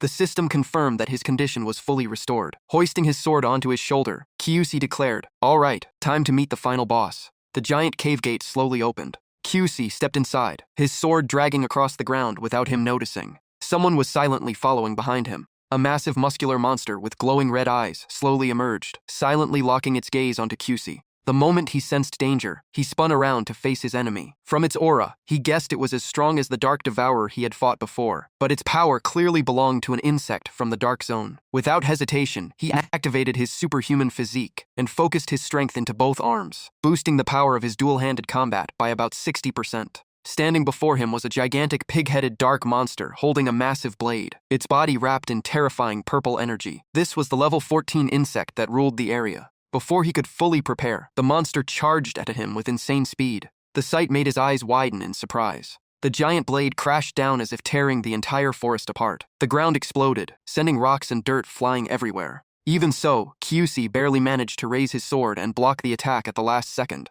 Both of his arms tensed until the veins bulged across his forehead. Only one thought filled his mind. Its speed was unbelievable, and its strength was far beyond his expectations. The monster suddenly let out a deafening roar, releasing wave after wave of purple shockwaves. Kyusi immediately cast an ice spell to defend himself, but it barely helped. His body kept trembling, making him suspect it was some kind of fear skill. The system quickly explained that shock was an advanced ability possessed by powerful beings. It could throw targets into panic and slow all of their movements, making it extremely difficult to escape. Kyusi's body was almost completely frozen in place as the monster swung its blade again. Gritting his teeth, he poured every ounce of willpower into regaining control of his body. He kept screaming inside his head, "Move, move already, stop standing still." At that critical moment, the system ring suddenly burst with brilliant golden light. Almost at the same instant, the monster's slash triggered a violent explosion. The attack was stopped by Kyusi's sword, and the system immediately announced that the slowing effect had been removed. Lightning flashed across his eyes as he stared at his opponent and declared that he would not be defeated so easily. Even though his body was exhausted, Kyusi could still feel pure energy continuously flowing from the infinite ring. He wondered whether that power had really removed the abnormal status, or if it was only his imagination. Seeing its prey break free from the control skill, the monster's face twisted with frustration. A surge of power rushed through Kyusi once again. He smirked and declared that he would not die so easily at the hands of that pig. The monster finally pulled its blade free and stepped back a few paces. It admitted that Kyusi was incredibly strong and possessed an overwhelming aura. Escaping the restraint had truly surprised it. Kyusi was just as shocked to discover that the monster could speak, so he immediately asked if it could actually communicate. Until now, he had believed the Dark Ones were mindless monsters that could not speak. The monster calmly replied that the Dark Race stood above every other form of life. Those words left Kyusi speechless. As he carefully observed his opponent, countless thoughts raced through his mind. It looked like the monster was preparing to use that skill again. He quietly regretted leaving behind his dark armor from his original world. If he had it now, he could have struck its weak point with his roaring tentacles. the system displayed his status again. Level 6, Warrior Class, Fox Beast Armor equipped, Black Ice Sword equipped, Heavenly Thunderfall available, Copy Glow still locked due to unmet conditions, 12,400 out of 15,000 experience, and 8,800 combat power. Without giving him time to think, the monster unleashed another attack. A massive red explosive slash charged straight toward Chusi, crushing the ground along its path. He immediately raised his sword to block, pouring every bit of strength into holding the attack back. At the same time, he realized both the weapon and its owner were extremely dangerous. The system added that all equipment had durability. Once it dropped, the item's performance weakened, and it had to be repaired by a blacksmith. Dust from the explosion completely blocked his vision. Chusi instantly realized the attack also served to blind its target. At that very moment, another slash barely grazed his hair. Chusi gritted his teeth as the monster's speed surpassed his ability to defend. The monster wasted no time and launched a relentless chain of sword attacks. This time, the blade sliced across Chusi's neck, sending fresh blood spraying into the air. Even while injured, Chusi struggled to fight back with everything he had. He pushed every remaining ounce of muscle strength and speed to keep fighting. One hand pressed against the wound on his neck as he watched his health bar slowly drain away. Chusi gave a helpless smile. The wound had split wide open, and the bleeding would not stop. Without medicine to stop the bleeding, death was only a matter of time. The system immediately explained the bleeding status. It continuously drained blood until death unless the wound was treated. Only healing skills or healing magic could remove it. Chusi quickly reached a conclusion. If he could not stop the bleeding, then there was only one option left. He had to kill the monster before his life ran out. He stared at the giant monster ahead and briefly considered giving up his last 2 attempts to escape the dark zone and recover. But he knew that the longer the fight continued, the more blood he would lose. With no other choice, Chusi tightened his grip on his sword and charged straight ahead. Pouring all his strength into one slash, his eyes glowed crimson as he shouted, "I'll kill you first." The sudden counterattack caught the monster off guard for a brief moment. Seizing the rare opening, Chusi rushed in and shouted, "Face the power of Heavenly Thunder." The instant his sword swung, brilliant blue energy exploded violently. After releasing the attack, he quickly retreated, wondering why the monster had not even tried to dodge. At the center of the explosion, the monster still stood motionless. Its sword never moved, and its body had not suffered a single scratch. The system immediately explained the reason. The explosion had only hit the ground and dealt no damage to the target. The monster looked at Chusi and burst into mocking laughter. Seeing his ultimate skill fail completely, Chusi felt a chill run down his spine. Even Heavenly Thunder was useless. This battle had become truly desperate. The monster roared in fury and declared that it would kill him. It no longer needed any sacrifice. Those words left Chusi completely confused. What exactly did it mean by sacrifice? The monster suddenly leaped high into the air and brought its massive sword down on Chusi. The ground exploded once again as it coldly mocked him, saying that at his current level, he had no chance of winning.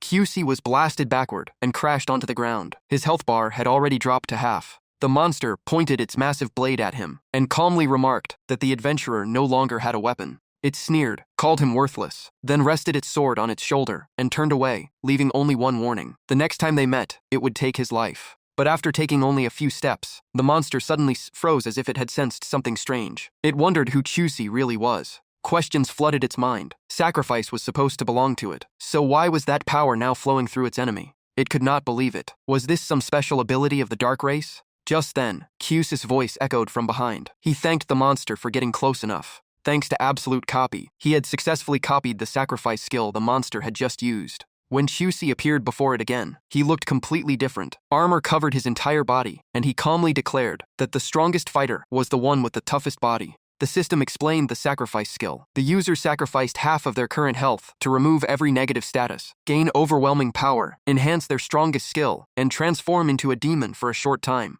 Chusi looked straight at the monster and coldly declared that he would crush it into pieces without even using a weapon. Notifications rapidly appeared. His superhuman physique was enhanced. Sacrifice infused him with dark energy. All of his physical power tripled, but the strain on his body became enormous. Chusi's status was immediately updated. Level 6, Warrior Class, Fox Beast Armor equipped, Weapon destroyed, Heavenly Thunderfall and Sacrifice copy available, 12,400 out of 15,000 experience, and 8,800 combat power. The space around them slowly turned crimson. Standing before the monster, Chusi opened his glowing red eyes as his entire body entered the sacrifice state. The system continued sending notifications. His superhuman physique was further enhanced. Sacrifice's dark energy would last for 60 seconds. His power was tripled, and his body would endure tremendous pressure. His attributes and skills were updated accordingly. The monster stood frozen in shock. It could not understand how a human could use a skill that belonged to the dark race. QC calmly replied that it was nothing difficult for him. At that moment, another system notification appeared.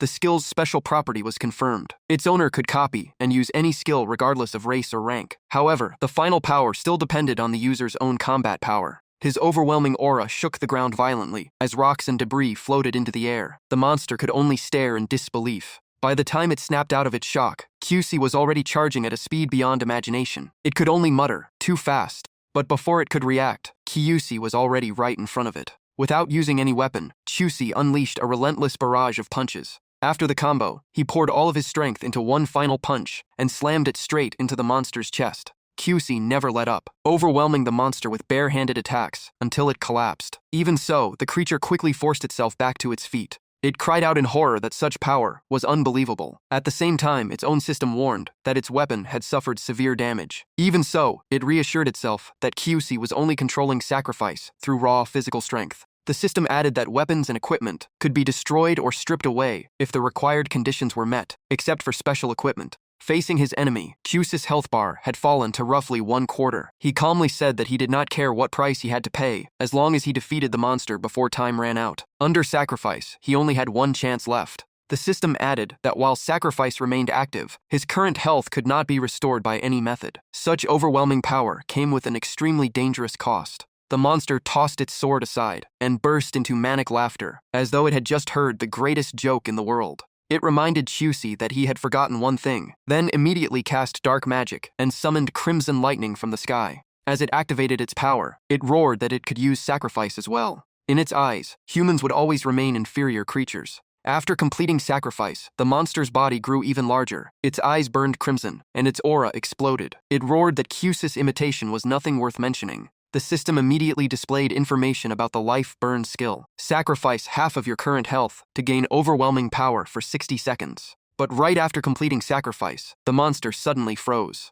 Across from it, QC raised one arm high, gathering the power of lightning, before calmly saying that he had never forgotten. He added that he also had not forgotten how the monster had used its own weapon to make his previous attack completely useless. Only then did the monster realize the entire plan. It looked at the sword it had thrown away and finally understood everything had been part of Chirce's strategy. His goal was never a direct attack. Chirce raised his hand covered in razor-sharp spikes, his crimson eyes locked onto the enemy. He calmly revealed that his real goal had been forcing the monster to sacrifice half of its own blood. The monster was completely shaken. It could not understand how a human who merely copied the power of darkness could become this strong. In the blink of an eye, Chirce rushed forward and declared that his enemy no longer had a weapon to defend itself. Moving at incredible speed, Chirce drove his arm straight through the monster and said that once it had lost half its blood, his transcendent body had become the ultimate weapon. The fatal strike instantly emptied the monster's health bar. Before collapsing, it could only stammer that it could not understand how a human had achieved this.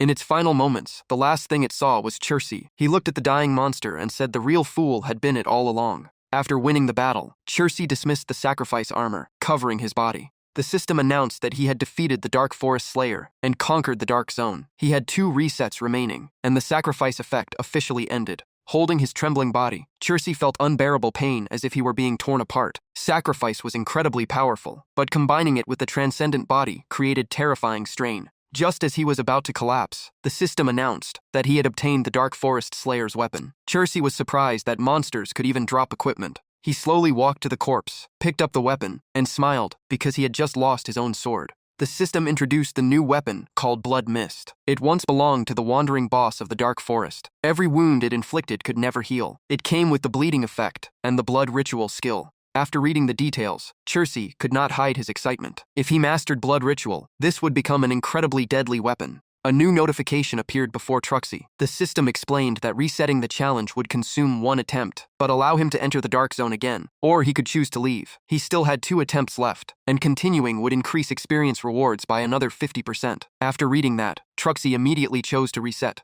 At the same time, the system confirmed that Truxie had leveled up. He had reached level 7 as a warrior. His current gear was the Fox Orc set. His weapon had been destroyed. He possessed Thunder Descent and Copy Sacrifice. His combat power reached 90,000, and his total experience was 3,415,000. After a quick glance at his status window, he looked at his hands and cursed. Sacrifice demanded far too much. The self-inflicted wounds had not disappeared as he expected. Even after leveling up, the pain had only lessened, while the damage to his transcendent body remained. Darkness's exclusive skill truly demanded a terrible price. Truxie began wondering if he should leave and recover first. Another run would almost certainly require sacrifice against the boss. In his current condition, he was not sure his body could survive. Besides, Sakura had already warned him that entering another round without restocking supplies was extremely dangerous. The thought of retreat briefly crossed his mind, but Truxie remembered his goal of gaining 6 levels in 1 week and reaching level 12 to safely return to his old world. He refused to let this massive amount of experience slip away. Truxie laughed at himself. Becoming stronger always came with a price. If he hesitated now, he would never make it any farther.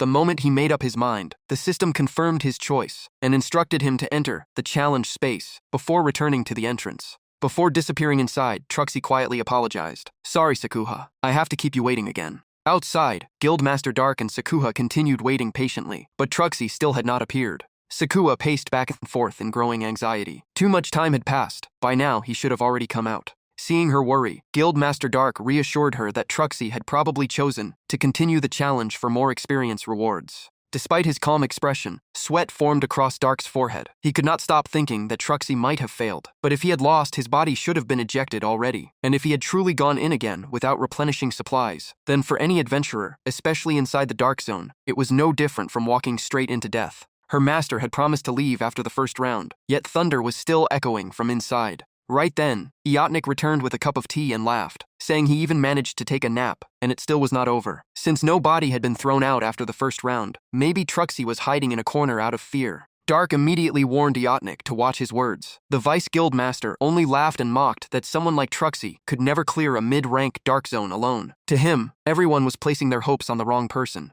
Iotnik insisted Truxie had been lying from the start. He had met plenty of young people like him. If Truxie had really won, he would have come out already. If he cleared the first round but still had not appeared, then he was obviously attempting another run. Without enough healing potions, death was almost guaranteed. Sakura turned toward Yusuke with an icy stare. She firmly declared her master would return safely and told him to stop saying such cursed words. The thunder was proof that he was still fighting. Dark quietly watched everything and could not help admiring the girl's unwavering resolve. Iotnik only laughed louder. He claimed the thunder proved nothing, and if Truxie really died, those cheering for him would be the ones responsible for feeding his blind confidence. Hearing that, Sakura glared at the old man and warned him not to repeat those words again. Both Guildmaster Dark and the Vice Guild Master were surprised by her fierce reaction and realized the same thing. Killing intent was pouring out of Sakura. Dark slammed his staff against the ground and ordered everyone to stay silent and stop causing trouble. He declared that no one would speak again until Truxie came out, then told Tip to leave the area.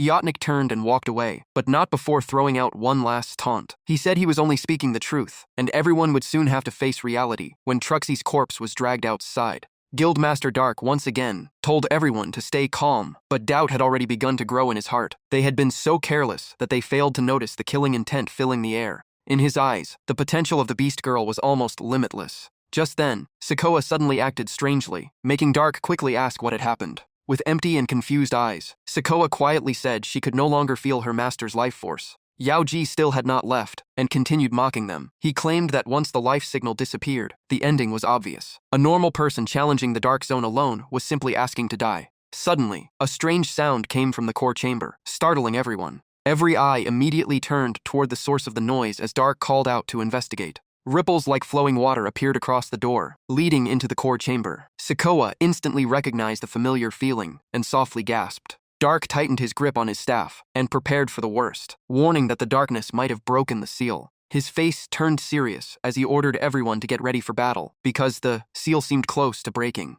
Outbit immediately threw everything aside and protested in shock. According to him, the darkness should never be able to break the barrier of the Dark Zone. While everyone remained on edge, Sakura suddenly sensed something familiar and shouted. From inside, Juicy emerged with wounds covering his body. Calling Sakura's name, he apologized for making her wait and said he had cleared all 3 rounds and gained enough experience to level up 3 times. Even though he was exhausted, he forced a smile and said he had now reached level 9. The moment Juicy collapsed, Sakura rushed forward to catch him and cried out for her master. After hearing Juicy's words, both Dark and Yao Ji were left speechless. Clearing 3 rounds alone and gaining 3 levels at once made them wonder how much power he had been hiding. Without wasting another second, Dark ordered everyone to begin treating Juicy immediately. As Ju-si lay unconscious in Sakoa's arms, the system panel began displaying his character information. Ju-si was now level 9, a warrior, wearing Fox Beast folk gear, wielding blood-soaked Frost Fury, possessing the skills Heavenly Thunder Descent and Sacrificial Copy, with a combat power of 14,500.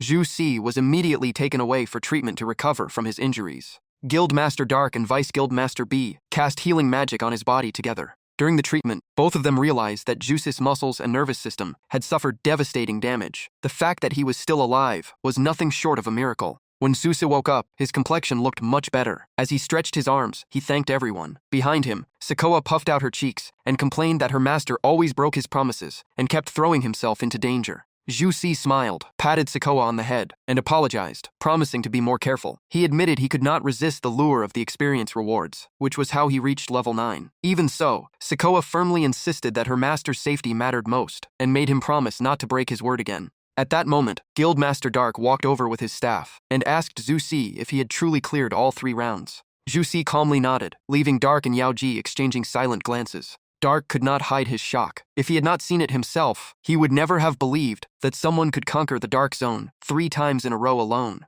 A frightening thought suddenly crossed Dark's mind. The sinister aura Ju-si released when he appeared was even stronger than the darkness itself. When the barrier shook, he had even mistaken it for the darkness breaking free. It was now clear that Ju-si's abilities were extraordinary, not only in healing, but also in combat. If Kevin was considered a genius, then Ju-si stood on an entirely different level. Yao-ji stepped forward and coughed lightly to compose himself before speaking. He sincerely apologized for his earlier remarks and admitted he had greatly underestimated the young man before him. Sakoa only looked pleased with herself. Without even glancing at Yao-ji, she muttered that he had finally understood, and now that her master had been treated, there was nothing left to worry about. Ju-si simply laughed and explained that the reflection skill he had just used was only a mid-rank healing spell. Dark added that they had healed everything they could, but the deep internal damage remained untreated, so Ju-si's condition was still extremely dangerous. At the same time, the system displayed the description for reflection. It was a mid-rank healing spell capable of restoring most physical injuries to a certain extent, and was widely used by adventurers.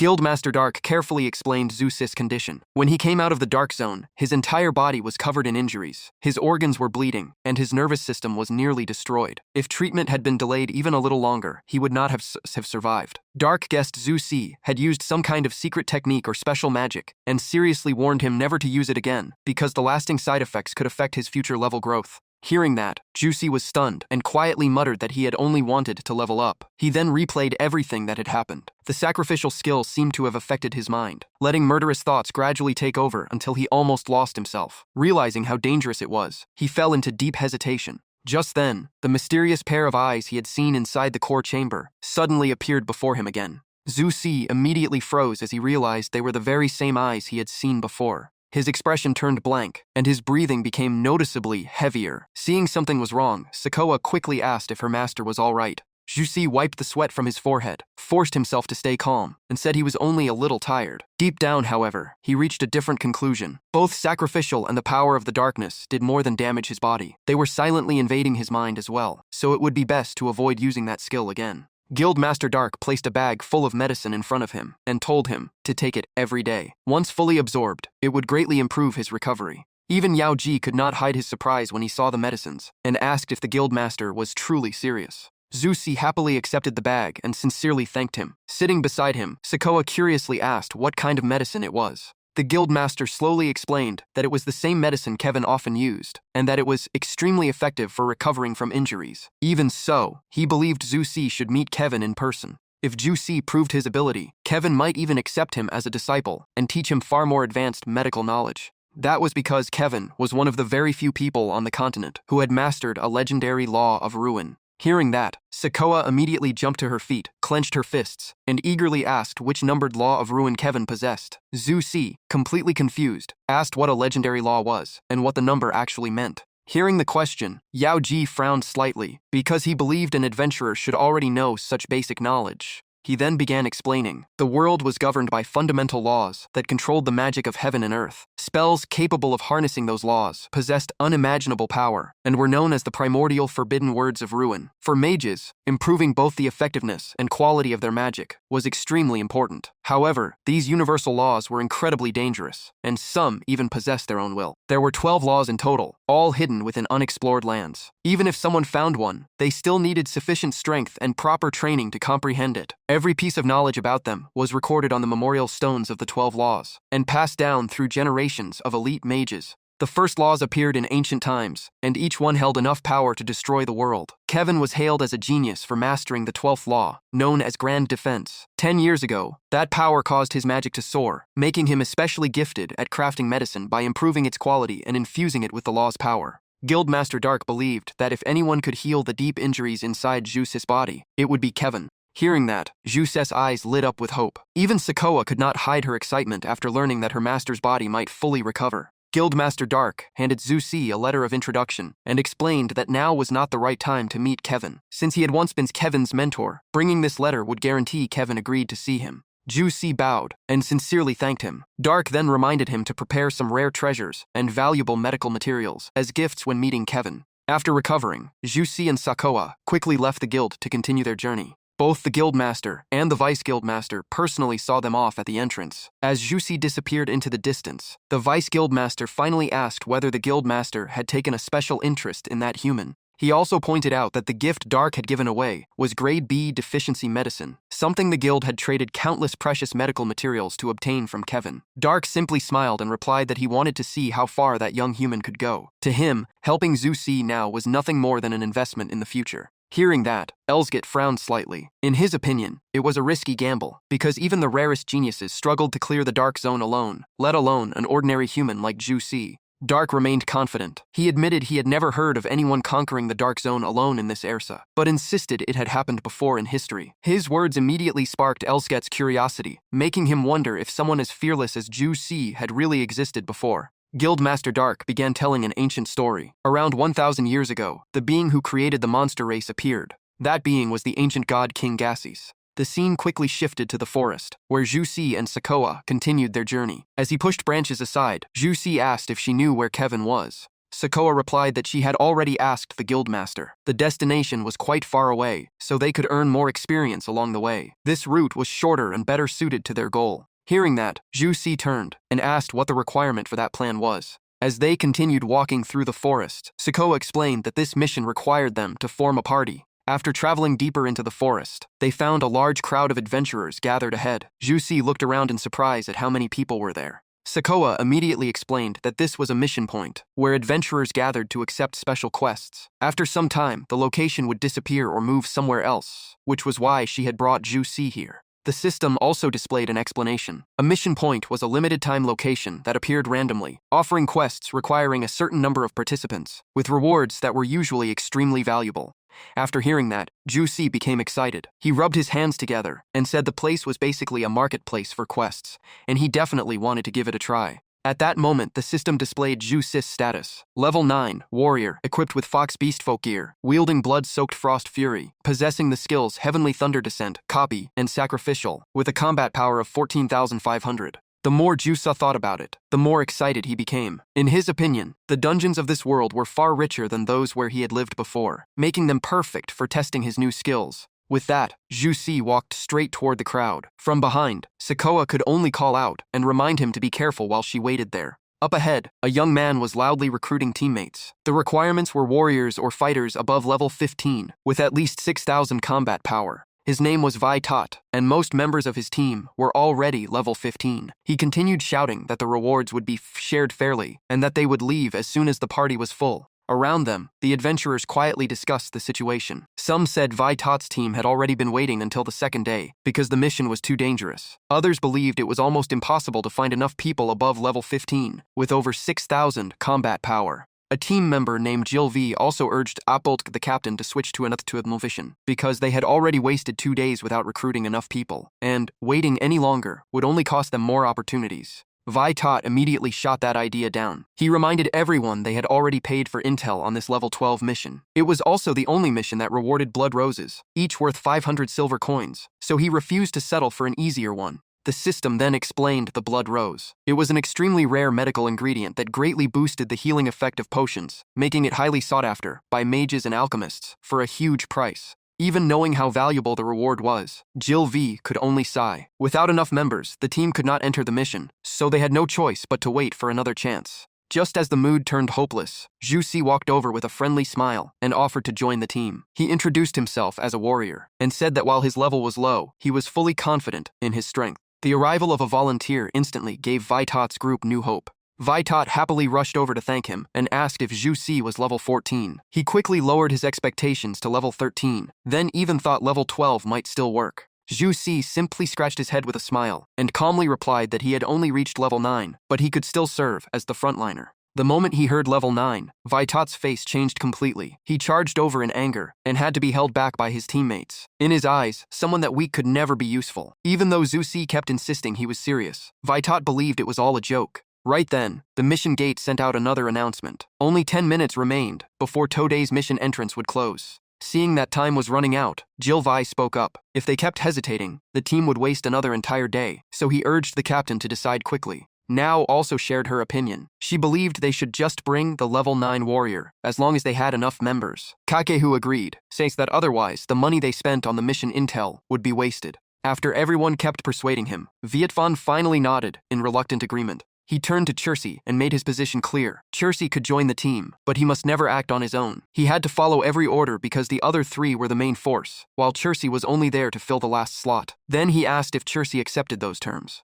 Chirsi smiled, walked over, patted Vietvan on the shoulder, and said he did not mind because this was also his first time joining a party. Hearing that, Vietvan could only force a smile and welcome him. Excited to finally have teammates, Chirsi immediately took the lead and kept urging everyone to move. The others exchanged confused looks, and Vietvan could not help asking if this really was Chirsi's first party. The four of them walked up to the gate, and the system immediately displayed a notification as they entered the mission. The level 16 mission officially began. The moment they stepped into the forest, they encountered a level 16 forest rhino with a combat power of 7,600. It had an incredibly tough body, was weak to lightning, but resisted physical attacks very well. One teammate could not hide the shock after confirming this really was a level 16 mission, just as the intel had claimed. Vietvan gritted his teeth and silently cursed the person who sold the intel for putting the team in such danger. Meanwhile, Yue looked extremely worried. If the very first monster was already this terrifying, she could not imagine what was waiting deeper inside, and she was not even sure the team would survive.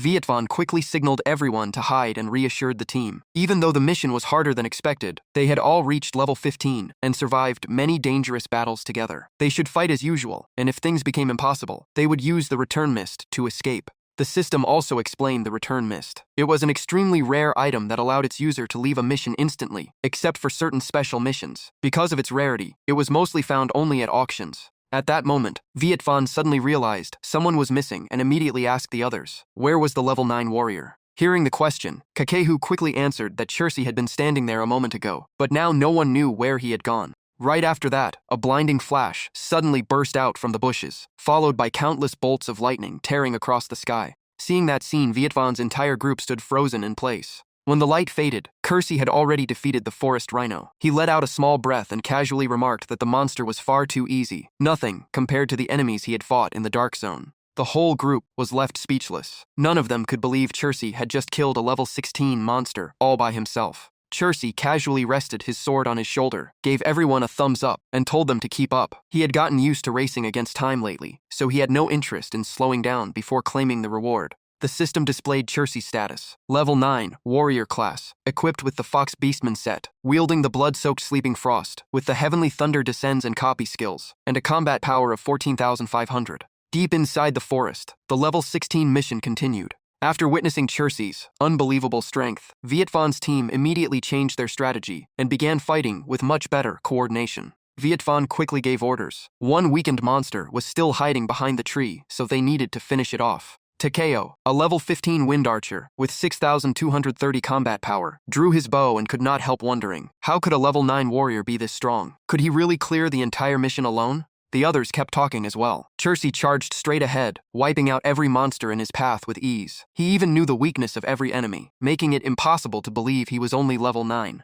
Now, a level 15 light priest with 6,120 combat power was equally amazed. What shocked her most was that Chirsi barely needed any healing while fighting non-stop, making the entire mission look effortless. Perched on a tree branch, Zilvi, a level 15 stealth rogue with 6,120 combat power, stared at Chircy in disbelief and asked the captain, "With all your connections, do you really not recognize him? Someone that strong should already be famous." Vido, a level 15 elemental mage with 6,300 combat power, shook his head. He said he knew far too many people to remember everyone. He had even met many adventurers introduced through tavern brokers. In his opinion, Chircy was probably from a major guild. His face looked familiar, but he just could not remember where they had met. While the group kept talking, Chircy continued clearing monsters without slowing down. He compared this mission to the Dark Zone and found it lacking. Although the experience gain was better than in the original world, it was nowhere near the Dark Zone. Even the level 16 monsters here were weaker than the level 11 monsters there, not even half as strong as the Dark monsters. Before long, Chircy encountered a level 16 tree demon and immediately activated Divine Eye to analyze it.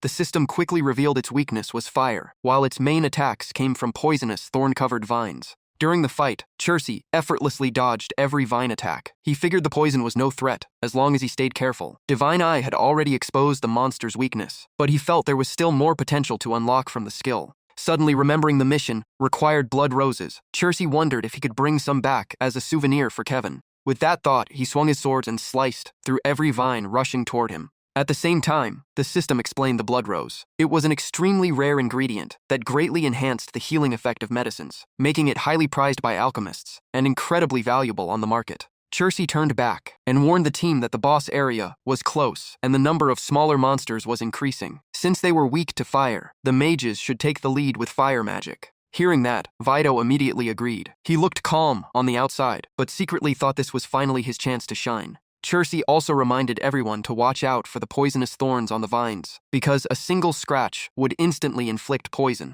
Before long, the entire team was surrounded by a swarm of tree demons. Their poison-filled vines attacked non-stop, forcing everyone to stay on high alert. The more Vido fought, the more confused he became. How could a level 9 newcomer know so much about every monster's habits and weaknesses? He became convinced Chircy was hiding his true strength. Putting those doubts aside, the group quickly reformed their formation and unleashed a sea of flames that burned every tree demon to ashes. As night fell, the team decided to make camp and lit a fire to keep the cold forest air away. Around the campfire, Zilvi, Now, and Takegu chatted together. Takegu admitted everything had gone much smoother than expected, mostly because that warrior was unbelievably strong. Zilvi laughed and teased him, asking when he had started speaking so respectfully about Chircy. Sitting by the fire with her cheeks slightly flushed, Nows quietly said that Chircy felt completely different from everyone else in this world. She believed there was nothing ordinary about his identity. Elsewhere, Vido walked over and offered Chircy a handshake to properly introduce himself. After introducing himself, Vido admitted that with Chircy's experience and strength, he was very curious about his real identity. Chircy simply scratched his head with a smile and insisted he was honestly just a rookie adventurer.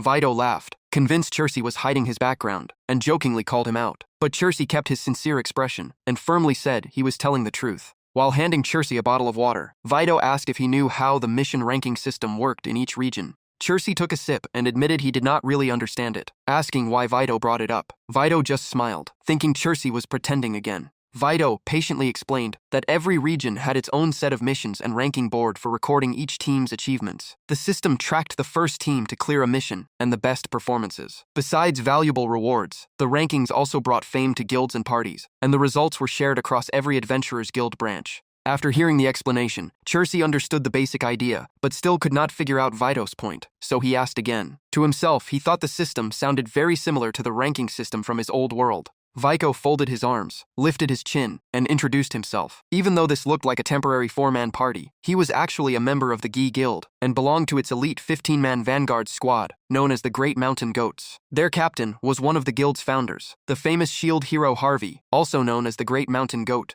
Chelsea still did not understand and looked at him in confusion. "I get it, but what exactly are you trying to say?" After clearing his throat, Vigo finally got to the point. A level 18 mission involving Dark Zone swamp monsters had recently appeared. Those creatures were extremely mysterious, and very little was known about them. Since you know so much about monsters, I think you could be the key to clearing that mission. The moment Chelsea heard about a Dark Zone mission, his eyes lit up. He clenched his fists and immediately asked, "So this is a Dark Zone monster hunt? The rewards must be huge, right?" Vigo nodded confidently. If they cleared it, both the first team to finish and the team with the best record would receive incredible rewards. That was why every party was competing so fiercely. "If you are interested, why not meet our captain?" Chelsea quietly thought it over, since he was still waiting for an item to raise his level. Joining this mission did not sound like a bad idea. Resting his hands on his hips, Chelsea asked, I am only level 9. Can I really join a level 18 mission? Vigo immediately waved his hand and explained that there was nothing to worry about. Missions had different participation limits, and this one only allowed players up to level 18, so Chelsea easily qualified. After hearing the explanation, Chelsea agreed right away. Fine, I will join, but I have 2 conditions. Vigo quickly replied, as long as they are reasonable, I will do my best to make them happen. I can even offer extra payment if needed. Go ahead. Deep down, Vigo was already calculating. It looked like Chelsea had started trusting him. As long as Chelsea joined and shared information about the Dark Zone monsters, their team would have a huge advantage in claiming first place, and Vigo's own reputation inside the guild would rise as well. Chelsea got straight to the point. First, all of the base experience from completing the mission belongs to me. Second, I get first pick of the rewards. You can split whatever is left. What do you think? The moment he heard those terms, Vigo's expression froze. He awkwardly admitted they would be difficult to accept. Even if he agreed, the captain and the other members might not, so he would have to ask them first. After saying that, Vigo returned to the others who were resting and told everyone to finish the current mission before discussing anything else. The break was over, so it was time to move. The entire team immediately pushed deeper into the forest to complete the remaining objectives. While everyone was still watching the situation, Chelsea calmly told them to finish it. From behind, Jill V admired the captain's fire magic flame vortex, calling it an incredible attack. Another teammate added that the boss' fatal weakness was fire, which made the battle much easier. Vito unleashed one fire spell after another, and the blazing flames quickly burned away every vine blocking their path. After wiping out the tree demons, Vito scratched his head awkwardly. He admitted it was all thanks to Chelsea buying him 10 full seconds to carefully target the boss weak point. Chelsea had not only revealed the boss weakness and how to defeat it, but had also protected the entire team. Without a doubt, he deserved the biggest share of the credit. Once every monster had been defeated, the rewards were distributed. Chelsea took his blood rose and said, "Mine is enough. You can divide the rest among yourselves." Vito gathered the team and declared the hunt officially complete. He said he would distribute the remaining rewards later, and the other 3 members thanked him together. After everyone else had left, Vito walked over and asked if Chelsea was free. He wanted to introduce him to Captain Harvey, both to express his thanks and to make a proper introduction. Chelsea agreed, but asked him to wait a moment so he could inform his teammates first. Chelsea returned to Sakuha. As she gently wiped his face with a towel, she smiled and praised him for being invited into a team so quickly. She admitted that she had not received an opportunity like that until she reached level 30. After washing his face, Sakuha reassured him that everything was under control. She told him to stay safe because this journey would be worth it. She would gather information in the next town and report back. Chelsea smiled with relief and said that sounded great. If they missed each other, they could meet at the local adventurers guild. Sakuha handed him a small pouch with several potions and some coins, saying it would last about 3 days. After taking the pouch, Chelsea knew he could not waste any more time and set off right away. Before disappearing from sight, he turned back and waved. "Thanks, I am heading out." Sakuha smiled and waved back. Safe travels. Once Chelsea was completely gone, the gentle smile on Sakuha's face disappeared, replaced by a calculating stare. She quickly sorted everything out in her mind. It seemed she needed to investigate the genius Kevin more carefully. If he had already mastered the fusion of wind and earth, then the plan to eliminate him would have to change. The scene shifted to a tavern where a man raised his beer and spoke. "A level 9 warrior with 2 conditions? Vito, are you serious?" The speaker was Harvey, the level 18 captain of the Great Mountain Goat Squad. He was a shield hero with a combat power of 7,600. He looked around and sneered. A level 9 rookie wanted to lead an elite team averaging level 16. What a joke. Standing in the guild hall, Vito quickly explained. "But he really is incredible. We only got the blood rose so easily because of Chelsea." Beside him, a man in red armor laughed with contempt while holding his beer. "What gives a level 9 rookie the right to stand with us?" That man was Luke, the level 17 vice captain. His class was Twin Sword Master, with a combat power of 6,930. He was famous for his sharp tongue. Luke kept mocking Vito. "Have you spent so much time with rookies that you have fallen behind the Great Mountain Goat Squad? Stop wasting our time." Even while everyone laughed at him, Vito stood his ground. "I am not lying. If you do not believe me, meet him yourself." Harvey asked one simple question. "Is he here?" Vito answered immediately. "Yes, I brought him here. He is waiting outside." Harvey folded his arms and smirked. "He has some nerve showing up here." After being mocked again and again, Vito's face turned bright red. Deep down, he swore this time everyone would change their opinion of him. Seeing Vito so determined, Harvey finally agreed. "Fine, bring him in." Vito immediately bowed in thanks. He hurried out to meet Chelsea, placed a hand on his shoulder, and led him inside. "Follow me." Chelsea entered the room and looked a little nervous after seeing more people than expected. He scratched his head and politely greeted everyone. "I am Chelsea, a level 9 warrior. It is a pleasure to meet you all." The moment he appeared, every eye in the room turned toward him. Luke looked even more annoyed. He pointed at Chelsea and burst into laughter. "Just look at how weak he is. Vito stepped over and patted Chelsea on the shoulder to reassure him. Ignore him. Harvey lifted his beer, took a sniff and asked, Vito says you were the one who helped complete the mission. If that is true, how confident are you? Chelsea answered without hesitation, 100%. But first, I have one condition. Harvey stared straight at him. That confident? Then what is your condition? Chelsea calmly pointed at himself and declared, let me be the commander of your team. The entire room fell into complete silence. Even Harvey could not hide his surprise. He widened his eyes and asked again, you want to command the entire 15-member elite squad? Luke exploded with anger, clenched his fists and shouted, are you out of your mind? This is the most famous elite squad in the region. Stop talking nonsense. Even Vito leaned close to Chelsea in shock and whispered, you really want to lead the whole team? That sounds impossible. Chelsea glanced at him and quietly replied, just treat it as part of the mission. Do not worry.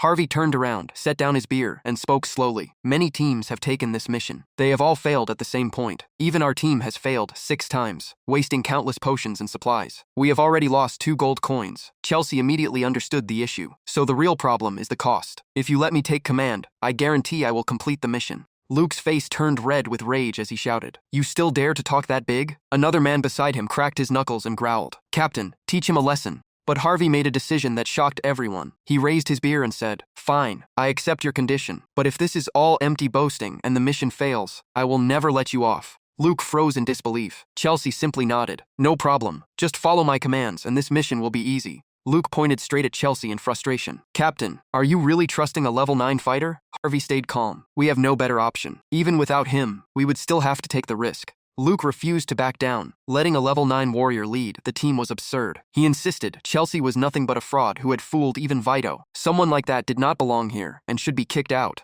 Harvey shot Luke a stern look. Do you know how the entire guild sees us now? We have achieved nothing, and every other team keeps leaving us behind. If we claim the first clear and perform well this time, our reputation will recover. Even the smallest chance is worth taking. Harvey looked at Chelsea and clenched his fist. But if you are deceiving us, I will not let you walk away. When they reached the mission staging area, every other team was already there. As soon as they saw Great Moo arrive, people started whispering, Great Moo is here again? They will probably fail like always. Wait, Harvey is not leading today. When everyone noticed Chelsea at the front, their curiosity grew. Who is that? His outfit looks unfamiliar. Albus folded his arms and mocked them. Did Great Moo replace its captain? Without strength, bankruptcy is only a matter of time. If you want to survive, make smarter choices. Hearing the taunts, Vigo stepped closer to Chelsea and whispered, that guy always treats us as rivals. It hurts to hear, but he is not completely wrong. Our losing streak has left the team with almost nothing. That is why the captain and everyone else are under tremendous pressure. The team's morale is at rock bottom. After hearing Vigo's explanation, Chelsea remained calm. I understand. Chelsea walked straight ahead and lightly bumped Albus aside. Sorry, you are blocking the way. Albus sneered at Harvey. Your new captain sure has an attitude. Right in front of everyone, he kept mocking them. We will see if he is still this confident after he comes back defeated. Chelsea glanced back with a faint smile. We will find out soon enough. At that moment, the mission gate opened. Chelsea spoke up. All right, let's move. As they approached the gate, Chelsea recalled what Vito had said. This mission was infamous because the swamp monsters were incredibly difficult to fight. But with the Divine Eye, that meant nothing. This time, I will show everyone an unbelievable clear. One by one, the team stepped through the portal. The moment they entered, the system displayed a message. Welcome to the Shadow Swamp mission. Shadow Swamp. Level 18 mission. Requires a party of 12 to 17 members, and no one may exceed level 18. The team moved deeper inside. Harvey walked behind Chelsea and asked, what is your plan? Chelsea calmly replied, I already have one. Opening the system interface, Chelsea turned to Harvey. As agreed, all the experience points from this mission belong to me, right? Harvey nodded without hesitation. That's right. We only care about our reputation and getting the first clear. The experience does not matter. But you have seen our situation. Giving you command is my responsibility. If you fail, be ready to face the consequences. After checking the system interface one more time, Chelsea nodded. Understood. Harvey turned to the team. From now on, everyone follows Chelsea's orders. Chelsea simply replied, let's begin. Luke was still full of resentment. I cannot believe we are letting him take all the experience. Just wait and see. Meanwhile, Chelsea focused on the system interface. Remembering what Vigo had mentioned, Chelsea made a decision. In that case, I will pick hard mode. The system displayed an explanation. Every mission offers normal mode and hard mode. Choosing hard mode triples every reward, including experience points. Seeing the triple reward, Chelsea smiled. If all the experience is tripled, I could gain 1 or even 2 levels after this mission. A system notification appeared. Chelsea has activated hard mode for the entire team. Everyone was stunned. No one expected such a bold decision. Harvey immediately looked at Chelsea with concern. Did you really choose hard mode? The entire team erupted in confusion. Everyone kept questioning why Chelsea would make such a reckless choice. Many believed it had to be a mistake. Everyone knew hard mode was practically a death sentence. One teammate nervously approached Truxie. "Are you leading us into a trap? I told you hard mode should only be chosen when you fully understand the mission. This has to be a mistake, right?" Seeing the chaos, Luke seized the chance to attack. "Idiot. No one has even cleared normal mode, and you picked hard mode? Are you trying to get everyone killed? We were fooled. This run is ruined, and the whole guild will laugh at us." After saying that, Luke turned to leave with a smug grin. He had finally found the perfect chance to get rid of Chelsea, and Chelsea had dug his own grave by choosing hard mode. Luke kept mocking him. "You are beyond saving. Good thing I still have my last badge. Stop wasting valuable items. Let's get out of here. He tricked us." Facing the backlash, Chelsea stepped forward with unwavering confidence. "If I brought everyone in, I will also bring everyone out safely." Deep down, he remained calm. Hard mode was no threat. With the Divine Eye and their current strength, the entire team could clear it without losing anyone. Chelsea's confidence only made Luke even angrier. "You think you can beat hard mode when normal mode still defeats everyone? Stop lying to people. These are real lives, not a game. If you want to die, go alone." After activating the Divine Eye, Chelsea quickly finished running through every possibility, just as I expected. He realized the battlefield was a swamp filled with moisture, and the monsters here were extremely vulnerable to lightning. The moment the Divine Eye activated, all of their information appeared.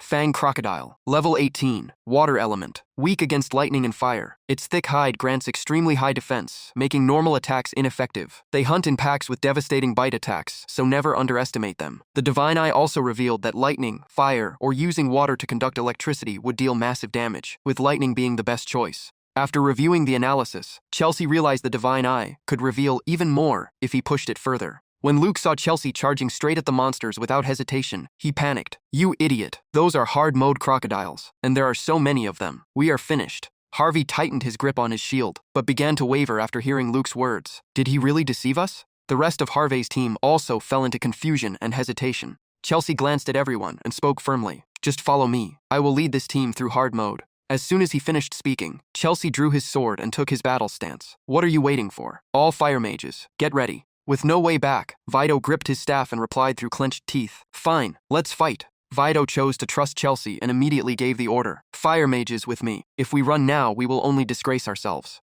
Every fire mage charged forward at once. One of them shouted, "We have come this far, so let's fight." Vito echoed the call. "I refuse to bow my head ever again." While the team settled into formation, Chelsea charged straight into the crocodile pack in the middle of the swamp. Seeing that, Harvey turned pale and shouted, "Get out of there. If all 6 attack together, they will tear you apart." Chelsea calmly swung his lightning-covered sword and gave another order. "Fire mages, unleash every spell exactly 1 meter in front of me." Without a second of hesitation, every fire mage followed Chelsea's command. While combining his lightning sword with the fire mage's attacks to suppress the crocodiles, Chelsea secretly activated another support skill. In an instant, the entire pack was swallowed by a sea of flames, screaming as they burned alive. Vito stared in disbelief. 6 of them went down at once. In only a few seconds, the entire crocodile pack was wiped out. Chelsea turned back and explained, "My Heavenly Thunder skill inflicts a weakened state. Once affected, their abilities drop sharply, and they take double damage. If everyone focuses every spell on the same spot, the destructive power increases dramatically. That is why defeating them was so easy." Deep down, Chelsea knew it was all thanks to the Divine Eye's precise analysis. Right then, the system announced that the Divine Eye's analysis had been completed. After hearing the explanation, the entire team stood there in shock. No one expected Chelsea to come up with such a strategy in so little time. By using the weakened effect to interrupt the monsters and focusing fire magic on a single point, clearing the mission became possible. Vito could barely contain his excitement. He did it again. I knew from the last mission that he would succeed. Harvey watched everything from start to finish, still unable to process what had just happened. How could a level 9 rookie possess abilities like this? He dropped to the ground in disbelief, but no one paid him any attention. Luke still insisted it was all luck. No one could analyze a battle that fast. One teammate immediately argued back. "Vice Captain, that is exactly what makes him exceptional. We all saw it with our own eyes. Why won't you admit it?" Standing nearby, Vito joined in. "Enough already. You are only making yourself look worse." Furious after being called out, Luke turned and demanded an answer from Vito. Seeing another argument about to erupt, Chelsea cut them off. "Enough. We do not have time to fight each other. Follow me. Our goal is to conquer hard mode." Harvey raised his shield and shouted, "Everyone, did you hear that?" At the command, the entire team moved forward together, leaving Luke sitting on the ground as he desperately called after them. Not long later, Harvey and the others quickly formed up behind Chelsea. He declared loudly, "From this moment on, everyone will follow Captain Chelsea's commands until we clear hard mode." About 30 minutes later, the team had pushed deep into the shadow swamp. Ahead of them was a dark green pool that constantly bubbled, making the whole area feel ominous. Everyone hid to observe, while Chelsea activated the divine eye to scout the terrain. As the system analyzed the area, Vito asked nervously, "It looks like every previous team got stuck here. What should we do now?" Sitting behind them, Luke still sounded dissatisfied. "The monsters here are dark element, and this is hard mode. It is nothing like what we faced before. I do not know where you got all that information, but if this team fails because of you, Great Moo will never forgive you." Vito immediately fired back. Thanks to his analysis, not a single person has been injured so far. That would have been impossible before. You should be happy instead of saying things like that. Luke exploded after being hit with the truth. Vito, do not forget I am the vice captain. Know your place. He is only in temporary command. I am the one looking out for this team. Seeing the argument getting louder, Harvey stepped in. Quiet down. You are distracting Captain Chelsea. At that moment, the divine eye finished its analysis. There was no way around the swamp. The only path forward was straight through it. The system also suggested using one person as bait to lure the monsters away, while the rest of the team crossed safely. After reading the report, Chelsea nodded slightly. That makes things even easier than I expected. The system continued with more details. The swamp covered roughly 300 square meters. The shallowest point was 24 centimeters deep. The deepest was 126 centimeters, and the average depth was about 86 centimeters. The divine eye also calculated the optimal route. Most of it stayed under 40 centimeters deep, making it both the shortest path and the safest one. Chelsea picked up a dry branch and quickly sketched a map on the ground. As he drew, he evaluated the divine eye. Its analysis becomes stronger as my combat ability increases. Now, I just need to build the plan around these results. The system warned that 15 dark element monsters were patrolling the planned route. To create a safe passage, they had to lure them away. The swamp would slow movement, but Chelsea's enhanced physique would let him move, almost as if he were on solid ground. The system proposed another strategy. Use the swamp's conductivity, then cast Heavenly Thunder to draw every monster to a single location. After enhancing his legs with his superhuman physique, Chelsea could quickly widen the distance from his teammates and lead the monsters to the designated point. During the fight, he only needed to keep following the Divine Eye's analysis and target each monster's weak point. The system would update the plan in real time as the battle unfolded. After surveying the area, Chelsea calmly addressed the team. This team exists for one shared goal, and I am only the temporary commander. If anyone does not want to follow my orders, you can leave now. I will not stop you. Chelsea turned back, his cold gaze sweeping across the group. Right now, I am in command. Every order I give will be followed. Hearing that, Luke clenched his fists, thinking this brat was acting arrogant just because he knew a little more about monsters. Harvey immediately cut him off. Enough. Save your complaints until after the mission. Right now, our only priority is clearing this challenge as quickly as possible. With no way to argue back, Luck could only grit his teeth and mutter that Chelsea was nothing but a worthless level 9 rookie. Chelsea stayed calm. He thought that his old self would have been shaken by those insults. No matter where you go, there are always people who bully the weak and fear anyone they see as a threat. That kind of malice never disappears. Just like Kaya and everyone else, the only way to avoid being crushed is to grow stronger. But Chelsea was no longer the person he used to be. Chelsea stood up and spoke without hesitation. That is enough. If we want to reach the next area, we have to cross this swamp. Harvey nodded. We made it halfway before and even saw the path to the next zone. But getting there means facing the shadow monsters hiding beneath the swamp. Their ambushes are impossible to predict. One mistake and you will be forced to use a retreat item. The whole team could even die here. Chelsea calmly reassured everyone. The terrain is dangerous, but there is no need to panic. Harvey immediately asked if he already had a plan. Chelsea explained it right away. I will stay behind and lure every monster. While I keep them busy, you lead everyone to the next area. Once I finish them off, I will catch up. Harvey and Vito were both stunned. Vito worried that acting as bait alone was far too dangerous. Harvey also disagreed because no one knew how many monsters were hiding below, and he refused to risk such a reckless plan. Luck burst into mocking laughter. I thought you had some brilliant strategy. Turns out it is the most obvious idea possible. Go ahead. Just do not blame us if you die. Chelsea understood why they were worried. He pointed at the ground and told Vito, this is the safest route. Remember it and avoid the dangerous areas. Vito stared in shock and asked how he knew the exact path. Chelsea drew his sword and took a fighting stance. Luring them is only the first step. After that, I will wipe them all out myself. Go on ahead. I will catch up soon. I do not want to waste any more time. Think about it. Have I ever acted on impulse before? After hearing his confident words, everyone fell silent. No one objected anymore. Chelsea rested his sword on his shoulder as he walked toward the swamp. Hold formation and wait for my signal. The moment he stepped into the mud, his legs were immediately trapped by the thick swamp. Chelsea judged the situation. This terrain is even harder to move through than I expected. But that also makes it the perfect place to unleash the power of lightning attacks. From the shore, everyone held their breath as Chircy moved deeper into the swamp. Luck turned to Harvey again. "Captain, are you really betting everything on a level 9 rookie against an entire swarm of shadow monsters?" Harvey replied that he was not fully convinced, but Chircy's determination made him want to take the chance. Vitho immediately spoke up. "I believe in him. Levels do not tell the whole story. The fact that he found the correct route already proves his ability." Standing in the middle of the swamp, Chircy looked down and quietly counted. There are 15 of them. Just imagining that many shadow monsters surrounding someone was enough to terrify anyone. Right then, one monster suddenly burst out of the water. Thanks to Divine Eye, Chircy instantly learned everything about it. Dark Soul Devourer, level 18, a shadow creature that lives beneath the swamp. It is weak against lightning and piercing attacks. Its health is low, but it is incredibly agile and specializes in ambushing passing prey. Once it bites its target, the battle quickly turns deadly. Without a second of hesitation, Chircy swung his sword straight at the charging monster. Divine Eye continued its analysis. Its body is saturated with moisture, making it almost completely resistant to fire. Lightning attacks are extremely effective, and its round body makes piercing strikes far more likely to deal critical damage. Chircy tightened his grip on the sword and shouted, "Sorry for keeping you waiting. Come at me, all of you." The moment he finished speaking, Chircy charged straight into the middle of the swamp monsters and began the slaughter. Lightning covered his entire body as his eyes glowed brightly. During the fight, Chircy quickly realized the black creatures always dove back beneath the swamp after every attack. He slammed a lightning-charged slash into the water. Electricity spread across the entire swamp and forced the monsters to reveal themselves. He knew he could never exploit their weakness while they stayed hidden. Paralyzed by the electric shock, the entire swarm was forced to leap out of the swamp at once. System notification: monster lure successful. Seeing every target gathered in one place, Chircy curled his lips into a confident smile. As he moved, Chircy calculated every step. The swamp was a nightmare for ordinary people, but his enhanced body was different. He activated a leg enhancement skill and sprinted across the swamp with ease.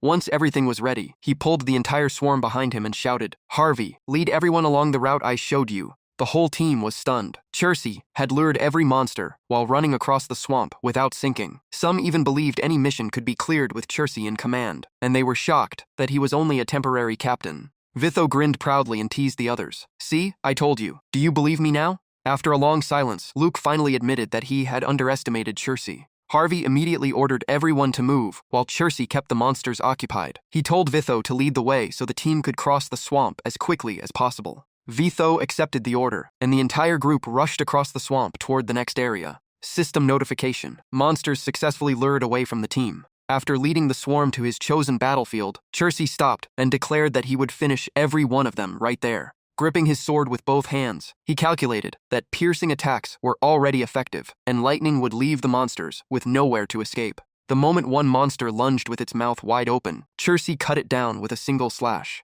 Watching one of their own die so quickly, the remaining monsters immediately hesitated. Lightning still covered Chircy's body. Facing the hesitant swarm, he calmly said, "No rush, we have plenty of time." Back with Harvey's group, everyone had safely escaped the swamp. One member cheered with relief after finally getting through the dangerous area. The whole team erupted with excitement. This was the farthest they had ever reached, while countless other teams had failed in this very place. Everyone agreed it was all thanks to Captain Chircy. Even Harvey was moved, because the team had truly overcome the challenge. Just then, Vitho ran over with exciting news. The boss trigger point was right ahead, and they had reached the final area. Harvey and Luck looked at him in disbelief. Vitho confirmed it and added that the boss did not look that terrifying. The swamp had probably been the hardest challenge. Hearing that, the team eagerly discussed their next move. Some even wanted to charge in first, because victory was so close, hoping to prove themselves to Captain Chircy. Harvey wanted to do the same, but he reminded everyone that this was hard mode, and they could not afford to be careless. Luck then told everyone to stay calm and wait for Chircy to return before entering together. His words surprised everyone. No one expected Luck to support Captain Chircy. Luke admitted that he had doubted Chircy before, but Chircy had led the team all the way to the boss area. The smartest choice now was to wait for their captain and move together. Harvey and Vitho exchanged surprised looks. Harvey laughed and told Luck that even he had been convinced by Chircy. He decided to play it safe and wait for Chircy to return. Vitho rested his hands on his hips and nodded. The vice captain made the right call. While everyone was still talking, Chircy returned safely and announced that every shadow monster behind him had been eliminated. After confirming the boss area was right ahead, Chircy ordered the team to regroup before the battle began. Even with torn clothes and a body covered in killing intent from the fight, Chircy calmly urged everyone to move forward and clear hard mode. System status: Level 9, Class Warrior, equipped with the Orc Armor Set and Thunder Fang. Skills include Sacrificial Replication. Combat Power 14,500. Seeing Chircy return after wiping out the entire swarm alone, everyone was speechless. Some called his strength terrifying. Even Luck wondered who Chircy really was before remembering he was only level 9. Vitho admitted he barely knew anything about their captain. Harvey looked at Chircy with admiration and said that after this mission, he would recommend him for the guild master position. After making the final preparations, the team followed Chircy into the boss area. The system also updated the Dark Swamp mission. Standing before them was the boss, its body drenched in blood, overflowing with killing intent, and a skull covering its face like a terrifying mask. Thanks to the system, Chircy quickly learned everything. The level 18 Swamp Guardian boss was weak against fire and especially vulnerable to magic attacks. It could create swamps to slow enemies, and its already massive HP was doubled in hard mode. The system also revealed its weakness. The swamp creation skill required a casting time and could be interrupted by powerful magic. While watching the boss from behind the bushes, Chircy noticed there was no entrance gate and asked why. Luck explained that this was completely normal in hard mode. According to Luck, gates and activation points were not determined by mission difficulty, but by the boss' true strength. Only exceptionally powerful bosses created special gates. Chircy immediately understood. He recalled the gate with the giant eye from Kai Ruiz area and realized it had been an extremely rare case. The memory alone sent chills down his spine. Luck confidently stood up with his sword on his shoulder and said that once they reached the activation point, victory would be within reach. Just as the team prepared to move, Chircy suddenly raised his hand and stopped everyone. Luke immediately halted and asked why. Instead of answering, Chircy called Hage over and ordered him to gather every mage and archer immediately. Hage obeyed at once and quickly assembled everyone Chircy requested. Vitho also arrived and curiously asked what strategy Chircy was planning. Chircy nodded and began assigning roles. Hage and Luck would continue leading the formation as usual. The mages would split into pairs and continuously cast their strongest spells. Everyone else had to prepare poison and bleeding items for the fastest members. Vitho looked confused, unable to understand the plan. Chircy explained that the boss had enormous HP, especially in hard mode. Damage over time effects would slowly drain its health, while the fastest fighters would surround it to keep it distracted and prevent it from controlling the battle. The mages had to stay close to Chircy and take turns interrupting the boss skills. They would rotate in groups to cover cooldowns and casting times. After hearing such a detailed strategy, Harvey could only stare in disbelief. He could not understand where Chircy had gained so much combat experience. Luke also praised Chircy and reminded everyone that he had said from the beginning that trusting Chircy would guarantee success. Once every role was assigned, Chircy stood up, clenched his fist, and declared that it was time to finish the boss in a single battle. Outside the teleport gate, countless people gathered to gossip after hearing that Da Shanyang's team had brought a rookie into the mission. The system explained that hard mode entrances always glowed with a bright red light. It was a symbol of a player's strength, but failure meant losing not only your life but also your reputation. Watching from outside, Alubis mocked them non-stop. He laughed at the idea of a human leading the team and daring to activate hard mode, convinced they would soon flee in disgrace. While mocking them, Alubis secretly calculated his next move. He believed Da Shanyang's human team had no chance inside beast folk territory. If they ran away, he would humiliate them in front of everyone. Back inside the dungeon, Chircy's team slowly closed in on the boss. Vitho could not hide his anxiety and suggested retreating. Chircy calmly watched every movement of the boss and declared that he had already figured out its attack pattern. He ordered everyone to hold their positions and wait. Suddenly, the monster's body began swelling like a giant balloon. Sensing intruders in its territory, the boss turned toward Harvey's group and let out a terrifying roar. Chircy watched closely until the boss's body expanded to its limit. At that exact moment, he ordered Mage Squad 2 to attack. Without hesitation, the mages unleashed their strongest spells directly at the boss. The attack worked exactly as planned and caught the boss completely off guard. Luke exclaimed in shock. Even this had been predicted by Chircy. Chircy slowly walked up to the boss, looked at it calmly, and said, "So this is the challenge of hard mode." After an intense battle, the Swamp Guardian's health bar finally dropped to 0. The system immediately confirmed that the boss had been defeated. The entire team erupted with excitement. No one could believe they had cleared the dungeon, and they were the very first team to do it. Harvey tightened his grip on his shield, unable to hide his emotions. He wondered who Chircy really was and vowed to introduce him to the guildmaster, believing the guild would reach a whole new level if Chircy officially joined. Luke agreed. Chusei was not only incredibly strong, but also brilliant at analyzing every mission. With him on the team, the challenges ahead would be much easier. Right then, the system announced that Chusei had reached level 10, and his combat power surged to 45,000. Chusei smiled with satisfaction. Getting most of the boss EXP was a huge reward. He had finally reached level 10 and was now only 2 steps away from his goal. Before anyone could rest, the system granted the level 10 reward for the owner of Infinity, the black camouflage armor. The moment Chusei saw the reward, he eagerly opened its details. He equipped the new armor at once, and his entire presence changed. He looked far more imposing and mysterious. The system explained that the black camouflage armor offered exceptional durability and flexibility. Only the owner of Infinity could use it. It could not be traded, could freely change its appearance, including the cloak, and still function alongside other equipment. His status was updated. Level 10 warrior, equipped with the black camouflage armor and fox cloak, wielding the blood mist weapon, with the skills Heavenly Thunderstrike and Sacrificial Clone. His combat power skyrocketed to 150,000. Chusei looked at his hands and realized that whenever the cloak was hidden, the armor appeared automatically. It could even adjust to his body, making him eager to test it further. Seeing Chusei's new appearance, Vito laughed and joked that he did not recognize such a handsome guy. Chusei simply smiled and said he had just changed his equipment. Even Luke admitted that if Chusei had shown up wearing this armor from the start, he would never have underestimated him. Just then, Hage walked over and said he needed Chusei's help with something. Chusei turned toward Harvey and asked what they needed him to do. As the team prepared to leave the portal, Anubis was already waiting outside with folded arms, loudly mocking them and expecting Great Mountain Goat to fail miserably. Then the system delivered a shocking announcement. Great Mountain Goat had cleared the Swamp of Darkness dungeon on hard mode on their very first attempt, setting a new record of 150 minutes and 36 seconds.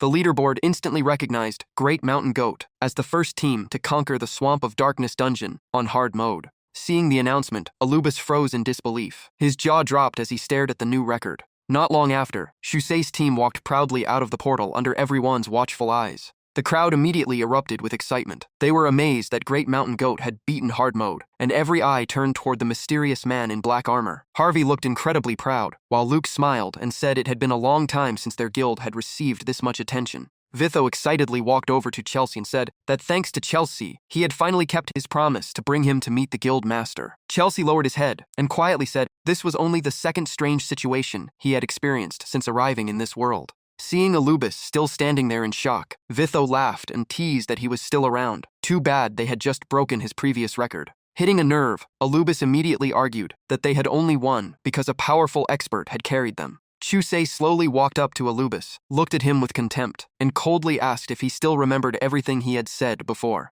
Faced with Chusei's overwhelming pressure, Anubis instantly lost all confidence. He quickly apologized and invited Chusei to join his guild. He said every condition was negotiable and asked how he should address him. Even while talking, Anubis secretly evaluated Chusei. He believed this man was anything but ordinary, and if his strength was real, he would become the guild's ultimate trump card for high-level missions. After Angle Beach mentioned Chusei's achievements in just 1 month, the surrounding adventurers exploded with excitement. Some asked for his contact information. Others invited him to their guilds, promised generous rewards, or even recommended other guilds. Seeing everyone trying to recruit Chusei, Angle Beach stepped in and told them to line up because he had asked first. Watching everyone compete to recruit him, Chusei ignored them all. He simply thought that in any world, true strength always attracted the biggest factions. As the situation became more chaotic, Harvey announced that Chusei had already agreed to join their side and told everyone to clear the way. After that, the group entered the Beastmen City, where towering buildings stretched endlessly and created a truly magnificent sight. Countless beastmen stopped what they were doing and stared at him in surprise. Chusei and the others calmly walked down the wide boulevard with an imposing presence. Whispers quickly spread everywhere. Some recognized Great Mountain Goat from Harvey's Kuya Guild, but wondered why a stranger stood at the center of the group. Many guessed he was incredibly powerful, at least level 19, or maybe even beyond level 20. After walking for a while, Chusei stepped onto the sidewalk and told everyone to wait for him. He remembered his promise to Sakuha and wondered if she had already arrived at the Adventurers Guild. Since he would be visiting the Gui Guild soon, he hoped they could meet there. Elsewhere, Miko turned down an invitation to eat, saying she was on a diet. Even so, Bloom and the others kept urging her to at least have a few drinks with them. Just then, a stern voice echoed from behind as a tall figure approached. The newcomer told them to move aside. The two standing there immediately got angry, turned around and shouted that they were talking, asking if he wanted a beating. Argo was about to start a fight, but suddenly stopped. He complained about people not waiting their turn, then realized the face in front of him looked strangely familiar. Miko looked more carefully and suddenly recognized him. It was the same kid from before, although he looked completely different now. Argo immediately accused Chusei of stealing their quest and suspected the material he had was stolen as well. Mo sneered and joked that he had probably sold his own skin to afford it. Chusei ignored them completely. He sat down and asked if Sakuha was there, since they had agreed to meet at this place. Miko folded her arms and said she had not seen Sakuha all day. Other than the two loudmouths in front of her, nobody had stayed for long. Mo instantly repeated her words, and Argo joined in. Halfway through, the two suddenly realized what she meant and asked at the same time if she had just called them the loudmouths. Miko simply sighed and calmly replied that there was nobody else she could have meant. Furious, Argo slammed his hand onto the table after being openly mocked by Miko. Chusei instantly activated Transcendent Body, grabbed Argos' arm, and reminded him that Miko was clearly uncomfortable. Argo rubbed his wrist in shock at Chusei's strength and kept wondering who he really was. Even so, he stubbornly continued insulting him. Mo patted Argo on the shoulder to stop him from causing trouble inside because guards were nearby. Instead, Argo challenged Chusei to fight outside.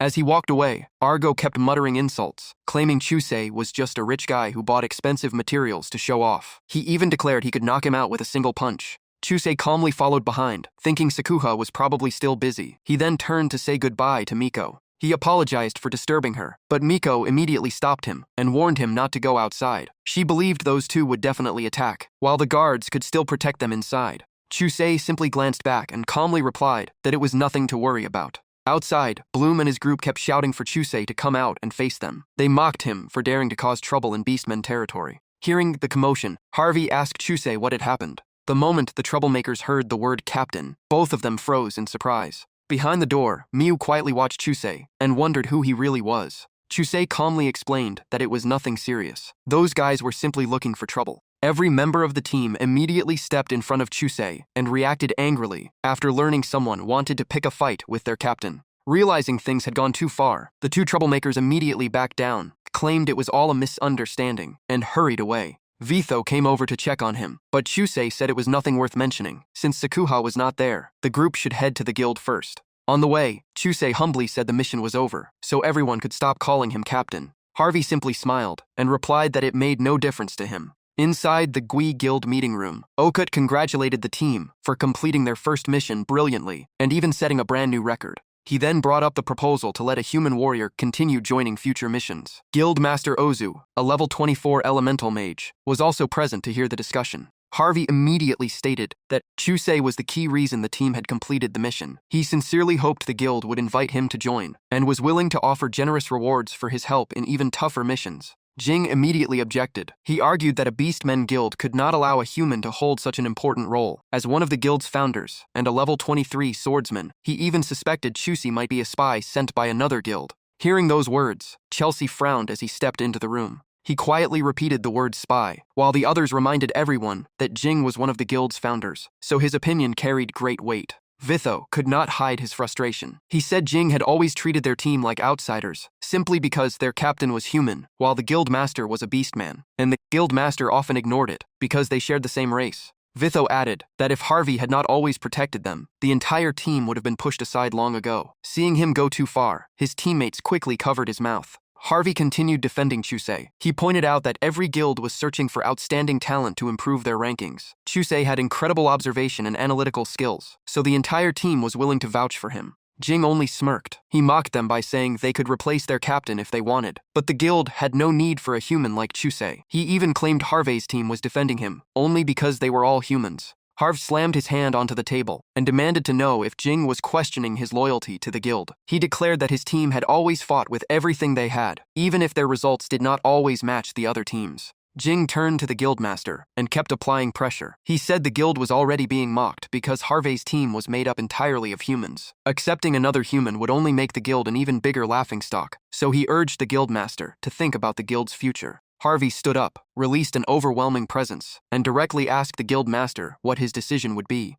After a long silence, the guildmaster finally spoke. He decided to follow Jing's proposal. He acknowledged Harvey's good intentions, but said the guild's affairs had to be handled by the guild itself. He announced that they would treat their human guest with respect before seeing him off. Harvey refused to give up and made one last attempt to change the guildmaster's mind, but the guildmaster simply lowered his gaze and spoke in a firm voice, making it clear that his decision was final. Harvey had no choice but to accept it. At that moment, Chusei spoke up and said he had only come because of Harvey. If the guild did not want him, he would leave. Before walking away, Chusei gently patted Harvey on the chest and encouraged him, saying he still had trustworthy teammates by his side. Right in front of Harvey, every teammate stepped into a neat line to show their unwavering support. Seeing that, Harvey fell silent for a moment, before finally smiling with relief. Chusei turned to leave, smiled at everyone, and said he was glad they had fought together. Before parting, he promised they would meet again, and that he would keep raising his level. leaning back in his chair with an arrogant smile. Jing crossed his legs and coldly said there was no need to see him out.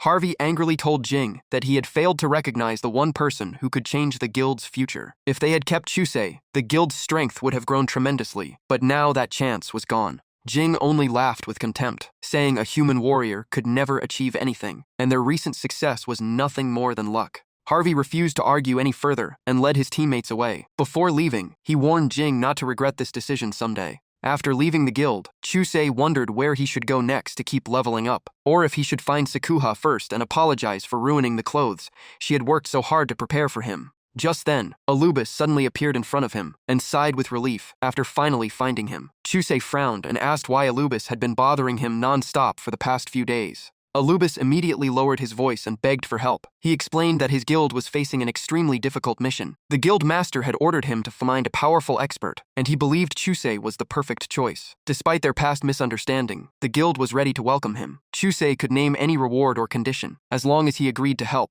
Chusei began thinking it over. After learning he could set his own terms, he asked what the mission was. He was genuinely interested, because completing it alone would earn him a substantial reward. Seeing Chusei's interest, Alubis beamed with excitement and quickly explained that it was an urgent rescue mission. The kidnapped daughter of a wealthy merchant had to be saved. He then invited Chusei to meet the guildmaster, who was already waiting. Along the way, plenty of beast folk watched the two of them with curious eyes. Chusei casually asked if guilds also accepted rescue missions like this. Alubis explained that a guild did not survive on reputation alone. It also needed income, so it accepted all kinds of commissions, and even competed with adventurer guilds for the best-paying jobs. This rescue mission was one that the best guild had fought hard to secure. Chusei wondered if the reward was so huge that everyone wanted it. He recalled the dark demon extermination at the farm, only paid 3 gold coins, and that was already considered generous. Alubis shook his head and revealed that this mission paid 500 gold coins. The client was a famous merchant from Nostin City, so the reward was hundreds of times higher than a normal commission. If Chusei helped complete it, the guild was willing to give him half. The number stunned Chusei. Half meant 250 gold coins, enough to make his teammates go crazy with excitement. When they reached the best guild, Alubis quickly led Chusei inside because the guild master was desperately waiting. The members immediately started whispering, guessing this human was the expert their captain had mentioned. Just then, an angry shout echoed from inside. The wealthy merchant from Nostin City berated the guild for failing to solve the problem after 3 days, even though the deadline was tomorrow. He declared that if the mission failed, the best guild would have to pay 10 times the reward, or he would make sure the guild could never survive in Nostin City again. Faced with the furious client, the best guildmaster, a level 28 great swordsman, could only lower his head in silence. The guildmaster kept reassuring him that the rescue plan was ready and they would leave immediately, promising to bring his daughter back by tomorrow. Beside him, Vice Guildmaster Fei Yu, a level 26 archer, could only sigh because paying 10 times the reward would ruin them. Hearing that only made the merchant even angrier. He snapped that the guild had been talking about plans since day 1, yet nothing had changed. He also knew they had already failed several rescue attempts and refused to believe another promise. The moment he entered the room, Alubis realized the client had come in person. Chusei then asked if the furious man was the one who had posted the commission. Chusei smiled and remarked that the man obviously looked rich. He asked why the guild had not rescued the victim already after taking the job. Angbis immediately explained that they had tried long ago. The target was hidden deep in the mountains, and they could not march in with a large force, so they first sent a team of 15 members around level 20, led by Vice Guild Master Fei Yu. As Angbis continued, he suddenly hesitated with a helpless expression. Not only did they fail to rescue the hostage, they never even reached the kidnappers' hideout. Unfamiliar with the terrain and trapped inside enemy territory, they kept falling into ambushes and traps. The enemy had about 20 members averaging level 19, while the leader was a level 25 warrior. In a direct fight, the guild believed it could win, but they suffered heavy losses before even reaching the base. After that defeat, the guild launched 3 more rescue attempts and almost exhausted all available manpower. Unfortunately, every attempt ended in failure. Chusei pointed out that fighting on the enemy's home ground was already a disadvantage, and repeatedly sending large teams only turned them into easy targets. The first attack had already put the enemy on alert, and every mission afterward walked straight into prepared traps. Angbis nodded and admitted they realized the problem, but by then they had already wasted too much time. That was why the guildmaster urgently sent him to find this expert. At that moment, Angbis suddenly grabbed Chusei's arm tightly. With red eyes, Angbis begged him for help. By their estimate, this was their last chance to save the hostage. If they failed again, not only would the merchant's daughter die, but the guild would lose its reputation and likely go bankrupt from the massive compensation. He could only plead with Chusei to step in. Seeing how emotional Angbis had become, Chirsi looked a little awkward and told him to calm down first. Chirsi quickly reviewed everything in his mind. The target was hidden in a mountain full of traps. The bandits averaged level 19, and their leader was level 25. None of that seemed like a serious problem. Maybe it was finally time to make full use of Heavenly Eye and Copy. Curse's status window appeared. Level 10 warrior, equipped with the Black Slayer morph set and the Foxfolk set. Weapon, Blood Mist Great Blade. Skills, Lightning Chain, Chain Strike, Copy, and Blood Sacrifice. Combat power, 150,000. Chirsi thought to himself that blood sacrifice put too much strain on his body. Maybe it was time to replace it with another skill. At that moment, Kinton kept raising his voice and piling on the pressure. He declared that if the mission failed, the guild would pay 10 times the agreed reward or prepare to shut down. Watching his attitude, Chirsi noticed something interesting. From start to finish, the man never once asked about his daughter's condition. The only thing he cared about was money. Kinton kept shouting and demanded an immediate answer. Could the guild finish the mission or not? If not, prepare 5 gold coins in compensation. Bess looked troubled, while Hunith quickly stepped in and promised the guild was still working on a plan and would do everything possible to bring his daughter back. Just as the tension reached its peak, a confident voice suddenly broke the silence. Chirsi stepped forward and declared that the hostage would be rescued. He even promised to personally bring the merchant's daughter home safely tomorrow. Hearing that, the wealthy merchant pointed straight at Chirsi and asked Guildmaster Kez who he was. A human speaking with such confidence caught him completely off guard. Albert immediately introduced Chirsi as the expert he had mentioned before, adding that he had agreed to join the rescue mission. Bess also confirmed that Chirsi was fighting on the guild's side. The merchant let out a faint laugh, surprised that a beastfolk guild even had a human among its ranks. He then coldly declared that he did not care about anything else. Since they had made such bold promises, they could prove it tomorrow. If they failed, they had better remember the 5 gold coin compensation.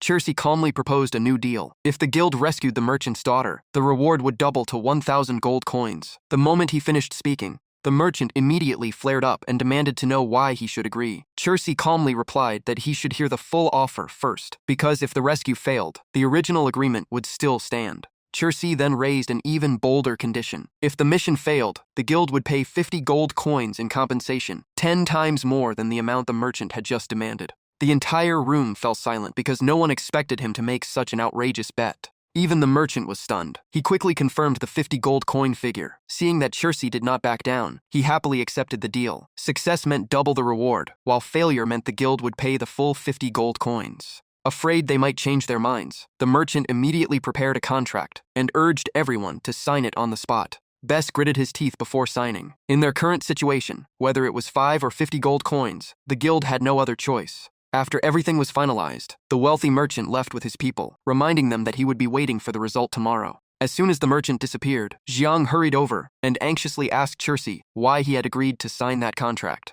Jiang could not hide his frustration. He blamed Chirsi for putting the entire guild in danger. Having led the previous rescue team himself, he knew exactly how difficult the mission was. Faced with the criticism, Chirsi calmly replied that he was certain they would win. That answer only made Jiang even angrier, because Chirsi admitted he did not even know why he felt so confident. Just as the atmosphere grew tense, a servant rushed in and announced that the leader of the Shaman Association had arrived. Bess immediately told them to show the guest in. Chirsi looked slightly surprised when he heard the name, while everyone else breathed a sigh of relief, because the person they had been waiting for had finally arrived. Before long, Saman entered the hall and greeted Guildmaster Bess and Vice Guildmaster Fei Yu. His status window also appeared. He was the head of the Shaman Association in North Dean City and a high-ranking shaman. Bess quickly welcomed him and explained the guild's current crisis. Jiang also asked Saman to heal the injuries he had suffered during the previous rescue attempt, because ordinary shamans had been unable to treat them. Saman smiled and agreed, saying that since he was already here, he would certainly help. He also praised Fei Yu for being such a dedicated vice guild master, willing to risk his life leading the rescue team, despite being seriously injured. Fei Yu could only smile awkwardly.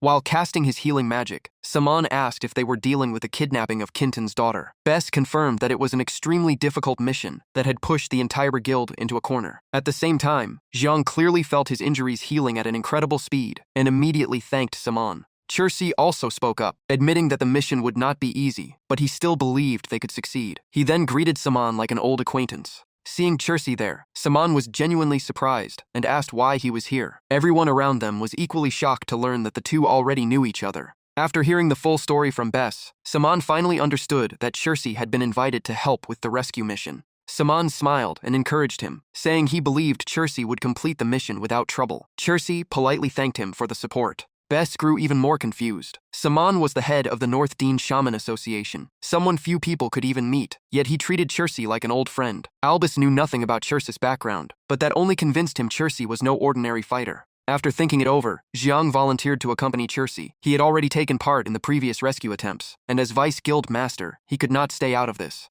Chirsi calmly nodded and accepted the proposal without objection. Seeing the treatment was nearly finished, Chirsi immediately stood up and told Jiang to get ready to leave. The two set off without another delay, while Saman wished them a safe return. Jiang froze for a moment, surprised that Chirsi wanted to move so quickly. After the two departed, Bess cautiously asked Saman if he really knew Chirsi. He admitted the guild knew almost nothing about him. They had only heard he was a powerful expert and took a gamble by inviting him, but they still worried about his true ability. Watching Chirsi disappear into the distance, Saman slowly explained that he did know him. Not long ago, he had personally overseen Chirsi's shaman exam. Chirsi was the youngest person ever to pass the shaman test in North Dean City, and the greatest genius Saman's had ever seen. On top of that, he possessed incredible combat power, and was the first person to clear the Heartstone domain alone. Bess was completely stunned. Albus was speechless, after learning that Chirsi was both a white-rank shaman, and the first to conquer the Heartstone domain by himself. Stroking his beard, Saman smiled, and asked if anyone still doubted Chirsi's abilities after hearing all that.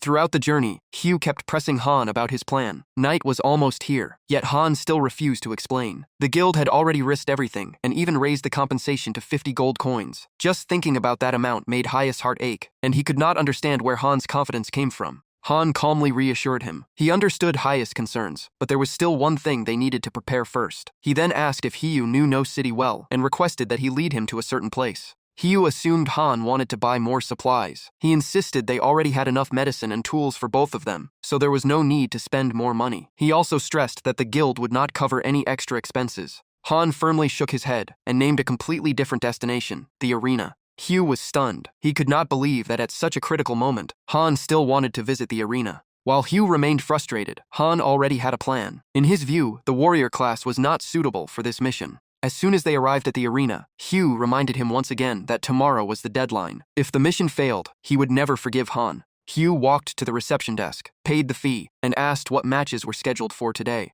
Han immediately corrected him. He had not come to watch. He wanted to register as a fighter. That answer left Hugh completely baffled.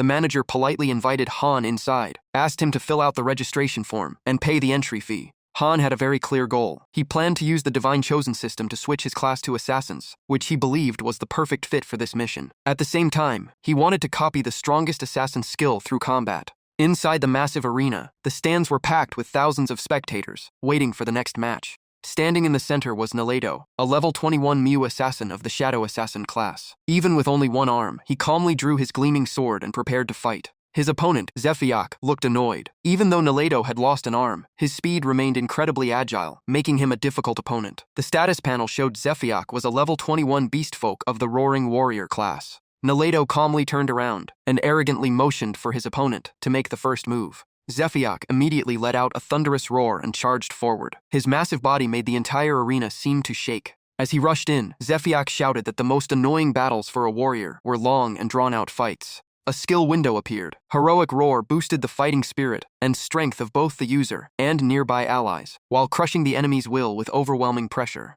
Beneath his thick black fur, Zephiak's eyes flashed with murderous intent. Naledo barely tilted his body to dodge the attack, then instantly seized the opening and struck back. Zephiak was stunned after missing. He could not land a single hit on his opponent. Then the Shadow Double Strike skill activated, and flashes of light burst across the arena. The skill description appeared. It was the Assassin Guild's legendary killing technique, passed down by a legendary assassin. The user merged into the shadows, rushed the target at incredible speed, circled behind them, and delivered a fatal blow. Its power varied by weapon, but daggers unleashed the deadliest effect. Naledo sheathed his sword and quietly sighed as his opponent collapsed completely after Shadow Double Strike. The arena announcement confirmed the match was over. Naledo claimed another victory, while the priests rushed in to heal the injured fighter. The entire arena erupted. Fireworks lit up the sky as endless cheers echoed everywhere. The crowd could not stop talking about the match. Everyone praised Naledo's Shadow Double Strike and spread the rumor that his terrifying strength came from the mysterious East.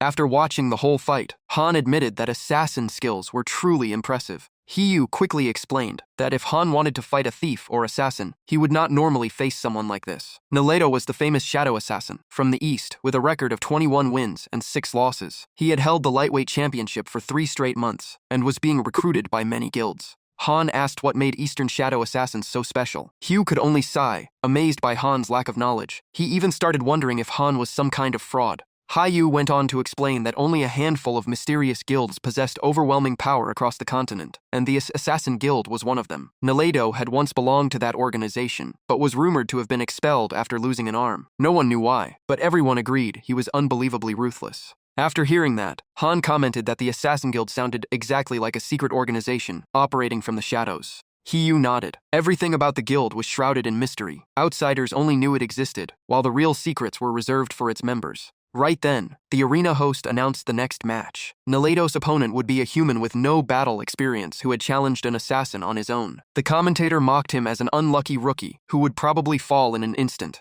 The entire audience burst into laughter. They mocked the inexperienced human, saying that if even the Beast Warrior could not beat Naledo, this kid was only here to waste the entry fee. Even Naledo looked surprised when he learned his next opponent had never fought a single match before. Han calmly prepared to enter the arena. Seeing that, Hiyu pitied him and urged him to give up because the opponent was simply too strong. The priests could save his life, but taking a pointless beating was not worth it. Han only smiled and replied that having no match experience did not mean he would lose. The result would only be known after the fight. Hiyu was completely speechless. He could only wonder where Han's incredible confidence came from because good looks alone would not help. The two finally stood face to face in the center of the arena. Naledo spoke first and asked if Han had truly never been through a real battle. He advised Han to surrender before getting covered in injuries, but if Han insisted on fighting, he would show no mercy. Han folded his hands in front of him, his expression calm and respectful. The signal rang throughout the arena, marking the official start of the battle between the rookie Han and Naledo.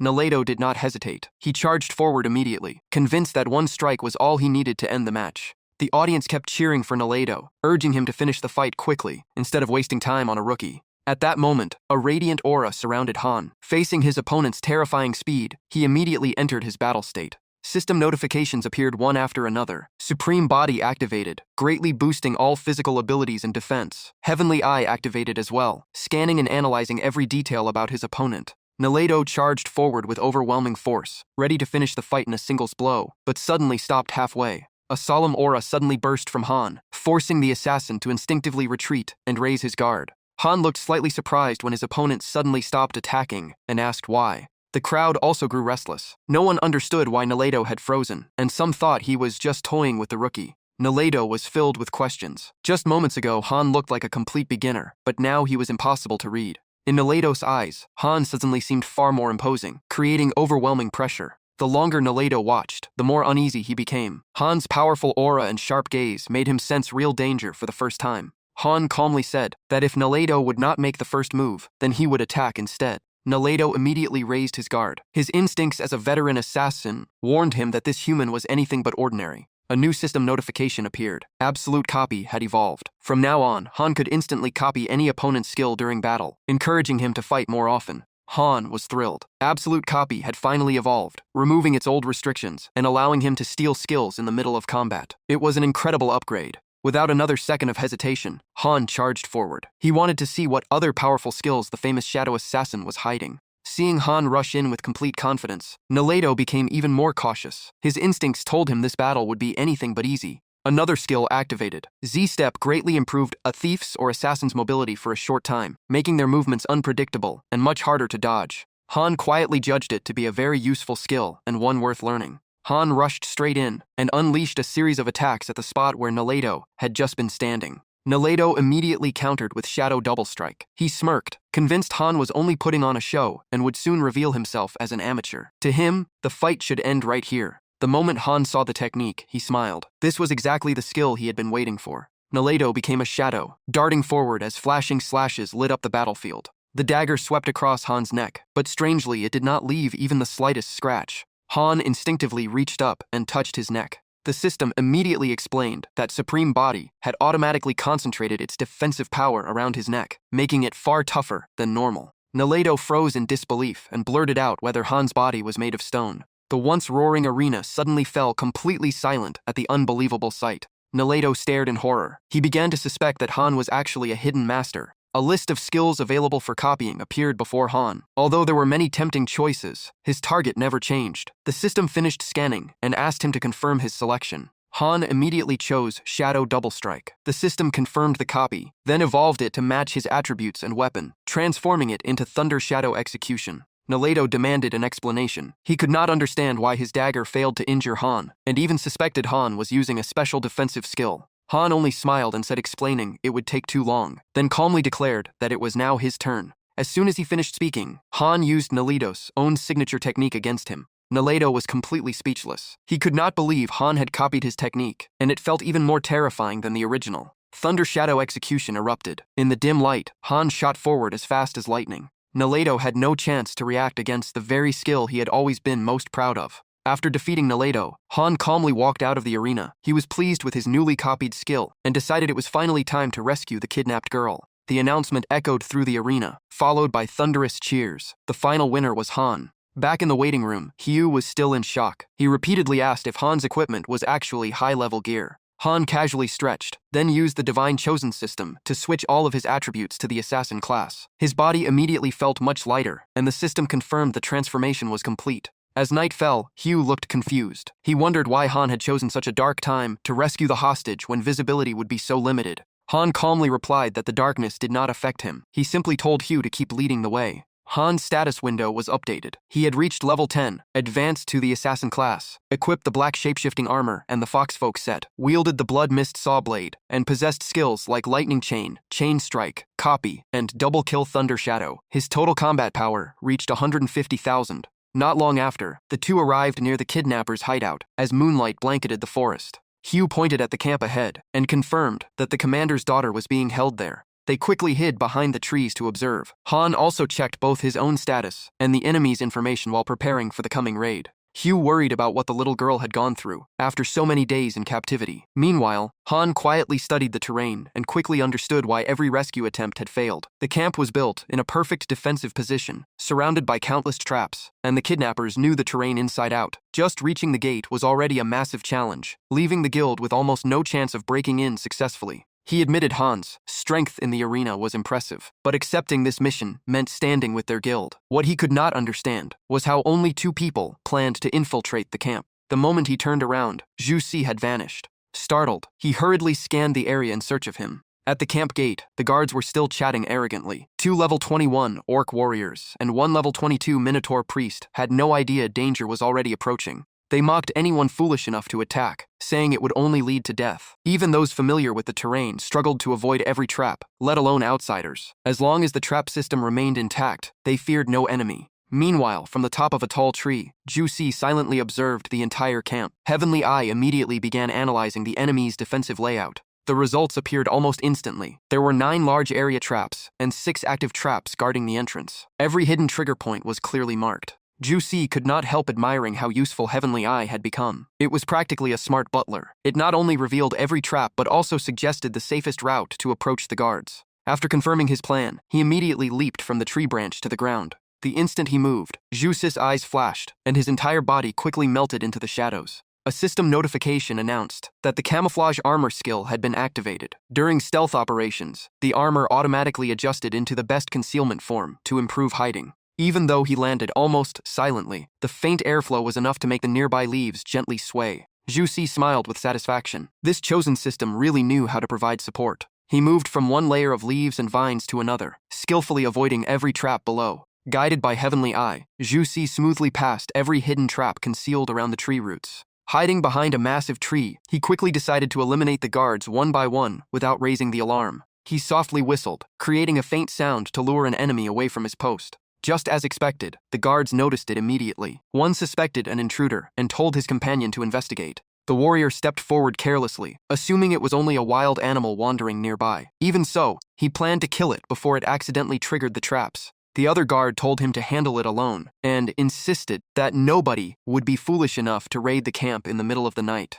The first guard nodded, guessing it was probably the same deer that had ruined their traps before. If he found them this time, he would wipe them out. Zhu Si quietly measured the distance and decided to use the on-time assassination dagger he had obtained from Fei Yu. The system opened his spiritual inventory. He took out the assassination dagger, leaving 29 remaining. The warrior walked along the tree line, completely unaware that Zhu Si was already waiting on the opposite side. Seizing the perfect opening, Zhu Si lunged forward and locked the man's head before he could react. The warrior was dragged behind the tree and could only struggle in despair. Zhu Si tightened his grip around the enemy's neck and activated his strongest physical enhancement ability. His arm strength increased by 120, and combined with stealth damage, he unleashed a finishing blow at once. In the blink of an eye, the guard was killed. Zhu Si immediately shifted his attention to the remaining target. Using the vines, he swiftly moved to another concealed position without revealing himself. The system notified Zhu Si that he had safely bypassed another hidden trap and a pre-armed rolling boulder trap.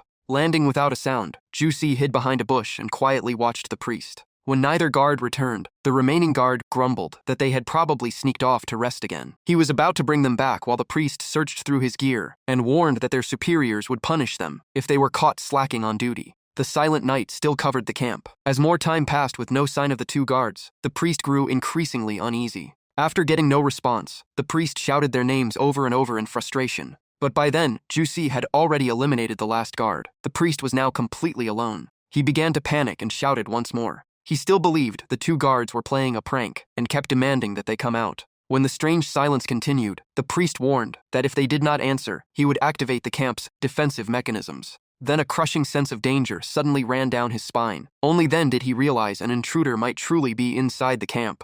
Zhu Si appeared behind him in a flash. He could not allow the priest to touch the trap controls. The priest only had time to let out a terrified scream. The surprise attack was so sudden that he had no chance to fight back. A cold blade swept across his throat, perfectly paired with Zhu Si's shadow stealth. With a single strike, the priest collapsed. At the same time, the system activated a body enhancement effect that increased the strength of Zhu Si's left arm. Combined with sneak attack damage, a back weak point bonus, and the execution effect, the attack instantly claimed the priest's life. After wiping out every guard, Zhu Si calmly adjusted his sleeve and confirmed the entrance was secure. What caught his attention was the large number of manually activated traps nearby. Heavenly Eye quickly explained that there were 6 manual trap controls along the 2 main paths. Destroying their control devices would disable them. Watching everything unfold, Fei Yu was left speechless. Only then did Zhu Si call him forward and remind him to stay careful, because many hidden traps still lay ahead. As they moved, Zhu Si pointed out every dangerous spot, showing where not to step and where to duck under trigger wires. Fei Yu could only admire how Zhu Si knew every trap and had silently eliminated all the guards. The system continued marking every trap trigger to guide Zhu Si safely forward. While climbing after him, Fei Yu casually mentioned that he could dismantle the traps as well. Zhu Si immediately grabbed his arm and stopped him, insisting the traps should stay because they were still useful. Fei Yu cried out in pain, since Zhu Si's grip was unbelievably strong. Zhu Si continued leading the way and told Fei Yu to stay close as they headed in to rescue the girl. Fei Yu obediently followed, fully trusting the expert ahead of him. The two soon reached an area like a deep chasm, where countless sharp ice pillars blocked the path. Zhu Si stepped forward, while Fei Yu kept his bow ready and carefully watched every movement around them. Suddenly, a massive figure blocked the path like a moving wall, making Fei Yu instinctively step back. Information immediately appeared before them. Powerful Beast Warrior, level 24, Heavy Warrior class. Fei Yu guessed this was most likely where Wang Tong's daughter was being held. After observing the enemy formation, he realized they were all seasoned fighters. If they were surrounded, the situation would become extremely dangerous. Fei Yu sincerely thanked Zhu Si, saying he would have died long ago without his guidance. Zhu Si simply replied that it was nothing special before assigning Fei Yu the task of luring the enemy away. Hearing the plan, Fei Yu's face instantly fell. He clearly thought he was being sent to his death. Although reluctant, he still prepared to carry out the plan, trusting Zhu Si's judgment completely. Seeing his reaction, Zhu Si explained that he was not asking him to risk his life, then asked if he still remembered where all the traps were. Fei Yu immediately understood. Zhu Si had intentionally left the traps untouched to deal with the heavy warriors. His admiration only grew as he remembered every dangerous spot had already been marked. Zhu Si nodded and explained that camps like this always had a main defense force. Heavenly Eye also finished its survey, reporting about 24 enemies in total, including 4 archers, 5 mages, 8 warriors, 1 heavy warrior, and 1 leader. The system stated it would continue gathering and storing more information as the observation continued. Zhu Si understood that Heavenly Eye was automatically analyzing and compiling all the data. Zhu Si instructed Fei Yu to lure the enemies through the trapped area while avoiding every marked safe route. Even if the traps did not kill them all, they would suffer heavy losses. As for the leader, Zhu Si would handle him personally to save time before sunrise. Hearing this, Fei Yu was deeply grateful and thanked Zhu Si on behalf of the entire guild for all his help.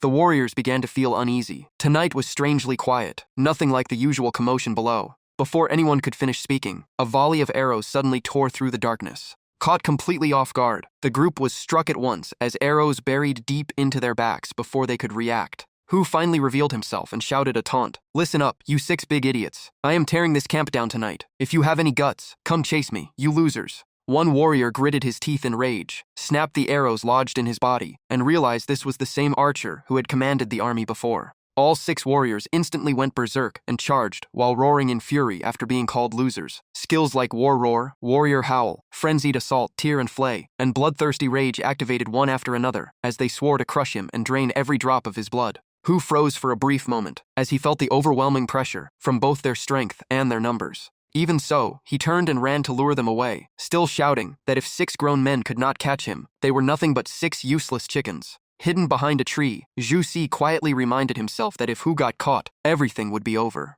While every warrior chased after Hu, Zhu Si seized the chance to slip into the camp. He carefully lifted the curtain, intending to confirm whether the little girl was really inside. To his surprise, the room was filled with a warm atmosphere. The level 25 Black Bear leader, a berserker warrior, was gently telling the little girl a story. When she asked about the witch's apple, he smiled and asked whether she should accept food from strangers. The sight left Zhu Si speechless. This was the last thing he expected to see. The little girl innocently replied that she should never eat food from strangers because it could make her sick, while Black Bear leader seemed to notice something was wrong. He immediately pulled the blanket over the girl's eyes and softly told her not to look. She innocently thought he wanted to play a game and happily agreed. The next second, Black Bear leader burst toward the entrance at incredible speed and launched an attack. Zhu Si could not help admiring the reflexes worthy of a beast like him. The assault did not stop there. Black Bear leader followed with a powerful kick that forced Zhu Si to retreat. After the kick missed, Black Bear leader coldly demanded to know who his opponent was. He had already realized this man was not from the PST guild and said that before dying, he should at least reveal his name.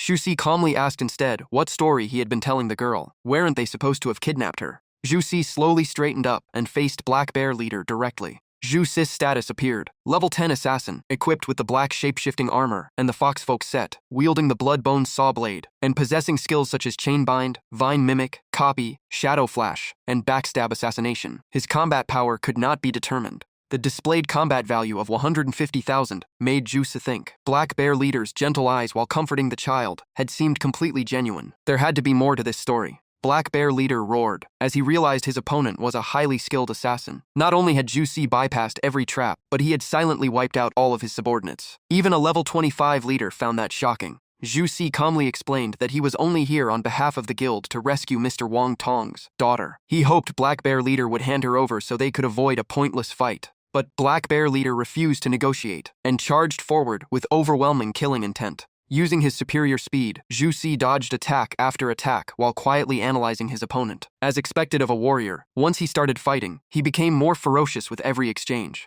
Zhu Si knew this battle had to end quickly. If the reinforcements returned, everything would become far more troublesome. While planning his next move, he carefully watched every tiny motion from Black Bear leader, dodging at the perfect moment and exploiting every opening to counter-attack. Zhu Si's eyes suddenly lit up as Heavenly Eye activated and began analyzing every movement of his opponent. Thanks to that analysis, every strike from Black Bear leader sliced through empty air. Zhu Si moved so fluidly that even Black Bear leader admitted this assassin's reactions were unbelievably fast. Seizing an opening, Zhu Si slipped behind him and unleashed Shadow Flash Assassination. However, Black Bear leader's incredible instincts still allowed him to avoid the fatal blow, forcing Zhu Si to retreat immediately. Zhu Si analyzed the exchange in silence. According to Heavenly Eye, that had been the perfect chance to finish the fight, yet Black Bear leader still managed to dodge. The instincts of the Panther tribe were even more terrifying than expected. Black Bear leader also reassessed his opponent. The closer range strike had been both incredibly fast and overwhelmingly powerful, even injuring his hand. This human assassin not only matched his speed but also possessed immense strength and flawless timing. The strangest part was that an assassin was wielding a massive blade instead of a dagger.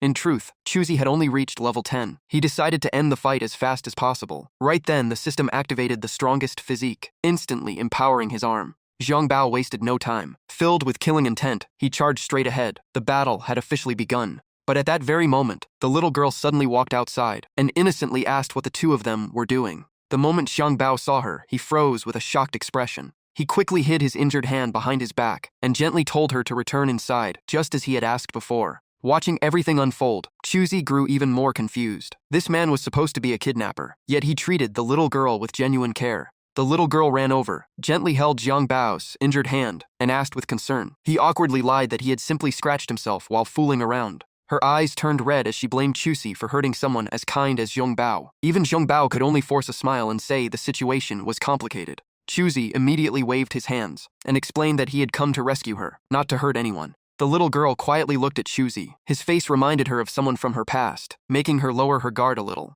Even so, she firmly said she did not need saving. She was happy here, and Zhang Bao always treated her well, so she did not want to leave. Hearing that, Zhang Bao gently patted her head. Left with no choice, Chuzi asked Zhang Bao what was really going on. The way they treated each other clearly hid a deeper secret. Did they really have to keep fighting? Zhang Bao picked up the little girl and said he would take her back to her room first. She needed a bedtime story, or she would be too scared to sleep. Inside the small room, the flickering candlelight created a peaceful silence. After making sure the little girl was asleep, Zhang Bao let out a quiet sigh. Leaning against the wall, Chuzi asked directly. She clearly cared about him, so he could not be just an ordinary kidnapper. Looking at the sleeping girl, Zhang Bao calmly admitted that he had once served Tong, or more accurately, he was a member of Tong's secret bandit group. Chuzi could not hide his surprise. If he worked for Tong, then why would Tong hire someone to kidnap his own daughter? Zhang Bao lowered his voice and gave a simple answer. It was all for the compensation money. Hearing that, Chuzi instantly understood everything. The kidnapping had been a staged act from the very beginning to steal a massive compensation payout. Zhang Bao continued. Every member of the gang had been secretly raised by Tong. Zhang Bao handled the kidnapping, while Tong openly posted a rescue mission with an enormous reward. They had carefully investigated every nearby guild and knew none of them could break into the camp. On top of that, every trap and mechanism had been prepared with great care. Chuzi quickly connected the pieces. Their plan was to stall everyone with traps until the mission expired, allowing Tong to legally claim the compensation. But Chuzi still wondered what would happen to the little girl afterward. If she returned to Tong's side, everyone would immediately become suspicious. At that moment, Chuzi's face suddenly changed as he realized the horrifying answer. Zhang Bao grimly revealed that Tong secretly kidnapped newborn babies and raised them as his own children solely for this scheme. Once a child had served that purpose, they no longer had any value. After hearing the cruel truth, rage blazed in Chuzi's eyes. That meant the little girl would be eliminated. Clenching his teeth, Chuzi said there were almost no words vile enough to describe Tong's cruelty, then asked about the little girl in front of them. Zhang Bao slowly answered that he was the one who had secretly brought her back and quietly raised her all these years. Zhang Bao's voice grew heavy. The more he watched her grow up, the deeper his guilt became. Chuzi asked in a low voice. If Tong succeeded again this time, the little girl's fate would never change. With Zhang Bao's strength, taking her away should not be difficult. Zhang Bao slowly recalled the past. Back when he was homeless and starving to the brink of death, Tong was the one who saved him. Tong gave him food, a place to live, and the chance to train until he became a true warrior. Because of that debt, Zhang Bao had never considered betraying him. Chuzi calmly tried to persuade him. No one in this world is truly free. Everyone lives for something. But the little girl had never cared about Tong, the man who claimed to be her father. Instead, she saw Zhang Bao as her real family. For Nunu's future, he should take her away from that monster. Zhang Bao was clearly torn. If Tong had not saved him back then, he would have died on the streets. But now, Nunu meant more to him than anyone else. Chuzi turned to leave and said that Zhang Bao had already repaid that debt long ago. Now it was time to take Nunu away and give them both a fresh start. Zhang Bao quickly called out, saying Chuzi did not understand. If he betrayed Tong, Tong would hunt them both down without mercy. Chuzi calmly replied that he understood that fear very well. Those words reminded Chuzi of his own difficult past, when he had to depend on others just to survive. He continued, saying that, no matter how hard life became, they should never lose hope, because one day things would finally get better. After a long silence, Zhang Bao slowly asked, what about Tong? How should they deal with him? Chuzi immediately took responsibility. Whatever Zhang Bao could not do, he would handle himself. A man even worse than scum like Tong would never threaten them again. Outside the camp, Hu spotted Chuzi and happily ran over, shouting his name. He proudly said he had led the big brutes all over the camp just as planned. They kept falling into their own traps, while he avoided everyone thanks to the marks Chuzi had left behind, driving them completely mad. Hu could not stop laughing as he recalled the warriors' miserable faces. Chuzi simply nodded and said, well done. Only then did Hu notice the little girl was missing and nervously asked if the mission had failed. Chuzi placed a hand on his shoulder and assured him everything had gone smoothly. He had already arranged for someone to take Nu to safety. Chuzi told Hu to return to the guild and report the news to the guild master first. He would collect the reward from Tong before heading back. Hu was so excited that he nearly jumped for joy. Hu immediately sprinted back to the guild, laughing as he imagined the boss would be so happy he would not be able to sleep. Inside the magnificent palace, dazzling chandeliers lit up the vast hall. Before disappearing, Hu turned around and shouted that he would wait for Chuzi at the guild and thanked him again. Chuzi silently watched him leave, knowing it was finally time to face Tong. At that moment, Tong was sitting in his room when he heard a strange noise. He immediately turned around and demanded to know who was there. Somehow, Chuzi was already sitting calmly in a chair. Resting his blade against the floor, he coldly declared that he had come to take Tong's life. Tong stumbled backward in panic, trembling as he desperately shouted for his subordinates to save him. Chuzi slowly walked forward with overwhelming pressure and calmly said there was no point calling for help. While Tong had been busy counting his money, every one of his subordinates had already been quietly eliminated.